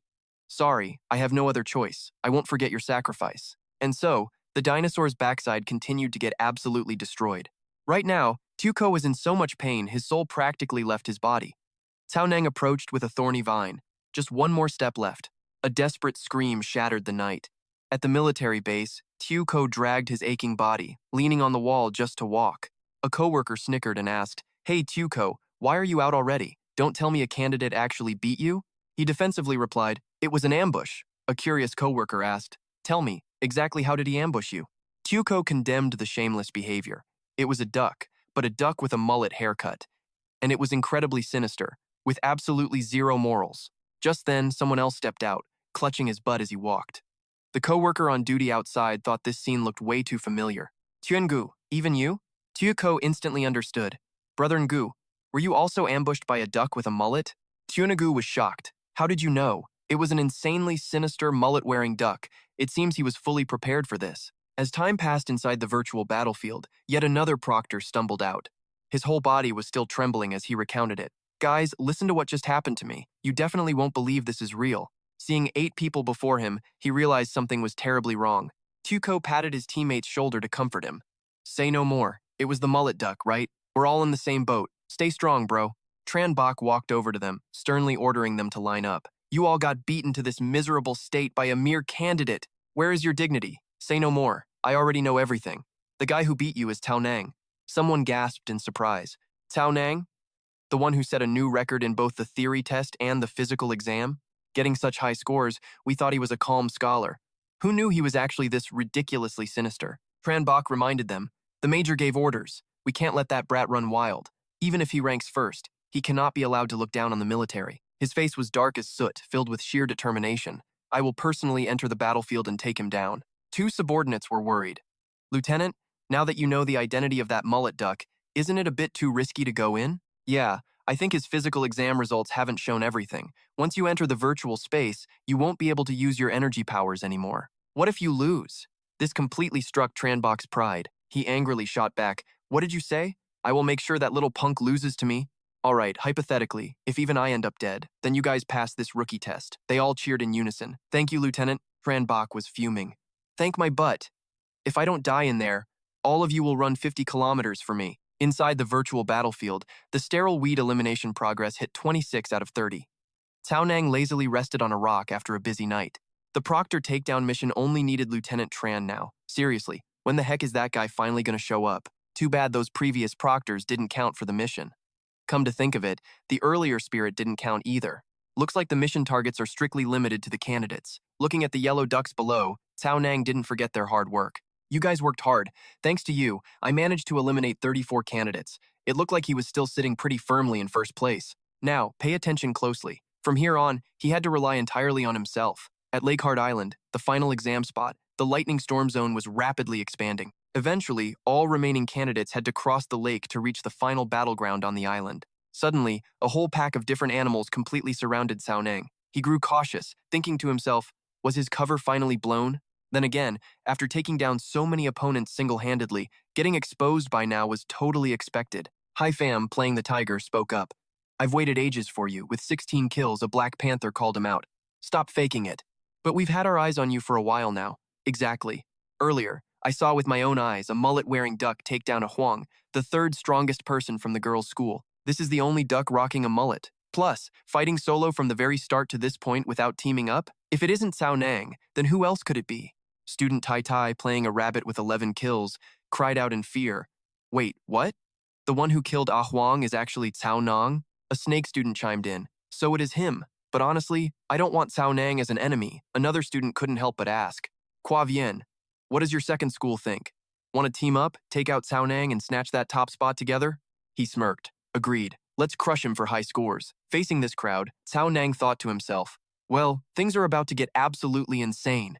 All right, you and I knew it would get wild, but even the girls' school joined this madness. Definitely going to be tricky to deal with. Suddenly, a Black Panther lunged right at our guy. Die, Cao Nang. But boom, a duckfoot smacked it right in the face. The crowd was absolutely stunned. What kind of explosive power was that? The impact force had to be over 1,000. Seriously, is that even the strength of a normal exam candidate anymore? This guy really is Cao Nang. But then he shouted, you useless little punks seriously think you have what it takes to be my opponents? Today, I, Tran Bok, will teach you all a lesson for daring to offend the absolute dignity of an allied soldier. Wait, did he just change his name? The students were completely terrified. What the heck? Is he actually Lieutenant Tran Bok? Aha was instantly taken down. This made everyone seriously doubt Aha's strength, since he was supposed to be second only to An Hai. Yet he got completely crushed in mere seconds. Could this guy really be the ruthless supervisor? The whole group panicked and started running away. We are so sorry, Lieutenant Tran. We messed up. The others started whispering to each other, saying they shouldn't let themselves get fooled again. That guy is definitely Cao Nang. If we get wiped out, he gets a much easier shot at claiming the top student title. Top student? That is his problem. I just want to pass and get into college. Exactly. Our main goal is the Lake Island. If we actually mess with the real Lieutenant Tran, we are 100% doomed. Hai Fam muttered in pure frustration. Damn it. If I knew faking being a supervisor was this easy, I would have done it. Meanwhile, Cao Nang did not hesitate at all, sprinting toward the nearby river and diving straight into the water. The whole crowd yelled out in total shock. He swims so fast. Lieutenant Tran caught up. Underwater, a yellow duck begged, please don't, Lieutenant Tran. I am still way too young. Please spare my life. The other classmates fell for it completely. Hurry up. While Lieutenant Tran is busy catching someone else, let's swim across right now. Hai Fam walked away, completely helpless. Whatever, let's stop overthinking it and just swim across the lake first. Back to Tao Nang, he let go of the exhausted yellow duck. Sorry, buddy. I was forced to do this. Reality is just too cruel. Here is hoping we both grow up safely. Right at that moment, a slimy tentacle wrapped around his leg. He jumped in shock. What the heck? Who dares to sneak attack me? Looking down at the culprit below, Tao Nang panicked. This octopus is way too huge. Seeing the true form of the beast, he guessed it was Lieutenant Tran. Did they already figure out his real identity? Without a single ounce of hesitation, our guy actually bit down hard on the tentacle to hurt him. Tranbach was too stunned to react at first, but seconds later, the tentacles aggressively wrapped entirely around Cao Nang's body. He growled angrily. You arrogant little duck, today I am going to teach you a painful lesson. Cao Nang instantly started struggling to breathe, his face turning completely purple. Way too strong. Even without using any energy powers, Lieutenant Tran's raw physical strength was already way higher than his, but our boy was definitely not going to just sit there and die. Perfect chance. He lifted his leg and kicked straight into Tranbach's most sensitive spot. Tranbach felt an unimaginable agony, trembling entirely from the sheer pain. Absolutely furious, he swung a massive tentacle and smacked Cao Nang incredibly hard. Damn it! Cao Nang was sent flying high into the air. Tranbach surfaced from the water immediately, fiercely determined to chase him down to the very end. You slippery little brat, you are not escaping. Seeing Cao Nang hit the water and swim away, Tranbach chased after him, finally stopping on the shore. The students watched in total amazement. Look, Lieutenant Tran caught up, and there is a massive giant octopus right behind him too. Tranbach suddenly shouted, Hurry up, everyone! Help me catch him! I am actually Cao Nang from high school number 3. Wait, what? The students actually believed the octopus on shore was Cao Nang. They thought Cao Nang was fighting Lieutenant Tran and that he was actively chasing the real supervisor down. Is Cao Nang seriously that overpowered? Tranbach gave the order, yelling that the military exam's exact rule was to eliminate the opposing candidates. We only have a chance of passing this brutal exam if we eliminate Lieutenant Tran together. Everyone, let's attack him together right now. He is already injured. Cao Nang thought to himself, oh, that is just great. This guy definitely realized my real identity as Cao Nang.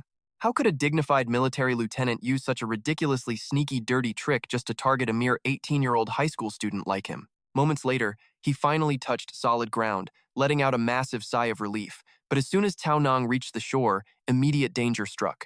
Tai Tai rushed forward to attack. Lieutenant Tranbach, today, I, Lai Tai Tai, will firmly stand on the same side as Cao Nang and take sweet revenge for the girls of our school. Unbothered, our guy casually flapped his wings, easily dealing with a rabbit and snake trying to combo him. Other students charged at him furiously. Tai Tai, damn it, Lieutenant Tran, I am risking my life to fight you right now. Students of high school number 3, charge. Our very own top student Cao Nang has already made his move. We absolutely cannot ruin the sacred honor of high school number 3. Cao Nang cursed internally. You complete idiots. Is the top student of school number 3 really going to die at the hands of his own clueless classmates? He resorted to threats. Lamb, do all of you seriously want to fail this exam? They froze in total shock for a second. Tranbach angrily smashed the water surface, then tried to persuade them. Do not be afraid, everyone. The military exam is completely fair. If the supervisors are allowed to attack us, then we are fully allowed to counterattack them. Plus, with Cao Nang here, I will take full responsibility. My relationship with Major Tham is actually incredibly solid. The other students started whispering among themselves. Right, Major Tham. Cao Nang must definitely know some secret insider information directly from the Major. Fighting alongside Cao Nang is totally the right choice.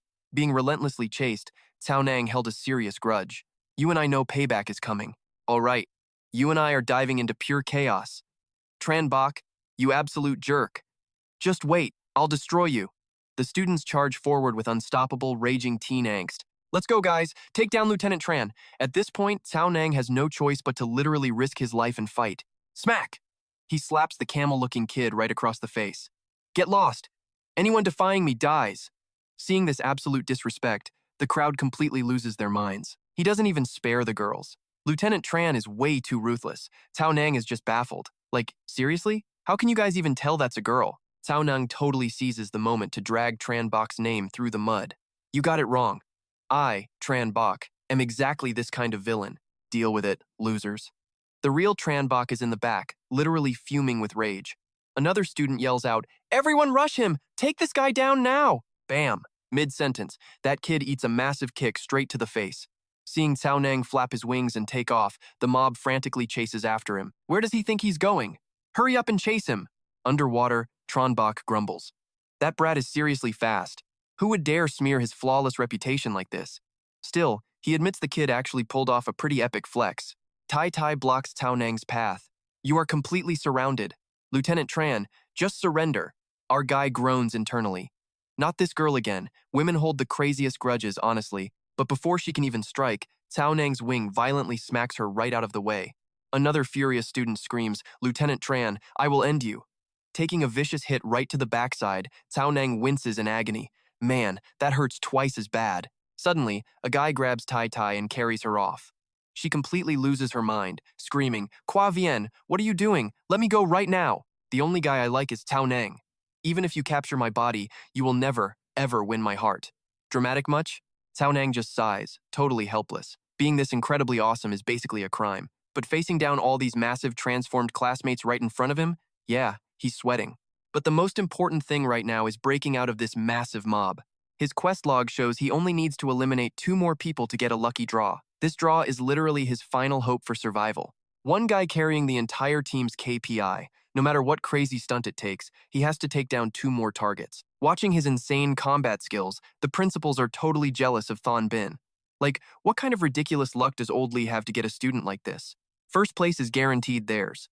Halam still holds out hope. We will see. Meanwhile, over by Hai Pham, his angry teammates are completely losing their minds. Hai Pham, you stabbed us in the back again. Hai Pham just sneers at them. Betrayal? Please. You guys are just a bunch of clueless idiots with 0 defense. And just like that, he instantly wipes out all 3 guys. Principal Tiet gasps. Now here is where you and I need to pay close attention. Hai Pham's kill count is rising fast. With Cao Nang completely trapped, attacking is nearly impossible. Hai Pham might actually steal the win.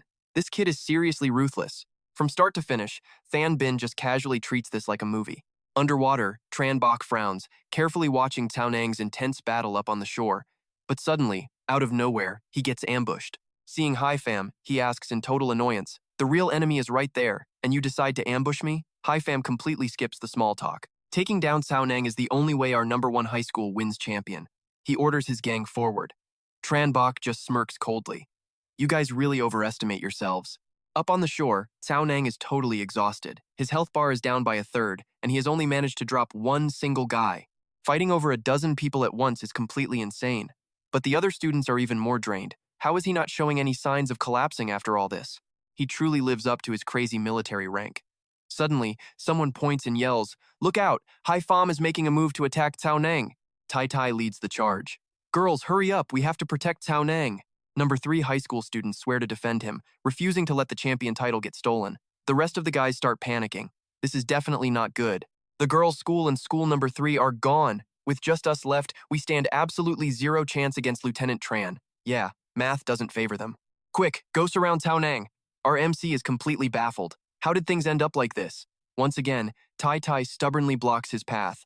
Lieutenant Tran, do not even try to run. Even if everyone else is too scared to attack, I will absolutely never let you off the hook. She smugly thinks to herself, I already eliminated that annoying Qua Vien. Now, absolutely nobody can stop me from getting my man. Tai Tai loudly shouts her battle cry for Cao Nang. Cao Nang just mentally facepalms. Qua Vien, buddy, I actually feel bad for you for a second. Right after that, he beautifully knocks Tai Tai out with just 1 strike. The system finally dings with 30 out of 30 progress. Congratulations, host, for completing the epic mission. Your hard-earned reward is 1 basic treasure chest. Time for the lucky draw. Watching that wheel, Cao Nang is hyped. Stick with me, the ultimate moment is finally here. If I didn't have that massive suppression, power, and stamina recovery from the exercises, I'd have died 10 times over by now. This entire event was basically a massive, crazy gamble with his own life. If I don't win something good, I am literally cooked. Slowly, the spinning needle finally points right toward a mysterious item. The system loudly announces he received a permanent special skill, the basic lifeform transformation. Cao Nang just stands there, completely stunned, blurting out, wait, lifeform transformation? He feels absolutely ecstatic. That beautiful lucky wheel actually delivered a brand new, insanely overpowered special skill just as promised. Plus, this isn't some weak temporary skill that needs an extension like the Eye of Plunder. Nope, this is a 100% genuine, permanent, top-tier power. Alright, let's look at this ridiculous lifeform transformation. Our guy gets a 30% conversion rate, but what does it actually do? And what's this beginner-level nonsense? Staring at the shiny system panel, Cao Nang is completely dizzy. What the heck is this? Hold up, let him read the fine print. This feature is absolutely insane. It's not just a simple skill. This right here is a complete, fully functional biological overhaul system. To put it in super simple terms, a normal human body is constructed from over 60 completely different types of chemical elements, including your basic stuff like calcium, sodium, and nitrogen, plus those fancy trace elements like iron, copper, and zinc. And this wild feature lets him convert 30% of those exact elements. We're talking turning the plain nitrogen in his body straight into pure, hard iron. The system happily chimes in. Iron structure added to the body. Copper structure boosts defense by 70%, strength by 50%, and cuts lightning damage entirely in half. Cao Nang is sweating now. This is straight up cheating. If the admins catch him, he's definitely getting banned for life. Talk about a massive high-risk, high-reward power trip. And this is just the beginner level. If he unlocks intermediate or advanced, won't our boy literally be lifting the sky with one hand? Suddenly, a wave of pure nausea hits him. He nervously asks what's wrong. The system replies with a so-called friendly warning. Prolonged use of this epic life-form transformation will trigger extremely harmful side effects, including severe headaches, blurry vision, sudden nausea. And wait a minute, pregnancy? Plus, maintaining that iron structure will aggressively drain 1,000 alliance points every single minute. And the copper structure costs 2,000 alliance points per minute. What kind of joke is this? This is blatant daylight robbery. The cold, glowing panel rudely repeats the crazy cost. Iron structure drain is 1,000 points a minute. Copper drain is 2,000 points a minute. Cao Nang's wallet is crying in pure agony right now. With his current absolutely broke finances, even if he uses the cheapest iron form, he can only afford 10 measly minutes. He yells at the system, calling it an incredibly sneaky and sinister scammer. This is straight-up discrimination against poor, hard-working peasants. So if you don't have the cash, you just can't use the cool powers, right? And why the heck is there a massive price gap between copper and iron anyway? What makes copper double the price? The system cheerfully pings, gratefully acknowledging the host's very valuable feedback. So now, iron and copper will cost exactly the same. Iron consumption is proudly raised to 2,000 alliance points per minute. Cao Nang aggressively swears that once he gets strong enough, he is absolutely throwing this trash-tier, greedy scam of a system straight into the garbage. Even if he starves to death in the street, he refuses to do another stupid quest. Didn't it just hike up the price of iron anyway? He'll just spam copper from now on.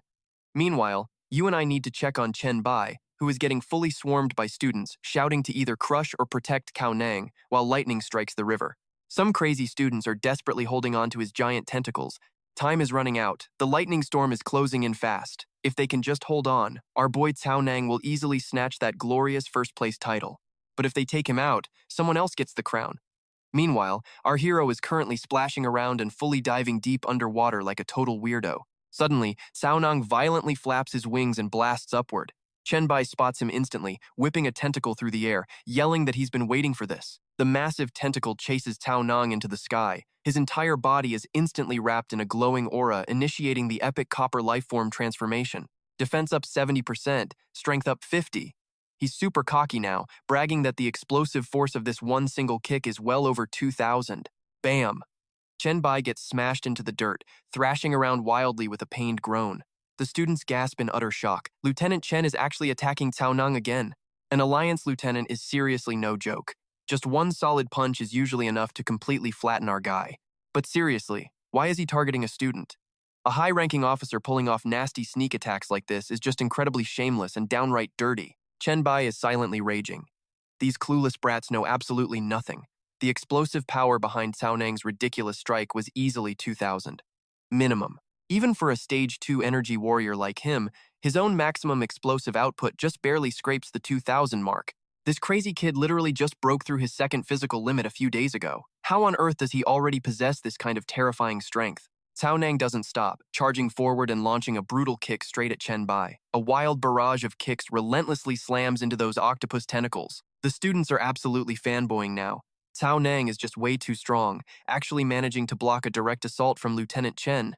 They scream for Cao Nang to push harder, telling the octopus to maintain his dignity and not lose to a crazy duck. Hilarious chaos. Struggling hard, Chen Bai thinks, "Well played, you little monster. Every single hit packs a force of 2,500. Did this kid just randomly break through again?"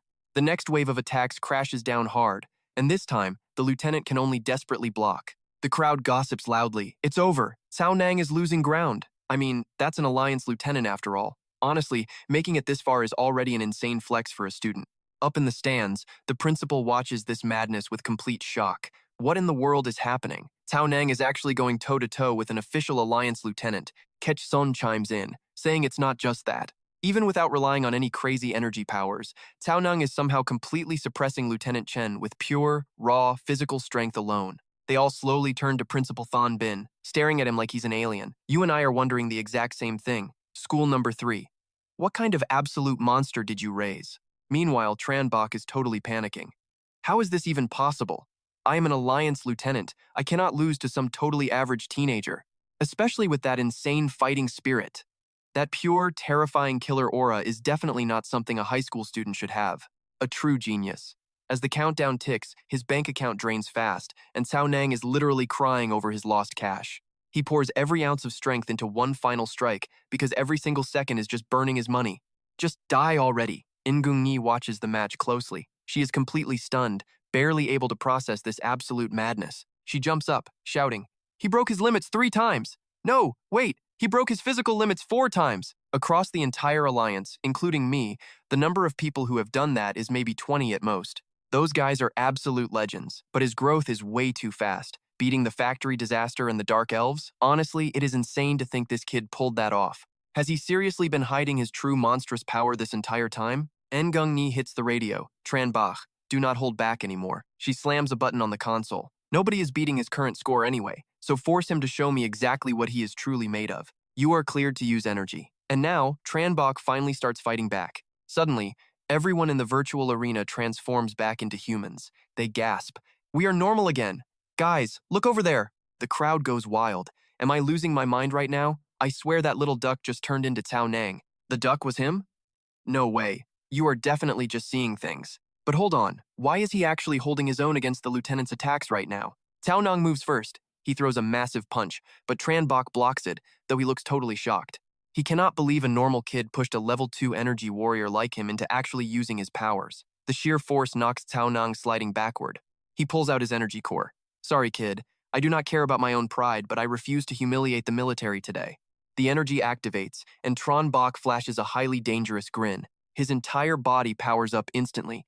Cao Nang, you can call me a bully for this. When you finally become an energy warrior, come find me for payback. The crowd is stunned. He is using iron energy. Run! He is breaking the rules. Hai Fam watches, shaking. You and I know he completely wasted his time planning against this absolute monster. It makes 0 sense. Tranbach swings his glowing iron fist. Our boy cannot dodge fast enough and eats a massive punch straight on. He crashes hard into the dirt, feeling completely scammed. How is this even fair? Are they really allowed to do him like this? All 6,000 of his alliance dollars completely gone. Thankfully, his 70% copper defense upgrade keeps him from getting totally crushed to pieces. Tranbach rushes in again, shouting orders. Quit hiding. Show me what you can actually do right now. Cao Nang leaps back, throws a desperate punch, and yells, "Nothing left to see! This is literally all my power!" But Tranbach buys exactly 0% of that. Really? I doubt it. Suspicious, he actually stops his glowing fist midair. Cao Nang moves incredibly fast, dodging like an absolute ghost. He fights while lecturing the guy. Lieutenant, I think we really need to build some basic human trust here. Only our boy knows the horrible truth. He is totally running on fumes and cannot escape.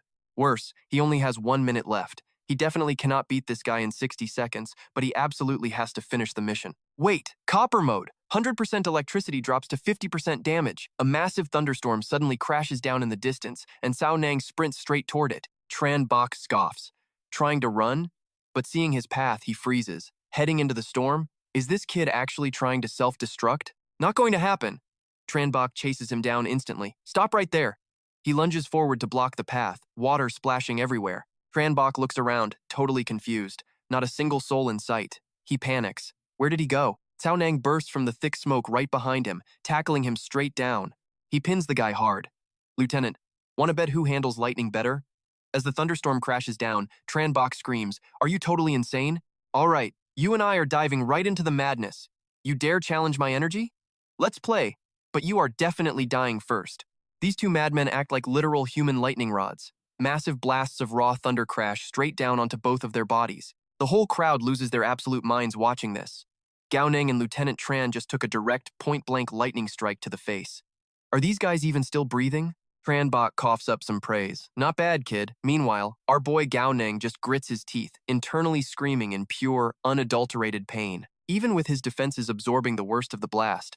That frying, bone-rattling agony? Yeah, that part is still hitting him at full force. Bam! Another wave of lightning drops, because sharing is caring. Our guy knows the lieutenant is way more roasted than he is. Still, taking a third lightning strike right now? That is a guaranteed death wish. But wait! Catching Gao Neng off guard, the lieutenant totally flips the script. He fires a brutal counterattack straight back into our hero's face. Gao Neng takes the hit and gets blasted backward. Tranbok wastes zero time. He pins our boy right to the floor, raises a massive fist, and announces his victory. You lose, Gao Neng. Oh, but our crazy kid throws a literal skull-crushing headbutt right back at him. He is screaming in absolute defiance, I am not losing. Talk about a wild reversal. He violently pins the lieutenant down now, totally convinced that one single headbutt wasn't enough. Gao Neng weaponizes his own thick skull again. It is pure mutually assured destruction, hurting the boss while scrambling his own brains. Bring it on. Completely out of gas, Tranbok stops fighting back and just mutters, youth is wild. And with that, both guys completely sink underwater. The rest of the students are absolutely losing their minds. That fight was just way too brutal. Are both of those maniacs totally dead? Both bodies vanished beneath the surface. To think a student actually forced a full-blown elite energy warrior into a brutal life-or-death draw. Principal Tuyet is just staring in absolute shock. Even though Lieutenant Tranbok completely outclassed him in raw power, Gao Neng somehow pushed the fight this far. And get this, he is not even an official energy warrior yet, another teacher adds in disbelief. Teacher Than Bin is practically beaming with pure pride. You really did amazing, kid. Suddenly, a single hand bursts out of the water. Every single student freezes in shock, and even the strict principals can hardly believe their own eyes. Nobody can believe it. Our boy Gao Neng is actually still breathing? He took 2 direct lightning bolts and caught way too many punches from an elite soldier. How is that even physically possible? Ngu Ni is completely stunned by this crazy comeback, but she looks ridiculously satisfied about it. Not bad at all, little wolf. When he gets out, should I chop him up or extract his bone marrow for some fun experiments? He is absolutely worth analyzing. Meanwhile, Gao Neng slowly drags his tired body toward the shore, leaving his classmates totally speechless. But wait, look closely. It looks like our guy caught something huge. Holy crap, he is literally dragging the defeated lieutenant ashore by his ankle. Is the lieutenant even alive? Well, his body hasn't vanished from the arena, so he must be breathing. Honestly, Tranbok is probably just faking sleep out of pure embarrassment. Gao Neng smirks and says, Lieutenant Tran, you fought like a true man today. I won this round, but you definitely showed me the awesome power of the Alliance military. Then, this absolute madman smacks the unconscious officer's butt with a literal whip. But hey, this rivalry is far from over. The watching students gasp, that is just too savage. How could he spank a military officer? Isn't he terrified of insane payback? As Tranbok's body finally fades away, you know he is swearing brutal revenge. You better watch your back, Gao Neng. Seeing an opening, the sneaky Hai Fam thinks our hero just fought a crazy gauntlet of battles. His stamina has to be absolutely drained by now. This is the perfect chance to take him down. Hai Fam launches a pathetic sneak attack, screaming for Gao Neng to die. The others start panicking and screaming. Oh no, that coward is trying to steal a cheap victory. Third high school students, we need to protect him right now. But nope, Gao Neng easily blocks the cowardly punch and lands a massive kick, sending that loser flying straight backward. Everyone watches in sheer disbelief as our boy starts randomly stretching. How does he still have energy left? This flex is just way too arrogant. Is he seriously doing the 4th national warm-up routine in the middle of a war zone? Getting his stamina right back, he tightly grips that infamous whip of his. Time for some payback. Gao Neng glares, did you seriously try to blindside me? Hai Fam snarls back like a cornered rat. Yeah, so what? This combat exam determines everything. We all want that shiny top spot, so don't you dare act like my cheap shot was against the rules. Now, our main guy finally connects the dots. I have been wondering this whole time who exactly rigged my written exam to ruin my score. I actually blamed you at first, but now it makes sense. Such desperate parenting. Hai Fam is completely confused by the insult. What the heck are you saying? Watch this call out, guys, he points out. Principal Ha, at least your kid admits his dirty tricks. But a grown father like you pulls a shady stunt like that and stays quiet? You are acting exactly like a pathetic, cowardly turtle. The other principals instantly glare at Ha Lam in absolute shock. Meanwhile, Hai Fam is losing it. What kind of garbage are you spitting? My dad would never cheat. Thwack! Gao Neng's whip effortlessly wraps right around the kid's ankle, violently slamming that annoying brat face first into the dirt. Your dad might have totally screwed me over, but lucky for you, I am a ridiculously generous guy. Taking a few lashes should perfectly cool off my anger. The rich kid is burning with absolute humiliation. You dare whip me? I will ruin you. But our hero does not care at all, readying another massive strike. I literally just spanked a military officer.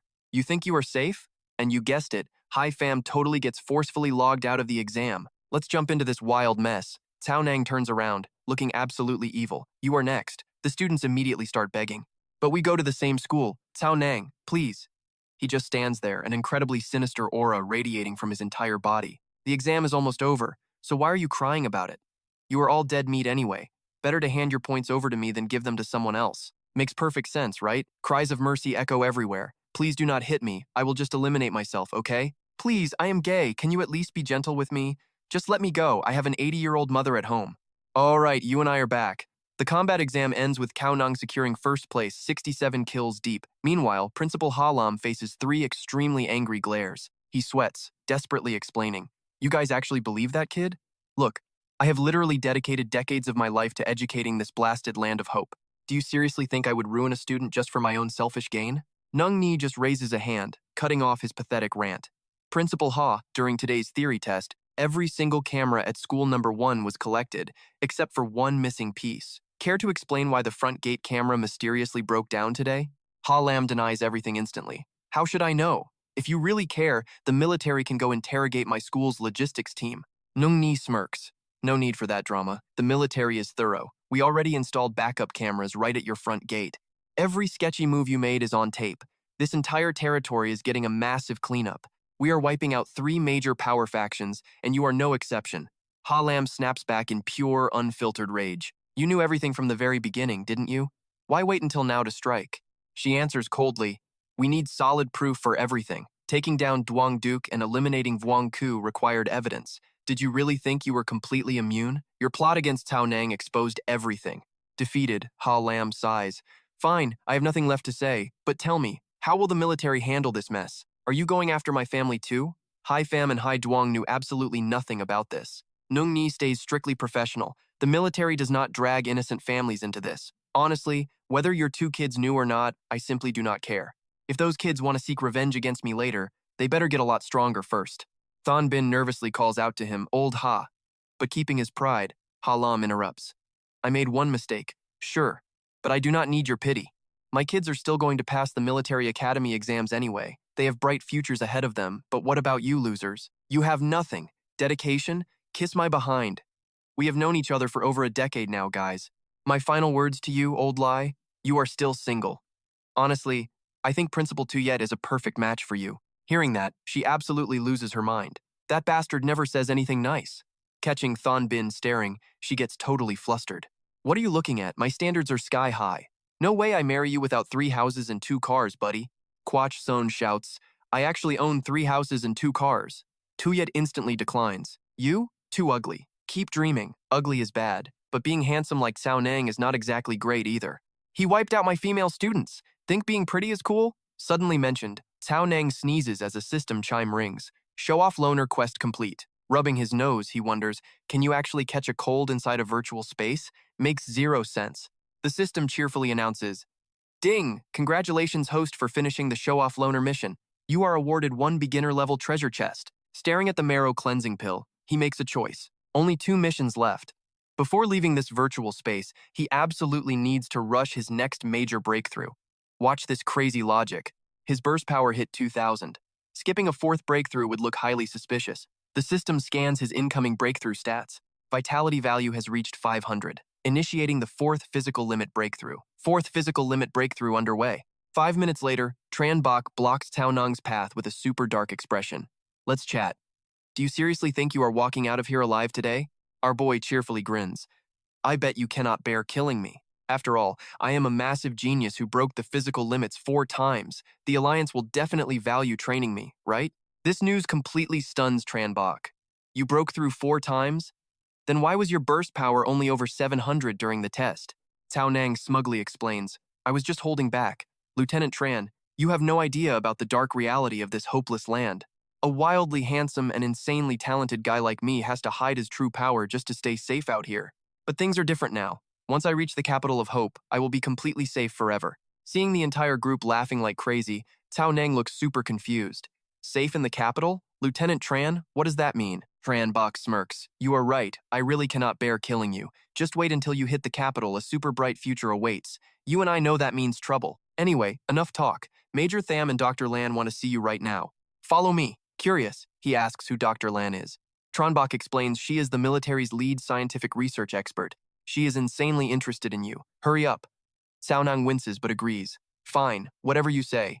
Standing before the military scientific research lab doors, Cao Nang walks right in and greets a familiar face. Nung Ni points beside her. Meet Dr. Lan, our body analysis expert. Nuok Hoa stares at him, absolutely thrilled. So you are Cao Nang? You finally arrived. Instantly, our boy gets strapped onto the exam chair. All right, you and I are diving in. Ruo Hua checks his insane muscle density. This kid is wild, breaking ultimate human limits 4 whole times. Ning Er completely showers him with praise, jumping from 1 breakthrough to 4 in just a few days. This guy is hiding some seriously massive secrets. She tells Dr. Lan to start the research right away. Gao Ning panics and starts begging. Wait, I risked my life for the Alliance. I helped the military. You guys seriously cannot do this to me. I literally saved your life. I wiped out Wang Ju and his entire crew. I helped with the Tangda situation too. Plus, I killed an alien monster just for your research. I have done so much for you guys. Do I seriously not get a single drop of privacy around here?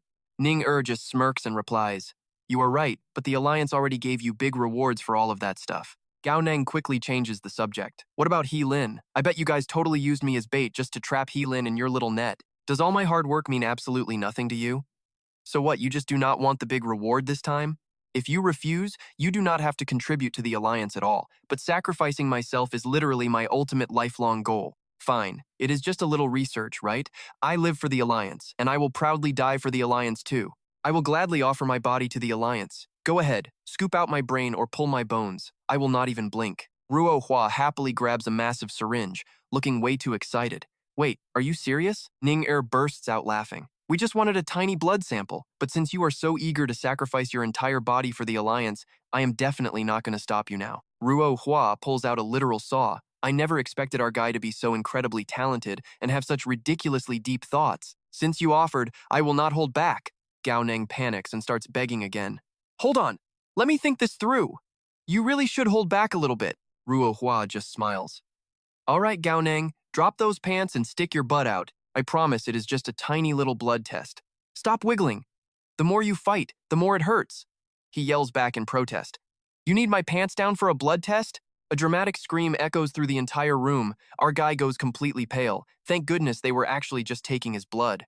It is only a simple blood test. Hopefully, it will not expose his crazy secret system. He knows he cannot stay here for long. If he sticks around, they might actually chop him into tiny little pieces. Seeing Ruo Hua looking super serious, Ning Er quickly asks, Well, doctor, did you find absolutely anything unusual in there? She just smiles brightly. Yep, there is a ridiculously special power hidden right inside his blood. The activity levels are completely off the charts. Even though I cannot figure out exactly what this mysterious power is right now, his blood is incredibly special. No doubt about it. Hearing this, Ninger's face instantly turns ice cold. Is he secretly an alien monster? Ruo Hua shuts that down completely. Nope, he is fully human. His blood just carries some crazy mysterious power. It is basically a very rare mutation. Now that I think about it, do you not have a crazy mutation too? Ning-er sighs in pure relief. Thank goodness he is not an alien. Lieutenant Chen, give Gao Neng 50,000 Alliance coins right now. Also, hand him my personal phone number. Tell him to call me if he ever needs absolutely anything at all. My service fee is exactly 50,000 per call. Let us pause here. You and I know this is wild. Chen Bai's jaw literally drops. 50,000 per call? Time flies, and suddenly it is 11 p.m. Gao Neng finally returns home and calls out, Mom, I am finally home. Zilan already set up a massive feast on the table. You must be starving, right? Eat first. He looks at his mom, super curious.